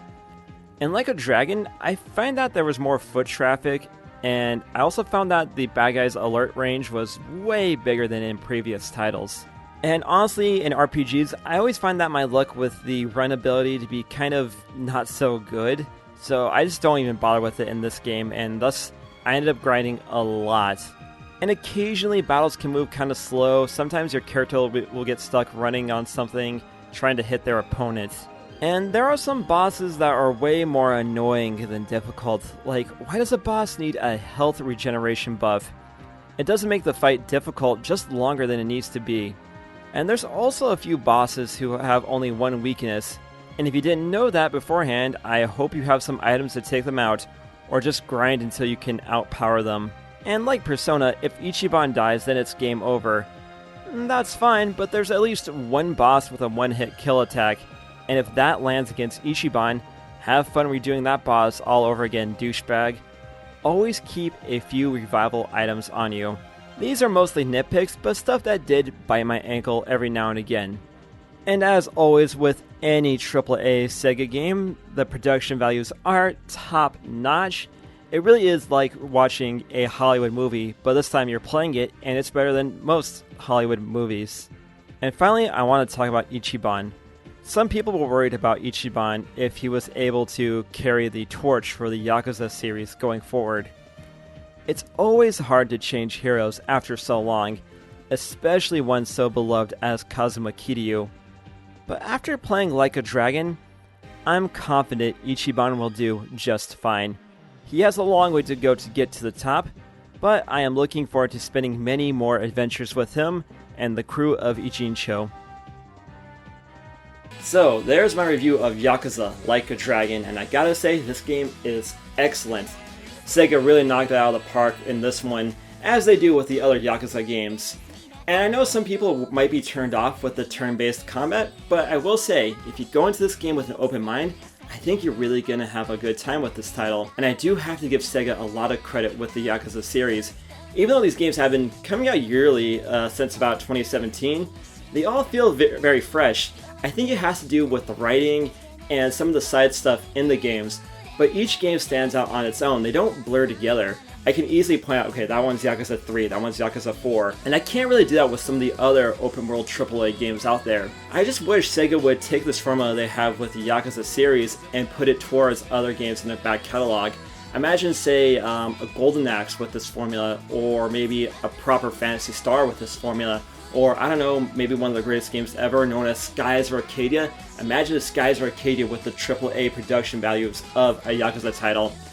So that'd be really cool if Sega could make those games come true, and it'd be really cool if they could also port the Yakuza series to the Switch, because I really want to beat up goons while I'm on the train, while I'm also beating up goons in the train in real life. So hopefully we'll get that going on in the future. But yeah, let me know in the comments, what do you think of Yakuza Like a Dragon? Are you buying it? Are you hyped for it? Do you not like the changes made to the combat system? Let me know in the comments. And while you're down there, make sure you subscribe to the channel and hit the bell as well for notifications on future videos. Again, that really helps the channel grow. And as always, if you want to follow me on my personal life, Twitter, Instagram, @Zmings, again, that really helps me out too. And with that out of the way, I will sign off and I'll see you on the next video. Later, everybody. Have a good one.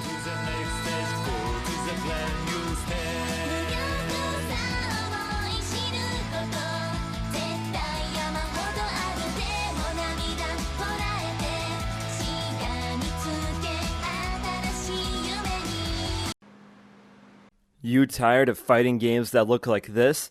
Throw that shit in the trash, cause now you got Virtua Fighter. 3D polygons, free movement, moon jumping, Jeffrey fucking McWild. Time to nut up and play Virtua Fighter. Coming to an arcade near you. Might induce vomiting, leprosy, spontaneous combustion, and mild congestion. Junin Hayen Dayo, everybody. Virtua Fighter. A series that many people love, many people grew up with. A series that has seemingly fallen off the radar in recent years. With the exception of references in modern games and legacy re-releases, the series has seemingly died in 2012 with the console release of the game Virtua Fighter 5 Final Showdown. In the previous generations, we've seen a lot of fighting game franchises come back from the dead, as well as new franchises take form and take their hold in the video game industry. But Virtua Fighter hasn't been around to enjoy the fruits of the fighting game genre, so what happened? I have a few answers, and I think I got something here, and that's what we're going to talk about today. So before I get into the main content of the video, make sure you are subscribed to the channel, you hit the bell as well for notifications on future videos, and make sure you're following me on social media. Twitter, Instagrams, @Zmings, you know what it is, and yeah, I think that does it for the intro, so let's get started. Round 1, fight! This is my fighting pose. Virtua Fighter was notable for being the first polygonal fighting game, released in 1993. I was only 1 year old when it released, but if my parents or siblings were irresponsible enough to take me to a Detroit arcade, my mind would have exploded. It isn't much to look at these days, having recently played it at a Japanese arcade. It hasn't aged all too well too, but for the time, it must have been a revelation. 3D gaming wasn't established at the time, so breaking out with a 3D fighter at the arcade must have turned heads. Virtua Fighter 2 released in 1994 and is seen as the breakout game in the franchise. I'm playing it here via Yakuza Kiwami 2, and it's a bit rough around the edges, but still enjoyable. And tough, even on the easy mode. Pi kicks my ass no matter how hard I try. What I don't think people know about Virtua Fighter these days is that, back in its heyday, it was surprisingly big. Not to the extent of, say, Sonic the Hedgehog or Sakura Tyson, but it was popular. You had merch, an animated series, several spin-offs for the Game Gear and Saturn. including the very bizarre Virtua Fighter kids on the Sega Saturn. There's so many things wrong with this, I don't even know where to begin. While unsupervised, these children have been freebasing helium, and this is just a bizarre game. What was going through their minds? Even Wolf Hawkfield was a real wrestler at a point in time in Japan, so you could see that Sega was really trying to make Virtua Fighter into a cash cow. Makes sense at the time, as fighting games were really popular. While doing research for this video, I also found out there are Virtua Fighter plushies. Yeah, you can get Virtua Fighter plushies of all of our favorite characters. And they're ugly. But on the upside, because they're ugly, they're really cheap. So if you need a good gift for your child, your spouse, for your loved one, why not buy them some cheap Virtua Fighter plushies? Because I'm not buying that crap. They're kind of ugly. But around the mid-90s is when Sega, and by extension Virtua Fighter, had issues. Sega was putting out too much hardware in the mid-90s, and it was alienating their fans. More importantly, Virtua Fighter saw a rough transition to the home market. The 32X version of Virtua Fighter 1 was solid, and definitely a reason to buy a 32X, but really, who bought a 32X? I wish I did. I like the thing for some stupid reason. Because it's awesome, duh. VF1 also had an infamous hack job for the Sega Saturn's US release that Sega later rectified with Virtua Fighter remakes. But by that point in time you had Virtua Fighter 2. And not the Genesis version, which Sega keeps porting. Sega, quit bringing back this version, unless you put in GGPO rollback into the next version. Even if this wasn't the case, Sega lost a lot of ground to Sony. While VF was doing fine on Sega hardware and at the arcades, Sony saw several unique fighters like Battle Arena Toshinden, Soul Edge, and biggest of all, Tekken on their platform. A lot of former VF staff worked on Tekken, so if it seemed like Tekken was just a ripoff of VF at first, that's why. We'll talk more about rival fighters later. Despite all of this, Virtua Fighter trucked on. VF3TB launched on the Dreamcast and did as well as it could have, and even after Sega left the hardware industry, Virtua Fighter 4 did well for itself on the PS2, leading to Virtua Fighter 5's arcade release in 2006. I'm playing Final Showdown here via Yakuza 6, and for a game that's essentially over a decade old, it still plays and looks very impressive. And this is where the series seemingly ended, with Virtua Fighter 5 Final Showdown, released in 2011 in arcades, and landing a home release in 2012. So, what happened? I have a few ideas. First off, Virtua Fighter is a Sega property, so in the 90s only Sega owners and arcade goers enjoyed Virtua Fighter. That's fine, but remember, the PlayStation sold gangbusters, so more people were getting familiar with rival franchises like Tekken and the Soul series, which started to find their own identities and grow in popularity as they got more sequels. Speaking of identity, what was Virtua Fighters? Tekken started going insane with a crazy plot and some eye-catching character designs. Mortal Kombat always had the blood factor, and Dead or Alive and Soul Calibur had boobs. From a distance, Virtua Fighter is pretty bland, especially without the crazy customization. VF's plot is pretty threadbare to the point where it might as well not even exist. Characters don't have much personality beyond their outside appearance and one-liners. VF also never played the waifu angle. You know how much merch and outfits are out there for characters like Chun-Li, Cammy, Lily, Nina, and everyone in Dead or Alive? Sega could have done that with Pi, Sarah, or Vanessa, but they didn't. Speaking of appearance, as fun as VF is to play, it doesn't show that in gameplay. It's pretty basic with two characters trying to dodge and open each other up. Compared it to Tekken or Soul Calibur, which have huge special moves, crazy juggles, and combos, VF doesn't really have that from the outside. What it has is few core mechanics really expanded to make a very deep fighting system, but again, isn't really fun to look at from a spectator's perspective. Also, VF has a reputation for being difficult. Like, it takes a lot of time to master a single character in VF. That's true for any fighter. The skill ceiling is extremely high in VF. But the truth of the matter is, VF is very much a pick up and play game. I think anyone can pick up the game and have fun, like I am now. I think its reputation as a difficult game might have put off some people.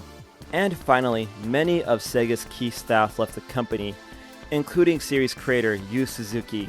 Now, I'm not saying Sega can't create a new Virtua Fighter without the people like Yu Suzuki, but sometimes you need that creator there to help establish what made the series so big in the first place. However, I think the real reason behind VF's death is due to one thing: poor timing.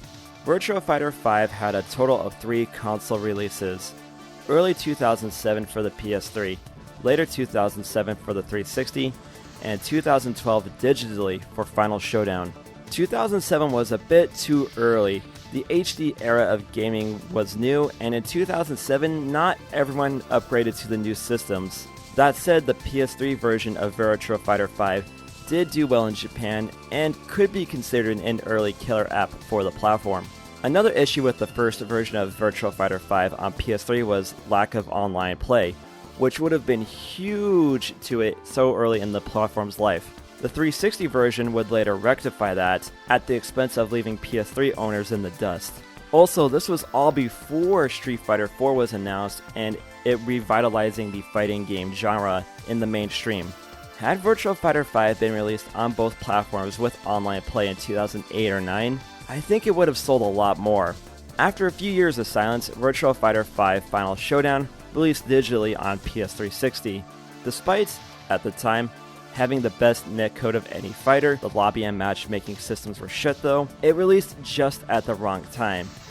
It released in a busy year full of fighters, and being released digitally instead of physically, I don't think Sega really had a lot of confidence in the product, and they didn't promote it much outside of its release and a few tournaments like Sega Cup. That said, it did review well compared to other fighters, and that's where the mainline Virtua Fighter games have ended at time of writing.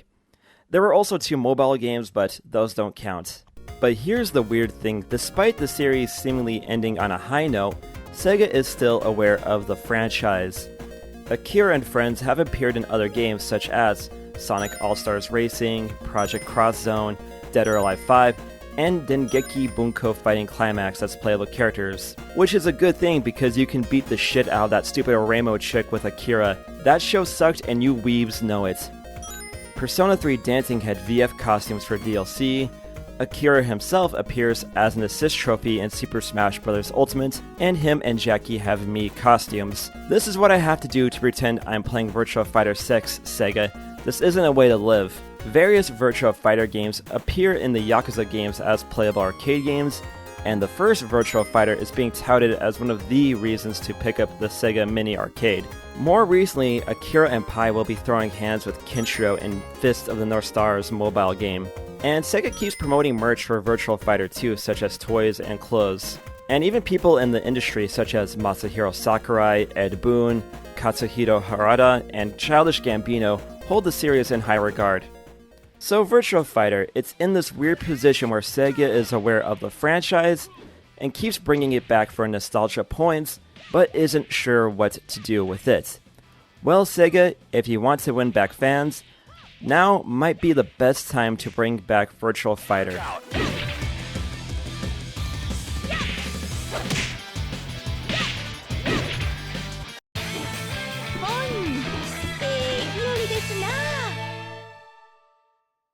Yeah!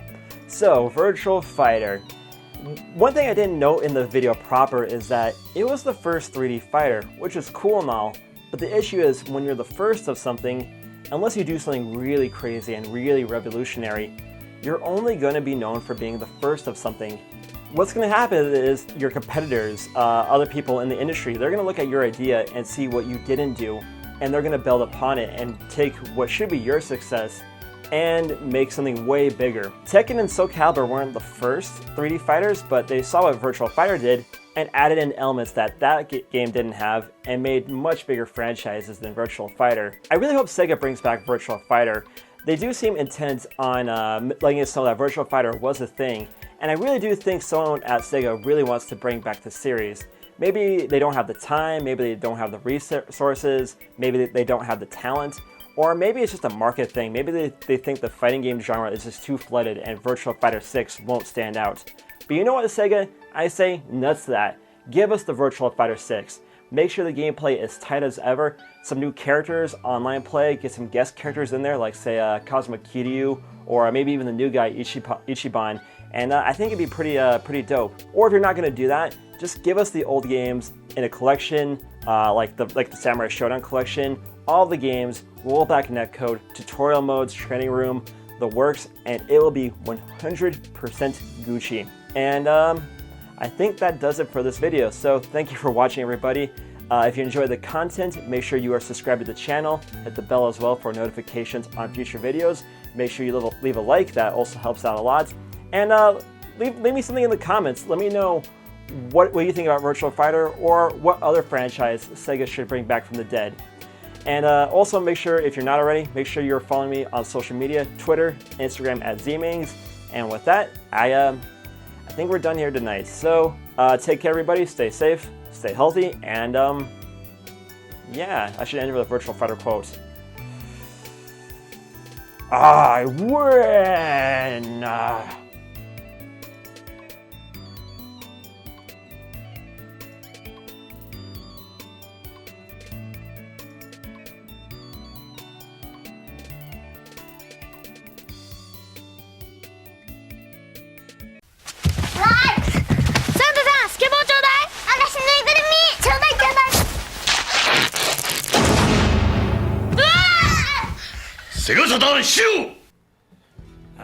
Ho, ho, ho, and all that other good stuff. Merry Christmas, every pony.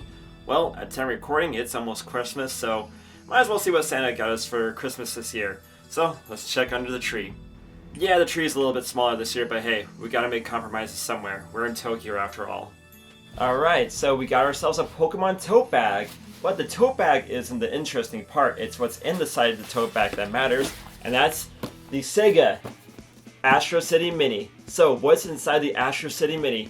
37 arcade classics, high quality emulation done by M2, real high quality arcade parts, high quality screen, Jeffrey freaking McWild, and more. So the Astro City Mini was announced earlier this year for Sega's 60th anniversary, and a lot of people, a lot of old school Sega fans have been excited for this thing, as a lot of these games, it's their first time coming to any kind of home platform. But before we look at the games themselves, let's take a look at the hardware really quick. So here's a look at the Astro City Mini with my hands on it. I got some big hands, and it feels pretty good. The buttons feel really nice and green, like a proper Astro City arcade. Here's a look at the back. HDMI to USB ports, and an audio jack and a power cable. USB-A, I believe. Here's the control pad I bought. It feels pretty good, not quite as good as the Genesis pad, but feels nice.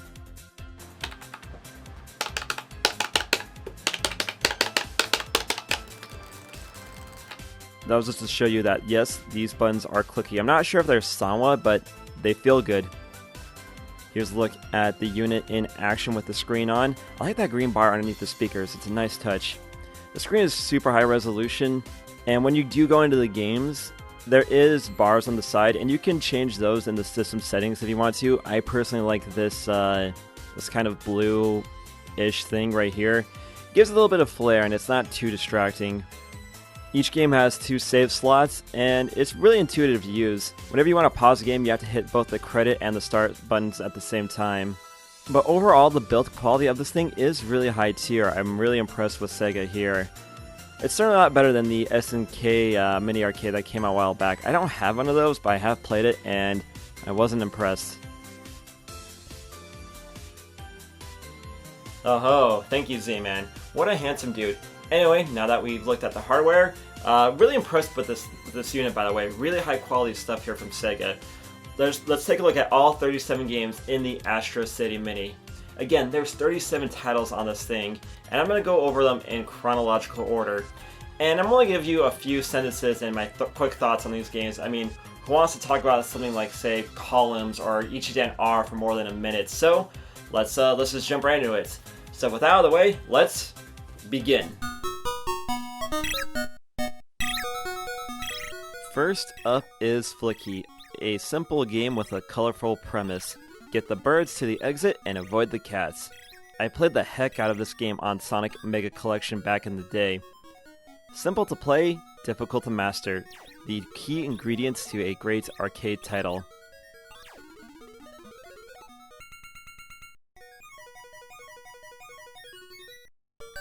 Next up is Sega Ninja, or Ninja Princess, as it says on the title screen.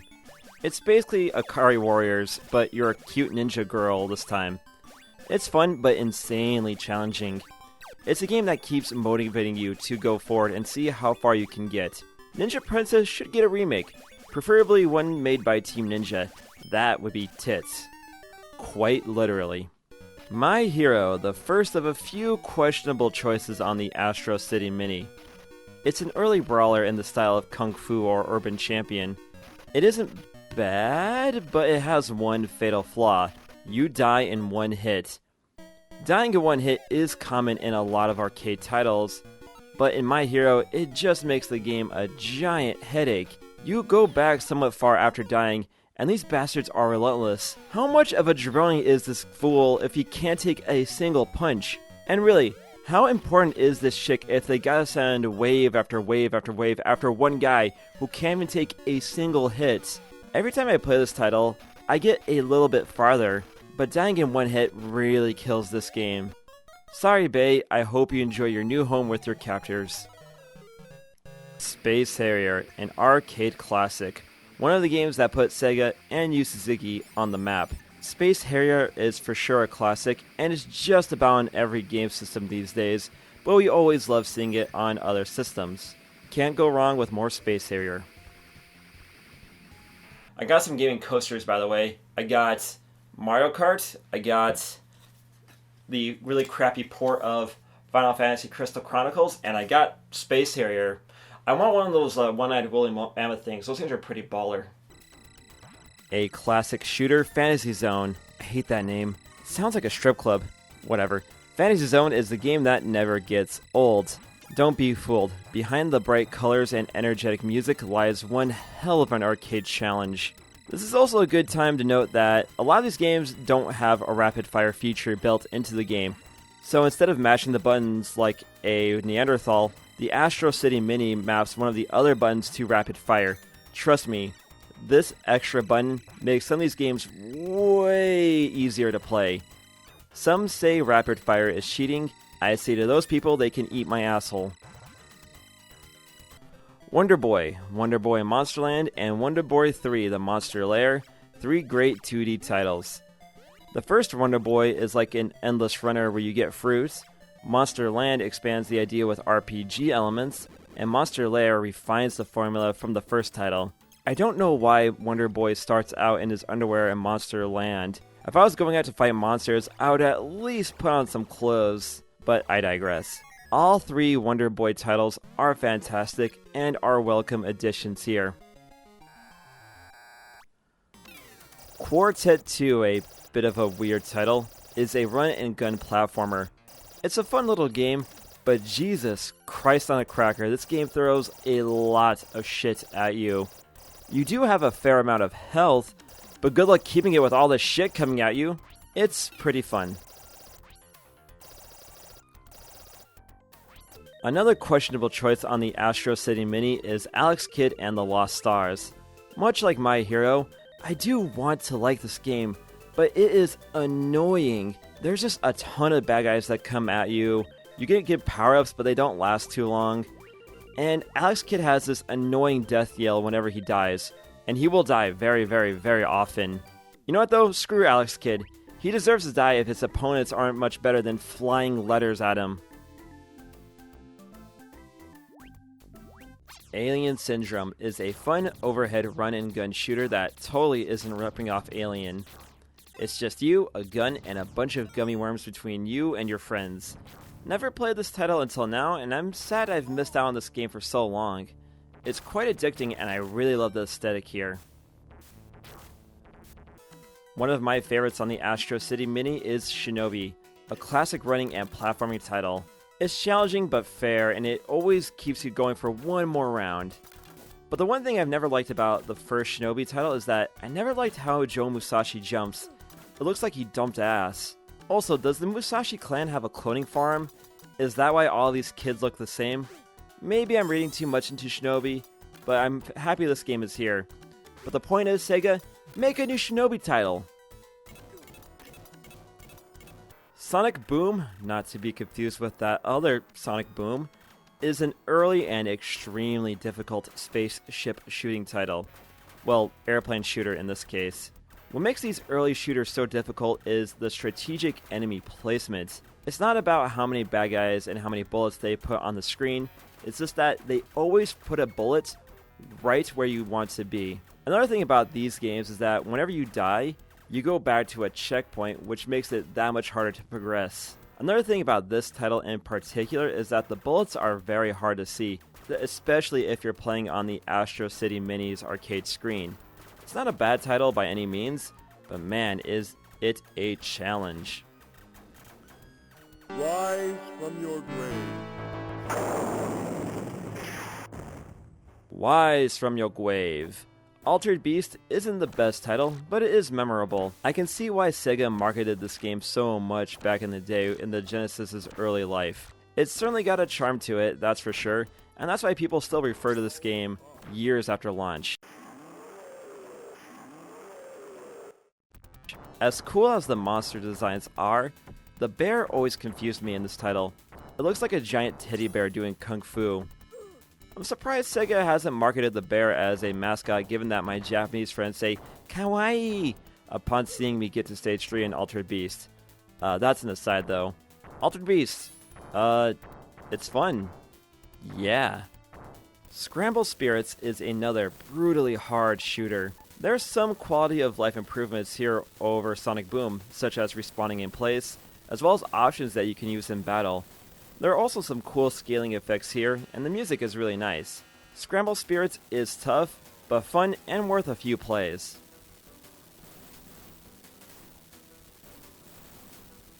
Not going to lie, I've never been a fan of Gain Ground. It's an interesting idea, where you collect heroes and you use their powers to make it through the stages. It just moves a bit too slow for my taste. Plus, again, good luck seeing any of these sprites on the small screen. I think some people really enjoy this title, but for me, it's just not my kind of game. Crackdown is an overhead game where you place bombs to blow up places for some reason.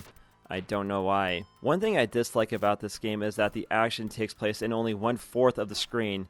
And on the mini small screen, ooh, forget it, Holmes. And much like Gain Ground, the game moves just a smidge too slow for my liking. Maybe others will like it, but for me, I'm good on this one. Golden Axe. What more can I say? It's Golden Axe. It's a classic. One of the best beat-em-ups of all time. The arcade version is really fun, and I enjoy playing it. You can never go wrong with a bit of Golden Axe in your life. Here's a $1 million idea. Dragon's Dogma with a Golden Axe coat of paint on it. That would be dope. Really, I just want a sequel to this game. This game was so good. Cyber Police E-SWAT was a classic on the Genesis, and it's awesome to see the arcade version here. This title is a bit hard for me to play in 2020 given certain events that happened during 2020. Imagine giving police fucking power armor to officers in America. That seems like a very, very, very bad idea. Then again, these officers lose their armor in a few shots, so maybe police just suck no matter the medium. Never cheap out on your power armor, people. E-SWAT is solid. Nothing more to say there. Shadow Dancer is another Genesis classic that also had a different arcade version. Unlike Shinobi, this time your ninja has a doggo. And no, you cannot pet the murderous doggo. Shame. It's a well-made game, but I'm not fond of the one-hit deaths. Still, Shadow Dancer is a high-quality title, and it's fun comparing and contrasting the home version and the arcade versions. It's coming through footage of Shadow Dancer, and apparently in the Shadow Dancer universe, there's a Sega Airlines. Fuck United, I want to go on Sega Airlines. Alien Storm is probably my favorite brawler on the Astro City Mini. The pace is faster than Golden Axe or Arabian Fight, and the alien and horror themes are right up my alley. Plus, there's running stages and first-person segments that help break up the monotony. Easily one of my favorites on the system. I'm just gonna get these three out of the way. Columns 2, and stat columns. I hope you like your columns. I do like columns as a series, but I prefer Tetris or Meteos to it. Much like any puzzle game, the columns formula is simple but addicting.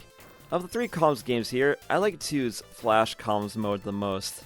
But still, why do we need 3 columns games on here? And fuck stat columns. It's clear that columns is just trying to ape Puyo Puyo with this title. Speaking of apes, I can't beat this monkey motherfucker. Bonanza Bros is an interesting stealth game where you're tasked with robbing people of their loot. I pretend that I'm looting the houses of Activision and Ubisoft executives because they are bastards. Fun game. I really like the art and character designs in this one. One of my personal highlights of the Astro City Mini is Thunder Force AC, basically the arcade version of Thunder Force 3. This is an awesome side-scrolling spaceship shooter with rockin' tunes, great power-ups, and intense speed. The level designs and presentations are top tier, what you would expect from a Technosoft title. The Thunder Force series is one of the best when it comes to side-scrolling spaceship shooters and is a must-play on the Mini.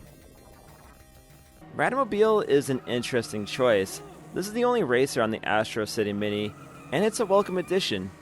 It plays well with both the arcade stick and the gamepad. Radmobile starts out welcoming enough, but as soon as you get past the first level, this game cranks up the difficulty to 11. Did you know? This is Sonic's first appearance before his main game? Bet you haven't heard that one before, yuck yuck yuck.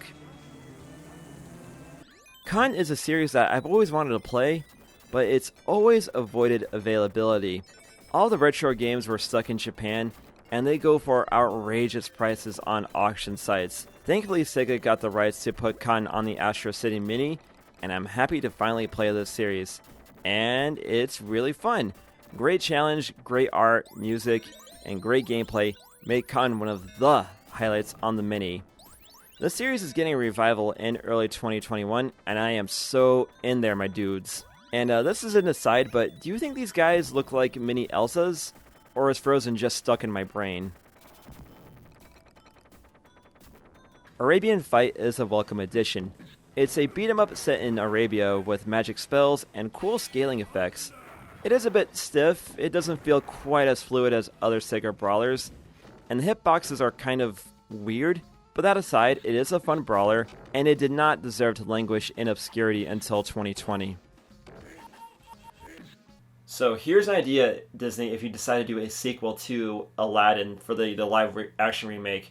Make it so that Aladdin and Jasmine and Will Smith as the genie are just going around Aqraba and just beating the crap out of everybody they see.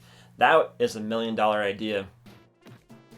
Golden Axe, The Revenge of Death Adder, is another heavy-hitting brawler. This is the first time this game has been ported to anything, much like Arabian Fight. And this game is dope as heck. Big sprites, awesome art direction, tight action, really cool magic attacks, and branching paths for some much needed variety. I said that Alien Storm is my favorite brawler on the Mini, but this is a close second, or at least on that same level. Regardless though, I do think it's a better made game than Alien Storm, and it's easily worth picking up the Mini for. Grab a friend and take it to Death Adder. Puyo Puyo and Puyo Puyo 2, 2 classics. The presentation and gameplay are great in both titles, but I will say that I found one a little bit easier than 2.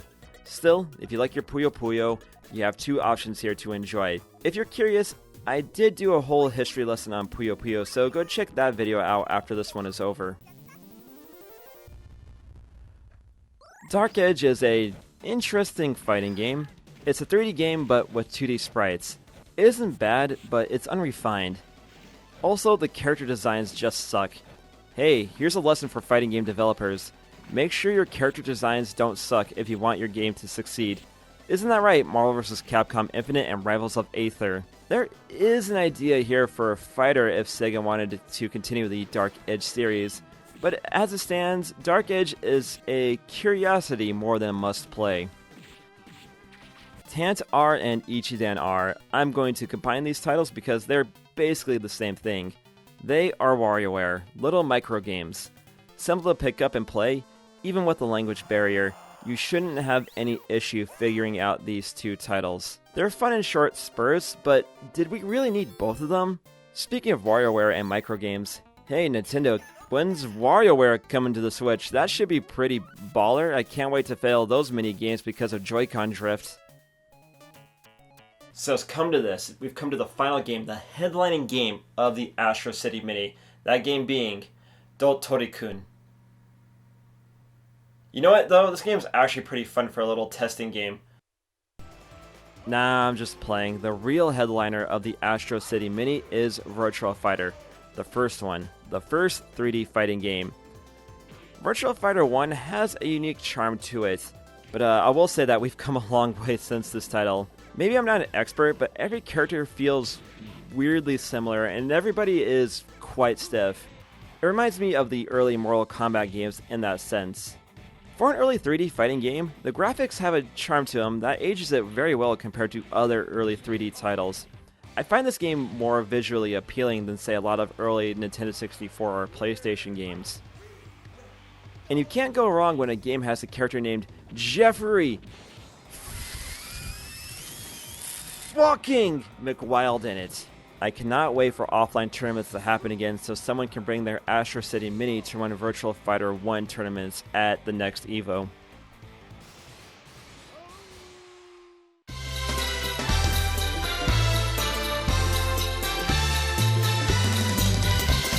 So there's a review of the Astro City Mini. This thing is pretty boss. It's definitely a collector's item for sure, and that's why there's so many little doodads to go with it if you have the money for it. Do I recommend it for everybody? Yeah, you know what? I actually do recommend this thing. It is a cool little device, the build quality is really nice, and you do get a lot of games on here too. But there are some problems though, like the USB controllers. You can't use a lot of controllers from what I've tested. Virtua Fighter has some emulation problems, nothing game breaking, but definitely not the best quality porting job M2 has ever done. So here's a few extra bits I forgot to put in the video proper. There are English settings on it, but the English settings only apply to the main menus. There's no English settings for the rounds themselves. That's not an issue because these are arcade games, but there are a few story bits, there are a few menu options, and a few instructions that might be confusing if you don't speak Japanese. All the games are 2.0 only because there's only 2 USB slots, and of all the USB controllers I've tested, like my arcade stick, and Nintendo Switch Pro Controller and a Hori Switch Pro Controller, none of them worked. Not saying that there aren't other options out there, but from what I tested, you're stuck ordering the official Sega pads. And there's also no settings for the games themselves, so you're just stuck on the arcade standard difficulty. And a lot of these games are pretty challenging. I really wish they would have had those settings, but it is what it is. And as far as I know, this thing is Japan only for the time being. So if you are going to order this thing, you are going to have to order some of the extra controllers too if you want to do 2-player mode. So keep that in mind. This thing can be pretty expensive to ship from Japan, especially during a global pandemic. But I'll leave that to you to decide if it's worth it. But for me, I would say, you know what? I have my fun with this thing, and it's going to be really nice on the shelf, and I could definitely see myself pulling this out from time to time to play some Virtua Fighter or some Cotton. And speaking of the highlights, I definitely think the highlights of this thing are Cotton, Virtua Fighter, and Revenge of Death Adder. So there's my take on it. So just to wrap my thoughts on the Astro City Mini, it's a really cool gesture from Sega. It shows that they haven't forgotten their legacy. It shows that they haven't been ignoring all these requests for years for their ports of some of their back catalog of games. A lot of people grew up on these games both in America and Japan and Europe, and it's nice to have them in an accessible form like a mini console. While it isn't perfect, and I would like to see these things on a system like, say, the Nintendo Switch, but this is a start. It shows that Sega cares, and I hope we see this from other companies like Capcom, like Nintendo, like Bandai Namco, like Koei Tecmo. People grew up on their games, and it'd be very shameful to see those legacies just fade away into obscurity. So my call to arms for you, the people watching, is don't let up. Keep on requesting, keep on letting your voice known, and hey, maybe we'll get another one of these bad boys in the future. Hopefully one with Sonic the Fighters on it. But anyway guys, thank you for watching. Let me know in the comments, are you going to pick up a Sega Astro City Mini? What are your thoughts on it? Let me know in the comments. And while you're down there, why don't you give me a nice Christmas present of subscribing to the channel And my present to you is more internet content, and you can never have too much of that. So make sure you subscribe and hit the bell as well for notifications on future videos. If you want to know more about me and my personal life here in Japan, you can follow me on the social media, Twitter, Instagram at Zmings. And with that, I say Merry Christmas. I hope everyone has a safe holiday season and a very fantastic New Year's. And I'll see you guys soon. Take it easy, everybody. And yeah, see you later. Happy holidays.